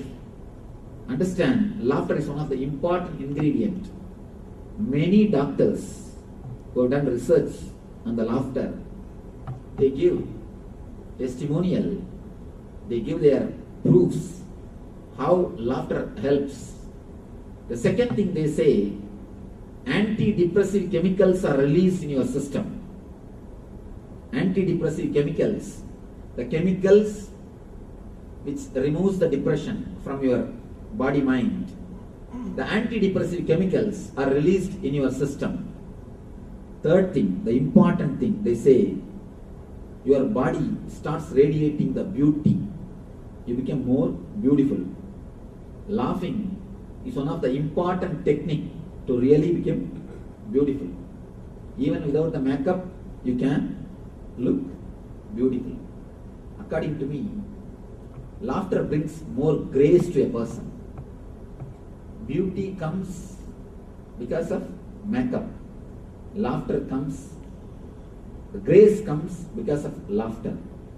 Laughter brings new grace to your being. Even in the physical point of view, laughter does so much to your being, so much to your, few more researchers, they say, laughter can rejuvenate your whole nervous system. Any other refreshing techniques, whether it is yoga or it is exercise or any other system, it takes care only some part of your body. But laughter is such, it takes care the whole body. The whole body is flooded with energy. You can see it in your own life. That is why now everywhere the laughter clubs are getting inaugurated. I am seeing all over the world, suddenly a big understanding has come about the laughter. People have started realizing the importance of the laughter, the important role laughter plays on our physical health, at least 30,000 laughter clubs are inaugurated just in 2003.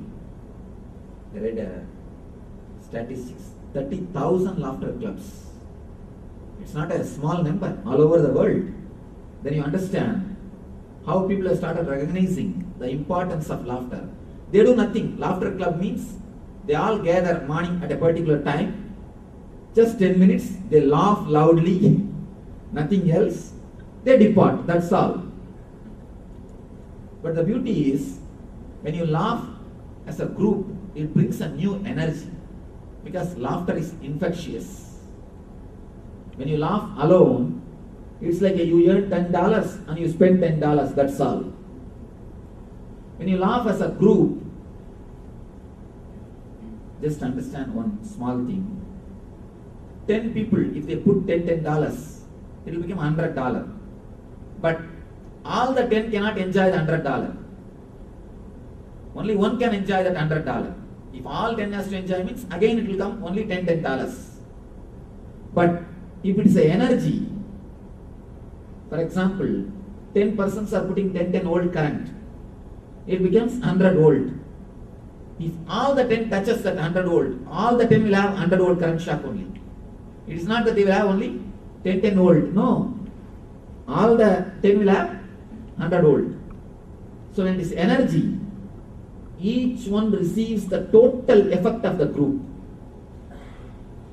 As far as laughter concerned, according to my own understanding, when the 10 people put 10 volt current, not only it becomes 100, there's a new transformer which is called group consciousness is created, and the 100 volt becomes 10,000 volt. You put 10 volt and you receive 10,000 volt. The group consciousness means a deep love and understanding between the whole group. When you laugh, you show you are innocent. You open up to the new relationships. You show a positive sign to the next person. You show a green signal to the people who are around you. They can come into your space and you are welcoming them. If they allow, you are ready to enter into their space. Letting somebody else to come into your space is the greatest technique to create any relationship. Why people suffer so much in aloneness? See, I've always seen the countries which are most depressed are the countries which are suffering the aloneness. Why you suffer so much with aloneness and loneliness? Because you don't have courage to open your space for others. I have never seen anybody suffering in aloneness or loneliness in India. Very rare. Very rare. People there suffer because of too much of crowd. Never by loneliness. Why? Somehow from the young age, the techniques are taught to open up almost everything. The going to temples, doing group prayers. Almost in every step you are taught to open yourself up for the others. Letting the others to enter into your space is one of the important techniques to extend your life and to live more. Because the doctors say, if you are alone, if you don't have good friends, there is every chance, there is more chance of you dying 8 years ahead of your time, scheduled time. They say 8 years is not a small time. 8 years you can die earlier than your schedule if you are alone and if you don't have good friends. There are statistics says, if you are retired early and you are not letting the people into your space, you are welcoming the heart attack, you are welcoming the cardiac problems. There are so many things, so many proofs, even in the medical field. which says letting the other people into your space or you entering into somebody else's space heals your mind, heals your being, gives you a fresh energy, gives you the fresh feeling. There is a book titled by me, the book title itself, Open the Door, Let the Breeze In.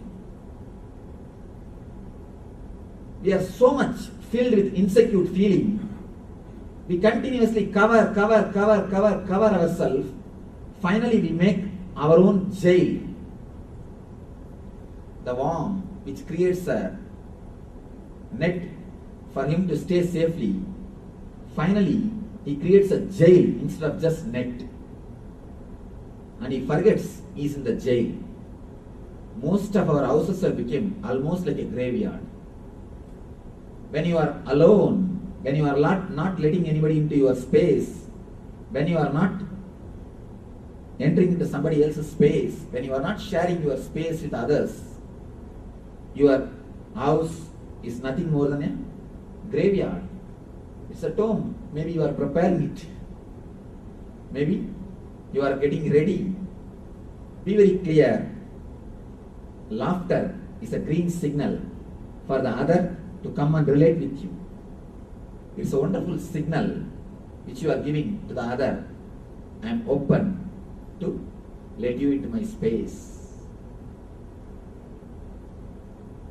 Laughter heals a lot of diseases, especially the diseases related to navel center and throat center. There are so many records. Of course, I myself have worked with the laughing meditation. I have seen so many people getting healed by this one meditation.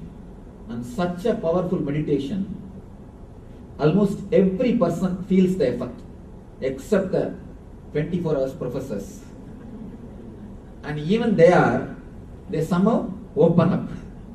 Because the group energy is such a infectious. You can't resist such a big group laughing. If you are alone, or if you are only with your wife, you can tell, keep quiet, shut up. Behave yourself. Something you can tell. If you are just with your kid, then you can say, shut up, sit quietly, behave yourself. But when you are with a whole group, you cannot resist. It is too infectious.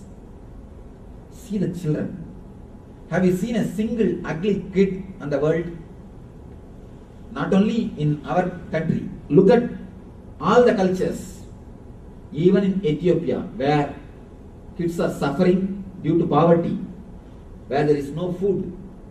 Even in Ethiopia, they may be lean and thin, but you can never see an ugly kid. Have you seen any single kid who is ugly? No. Have you seen single grown-up man who is beautiful? No. Why? You lose the spontaneous laughter. When a kid laughs, the whole body vibrates. Whole body vibrates. Kids never laugh only by mouth. They laugh with the whole body. Their laughter is with the whole body. When you laugh through the whole body, your whole body is flooded with energy. That is why kids are so alive. But we people, we are actually jealous with kids. Never think you are helping your kids. You have a subtle kind of jealousy. That is why you again and again control. Keep quiet, behave yourself, sit straight. Sit in a corner. Who asked you to draw in the wall? Where is your book? Study. Why do you think you shout? It is always a subtle jealousy. You will not be able to put up, you will not be able to manage the energy bubbling. You are actually jealous. That is why we always control the kids. Once they become dull, dead buffalo, then we feel, we produced our what? Child. Or your next generation. We feel comfortable once we make them dull. When they laugh, their whole being vibrates. That is the reason we feel little jealous. So much of joy, it is too much. It is too much. If you are laughing in the house, then you can say always, you can tell the people, keep quiet, enough, behave yourself, it is too much. But when you are laughing with others, you cannot say. The whole group is infectious. That is why the laughter clubs have become the place for therapy and getting healed. According to me, laughing clubs are more religious than any other church, any other temple, any other mosque, any other synagogue. Because laughing clubs are creating more life, more energy, more positivity into the world.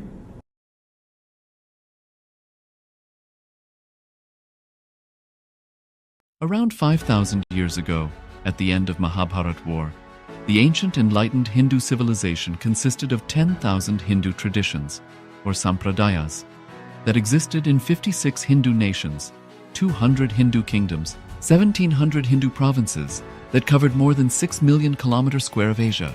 The Supreme Pontiff of Hinduism, SPH, Bhagavan Sri Nithyananda Paramashivoham, is the reviver of KAILASA, this ancient enlightened Hindu civilizational nation.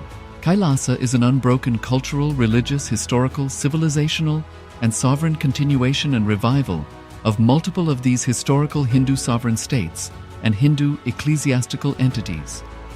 The unbroken continuity of these ancient Hindu nations through KAILASA results in the legal recognition of KAILASA as per the international customary law, particularly the doctrine of continuity. The international law, the doctrine of continuity, implies that upheavals and revolutions within a country, changes in government, territorial adjustments, measures taken during military occupation, or other internal transformations do not negate the existence of the country, do not affect the legal personality and international obligations of the country or state. The Vienna Convention on Succession of States in respect of treaties, 1978, addresses these principles of the doctrine of continuity as it outlines international law during situation of state succession or continuation. International law recognizes a state's legal personality by recognizing its identity. This perspective extends even during the period when the given state or country is annexed or occupied by a foreign power. Even in such cases, the legal personality of the state is considered to persist, enabling its subsequent re-establishment.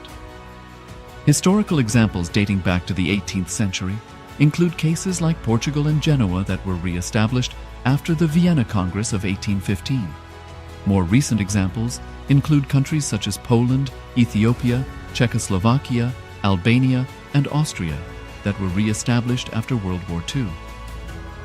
Even when a nation is deprived of its territory, the nation continues to exist.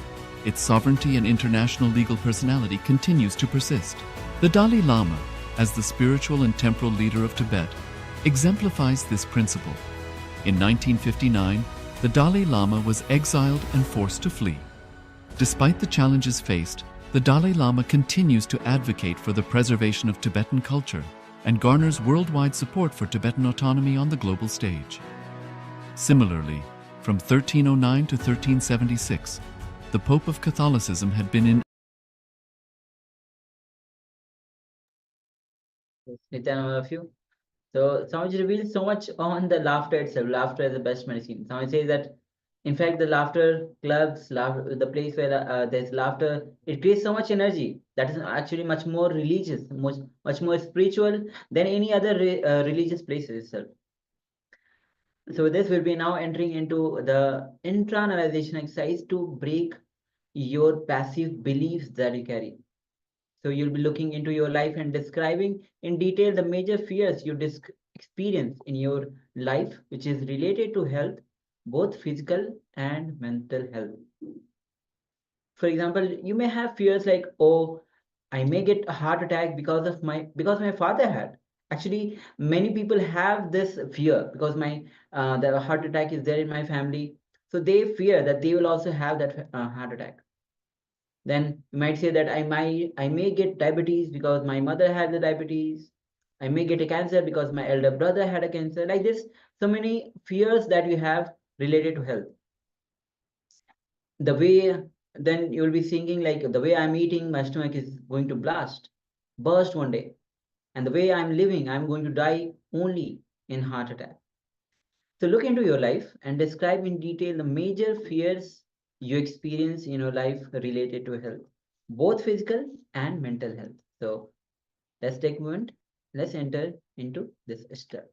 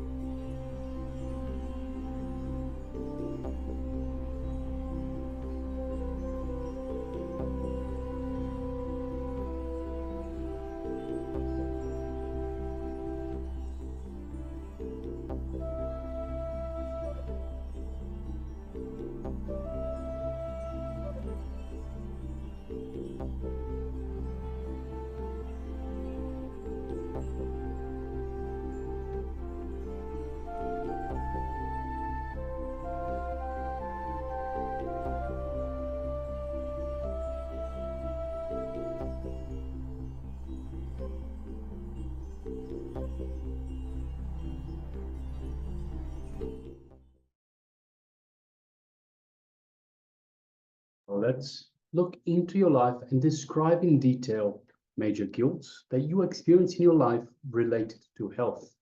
So once again, major guilts.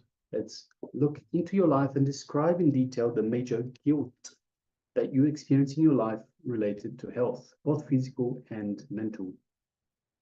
See, many times you want, for example, to work out, to maintain your diet, to keep yourself healthy, but you fail after 1 week.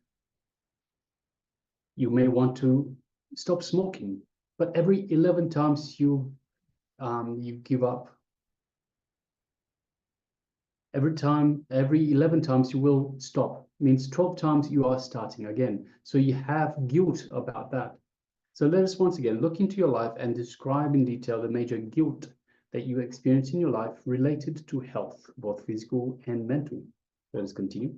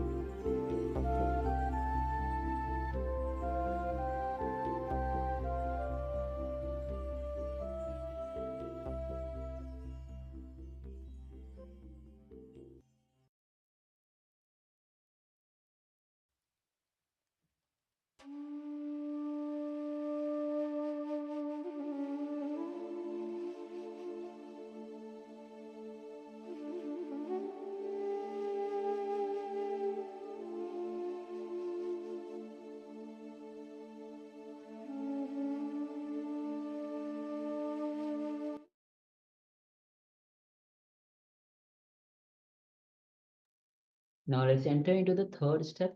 Look into your life and describe in detail the major pains you experience in your life related to health.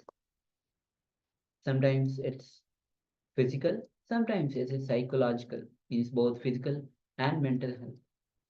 For example, you might say, "Oh, I have a back pain. During winter, I have terrible headaches." Like this, look into your life and describe in detail the major pains you experience in your life related to health. Please continue.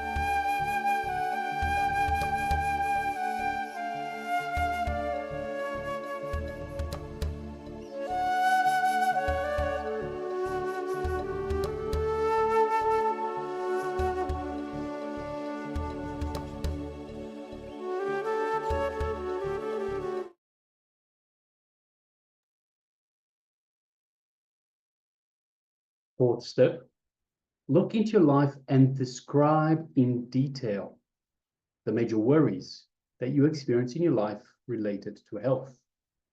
For example, my hair is graying because of stress. So you're worrying about stress. Or I won't grow tall because my parents are short. So you may be worrying about your height. I'm not able to reduce weight. Worried about your weight problem. So whatever the worries are, all the major worries in your life that you are experiencing currently in your life related to health, take a look and describe them in detail. Let's continue.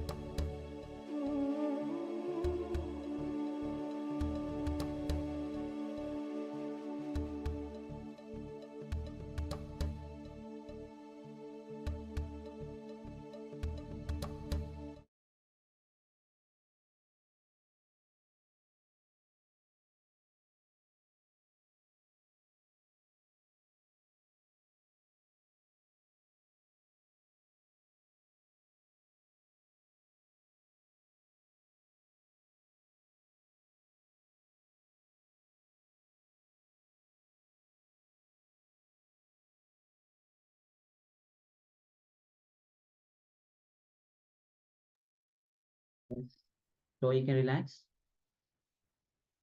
and just be aware and alert. Whenever you become aware of the negative thought surfacing, just visualize, scatter the negative words and see them disperse. If you keep doing this, you will not allow the negative patterns to settle. And with time, your mental makeup, your mental programming will change. It will not be negative anymore. So understand that when we laugh, when we are in a no-mind state, just for a few moments, either laughter or mind can exist, but never both at once. So when we laugh, for that moment, our mind disappears and we become one with the energy of existence. Understand, laughter itself is born out of health and creates health. It is an overflowing energy. It releases emotional suppression. And laughter is known to heal a number of diseases, especially diseases related to the nervous system and the throat. A hearty laugh is said to squeeze out harmful byproducts of cellular functioning. And as soon as you get up in the morning, Even before you get up from your bed, laugh for 5 minutes. Just laugh at yourself. Laugh without a reason. Just laugh. Just laugh. All right. With this, we'll be entering into Kriya, a meditation of Agni Tattva technique. So let's get ready to enter into this technique. Swamiji himself will be guiding us. So let's enter into.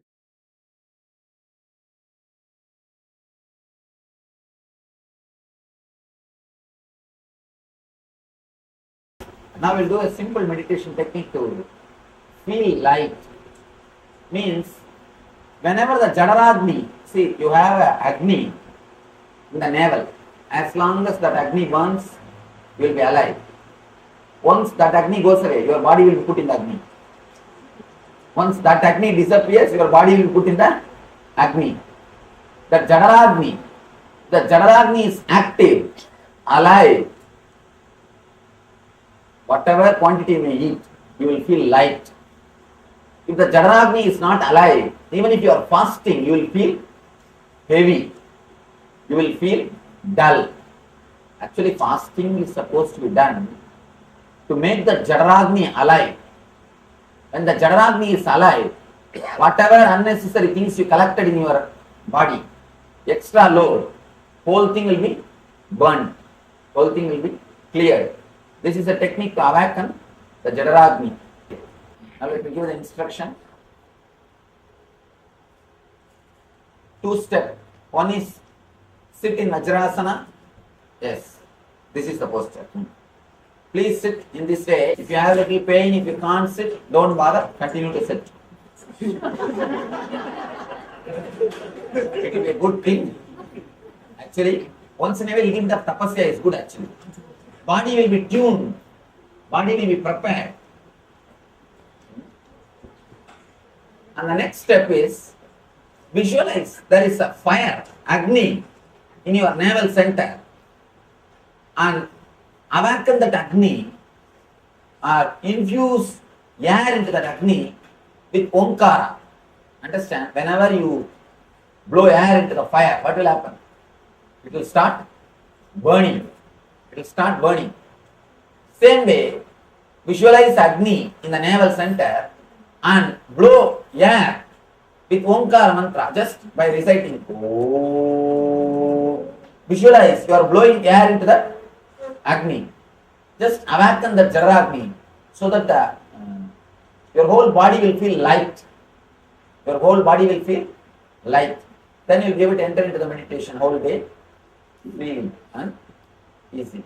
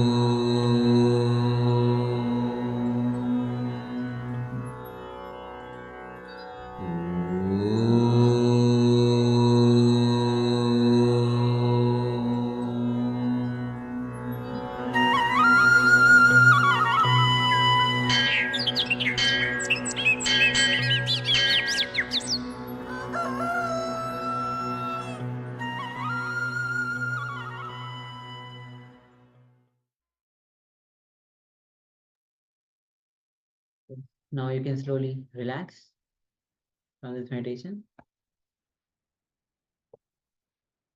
Now we'll be entering into the power manifestation. The power of body scanning. Today we are doing the power of body scanning. So let's get ready to enter into this round of power manifestation.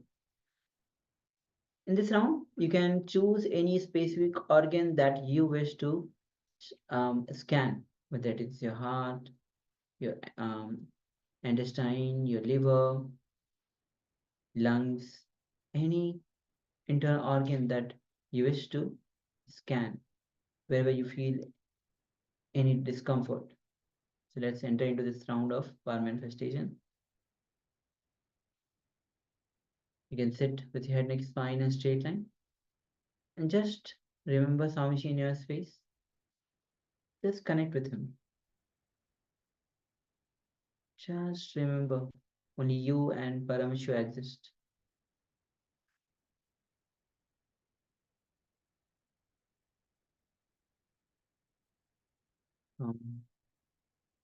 Now gently bring your awareness to the third eye.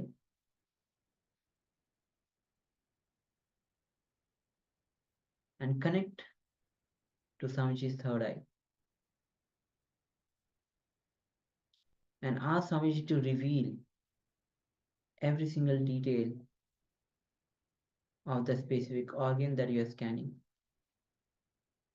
When you're scanning, go deeper into that revelation. You'll find much more is getting revealed to you. Ask Swamiji to reveal everything. As we start to chant the Mahavakya. Om Nithyananda Paramashivoham. Om Nithyananda Paramashivoham. Om Nithyananda Paramashivoham. Keep chanting the Mahavakya. With this, let's enter into this round of power manifestation. Scanning the internal organ of your choice. Let's begin.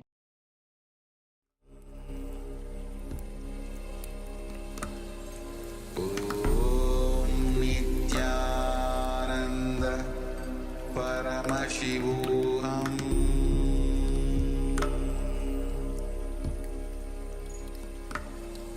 Om Nithyananda Paramashivoham.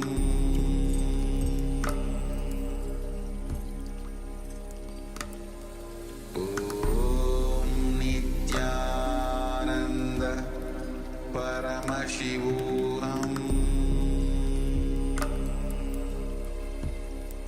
Paramashivoham. Paramashivoham.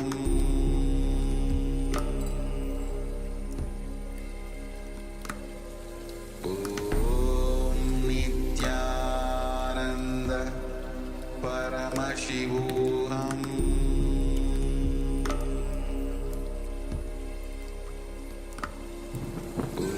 Om Nithyananda Paramashivoham.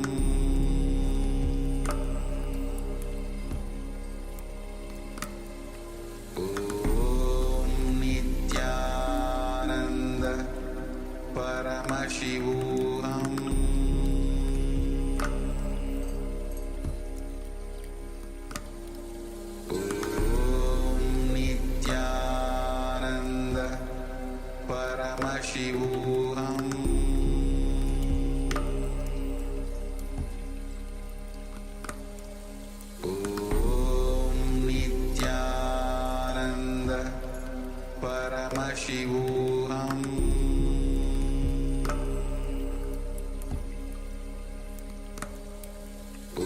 Om Nithyananda Paramashivoham.